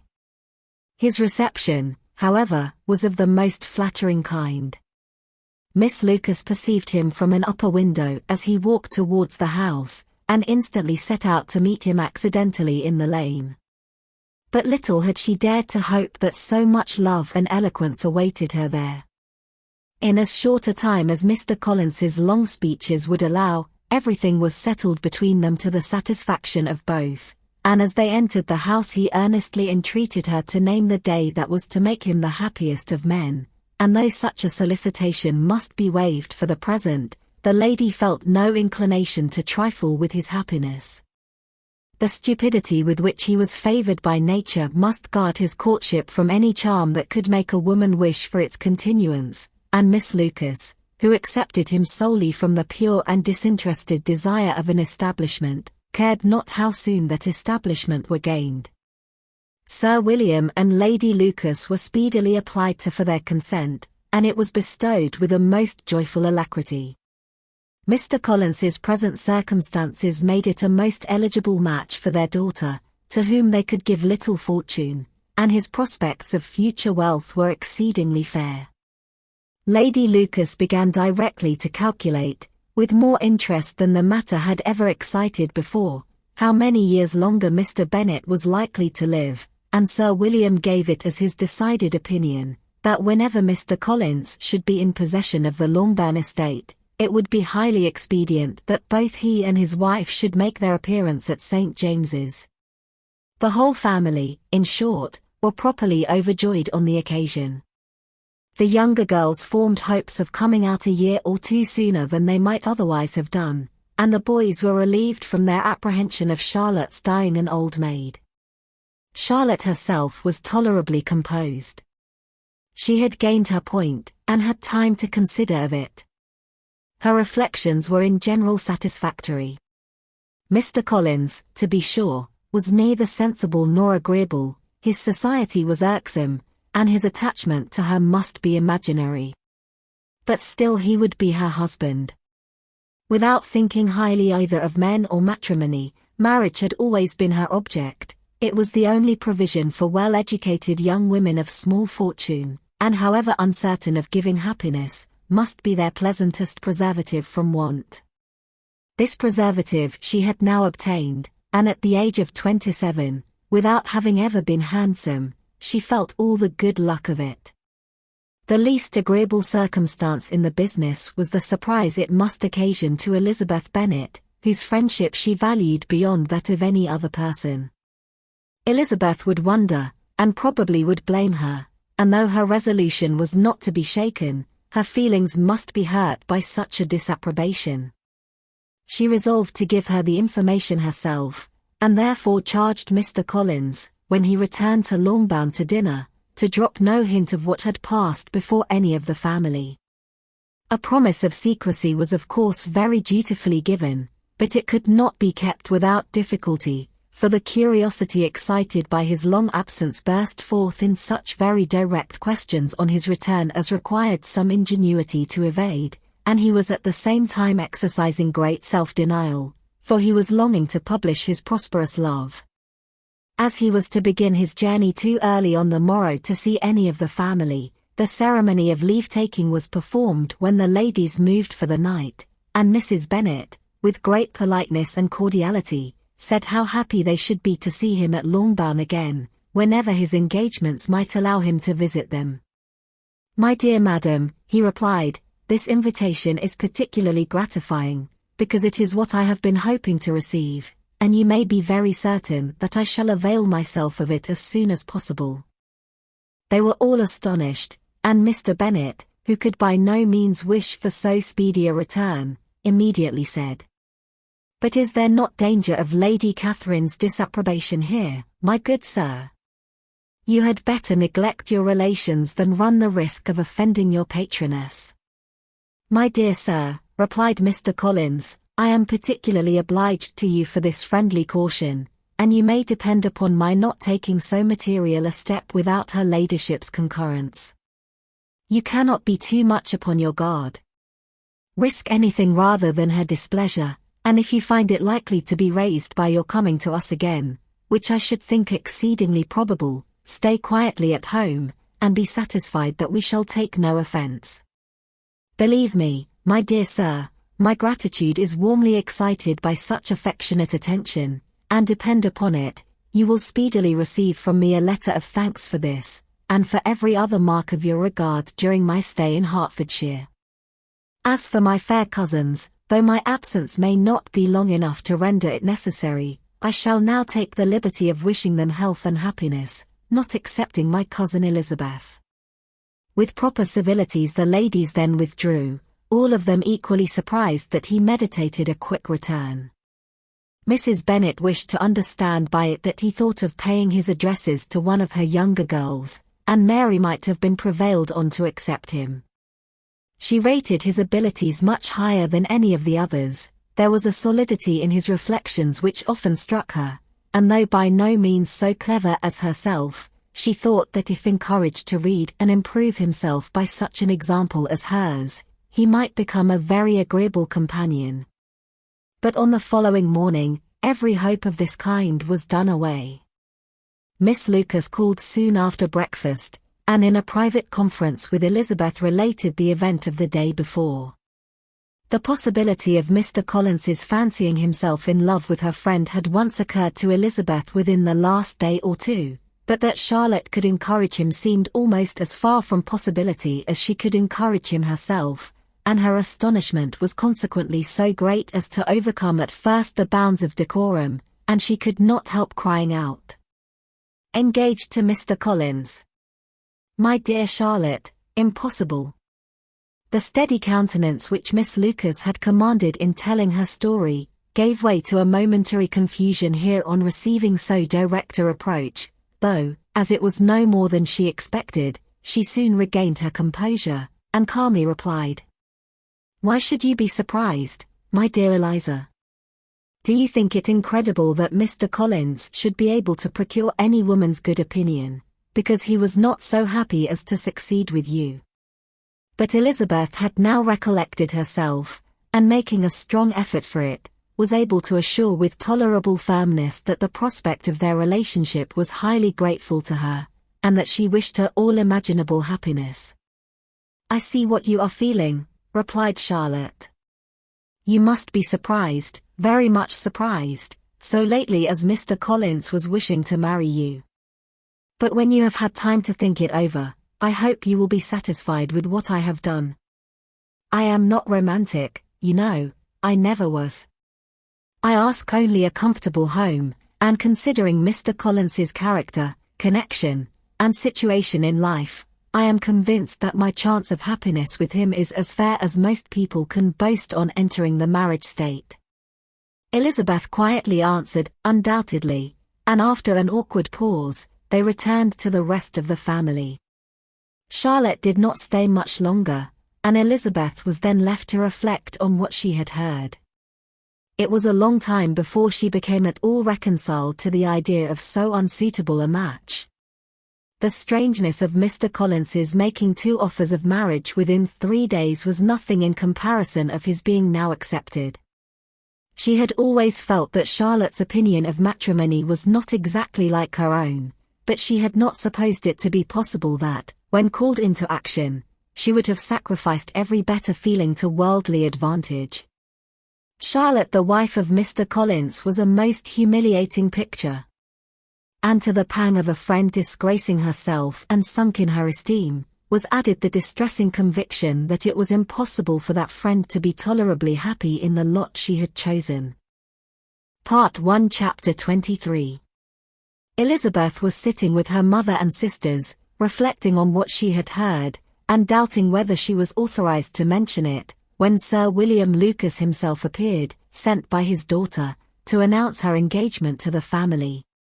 With many compliments to them, and much self-gratulation on the prospect of a connection between the houses, he unfolded the matter, to an audience not merely wondering, but incredulous, for Mrs. Bennet, with more perseverance than politeness, protested he must be entirely mistaken, and Lydia, always unguarded and often uncivil, boisterously exclaimed, "Good Lord!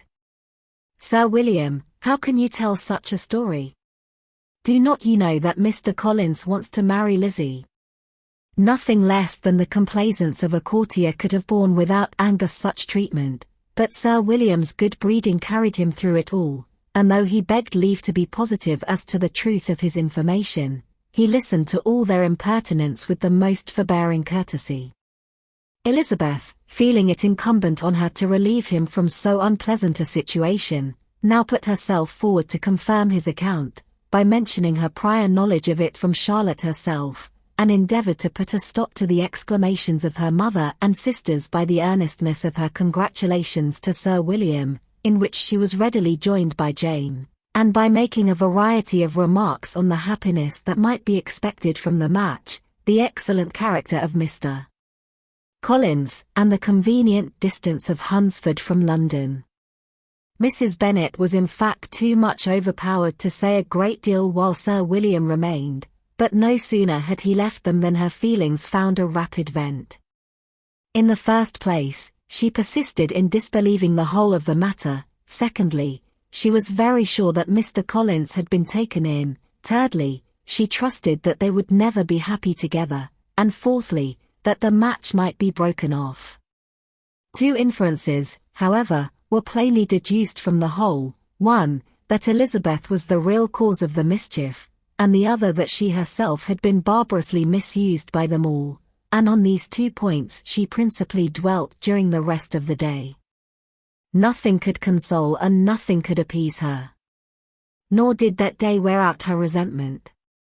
A week elapsed before she could see Elizabeth without scolding her. A month passed away before she could speak to Sir William or Lady Lucas without being rude, and many months were gone before she could at all forgive their daughter. Mr. Bennet's emotions were much more tranquil on the occasion, and such as he did experience he pronounced to be of a most agreeable sort, for it gratified him, he said, to discover that Charlotte Lucas, whom he had been used to think tolerably sensible, was as foolish as his wife, and more foolish than his daughter. Jane confessed herself a little surprised at the match, but she said less of her astonishment than of her earnest desire for their happiness, nor could Elizabeth persuade her to consider it as improbable. Kitty and Lydia were far from envying Miss Lucas, for Mr. Collins was only a clergyman, and it affected them in no other way than as a piece of news to spread at Meryton. Lady Lucas could not be insensible of triumph on being able to retort on Mrs. Bennet the comfort of having a daughter well married, and she called at Longbourn rather oftener than usual to say how happy she was, though Mrs. Bennet's sour looks and ill-natured remarks might have been enough to drive happiness away. Between Elizabeth and Charlotte there was a restraint which kept them mutually silent on the subject, and Elizabeth felt persuaded that no real confidence could ever subsist between them again. Her disappointment in Charlotte made her turn with fonder regard to her sister, of whose rectitude and delicacy she was sure her opinion could never be shaken, and for whose happiness she grew daily more anxious, as Bingley had now been gone a week and nothing more was heard of his return. Jane had sent Caroline an early answer to her letter, and was counting the days till she might reasonably hope to hear again. The promised letter of thanks from Mr. Collins arrived on Tuesday, addressed to their father, and written with all the solemnity of gratitude which a 12-month's abode in the family might have prompted. After discharging his conscience on that head, he proceeded to inform them, with many rapturous expressions, of his happiness in having obtained the affection of their amiable neighbour, Miss Lucas, and then explained that it was merely with the view of enjoying her society that he had been so ready to close with their kind wish of seeing him again at Longbourn, whither he hoped to be able to return on Monday fortnight. For Lady Catherine, he added, so heartily approved his marriage, that she wished it to take place as soon as possible, which he trusted would be an unanswerable argument with his amiable Charlotte to name an early day for making him the happiest of men. Mr. Collins's return into Hertfordshire was no longer a matter of pleasure to Mrs. Bennet. On the contrary, she was as much disposed to complain of it as her husband. It was very strange that he should come to Longbourn instead of to Lucas Lodge. It was also very inconvenient and exceedingly troublesome. She hated having visitors in the house while her health was so indifferent, and lovers were of all people the most disagreeable. Such were the gentle murmurs of Mrs. Bennet, and they gave way only to the greater distress of Mr. Bingley's continued absence. Neither Jane nor Elizabeth were comfortable on this subject. Day after day passed away without bringing any other tidings of him than the report which shortly prevailed in Meryton of his coming no more to Netherfield the whole winter, a report which highly incensed Mrs. Bennet, and which she never failed to contradict as a most scandalous falsehood. Even Elizabeth began to fear, not that Bingley was indifferent, but that his sisters would be successful in keeping him away. Unwilling as she was to admit an idea so destructive of Jane's happiness, and so dishonourable to the stability of her lover, she could not prevent its frequently occurring. The united efforts of his two unfeeling sisters and of his overpowering friend, assisted by the attractions of Miss Darcy and the amusements of London, might be too much, she feared, for the strength of his attachment.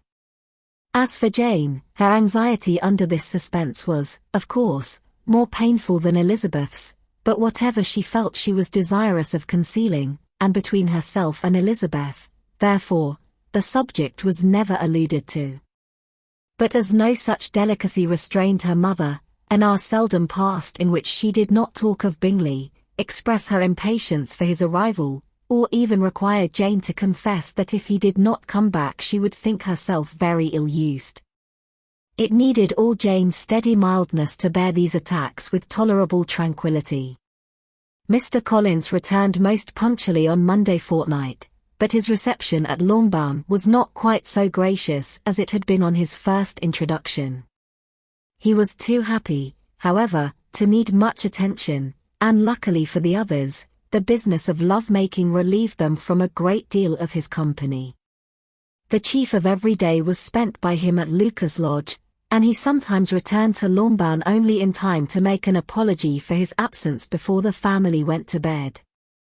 Mrs. Bennet was really in a most pitiable state. The very mention of anything concerning the match threw her into an agony of ill humour, and wherever she went she was sure of hearing it talked of. The sight of Miss Lucas was odious to her.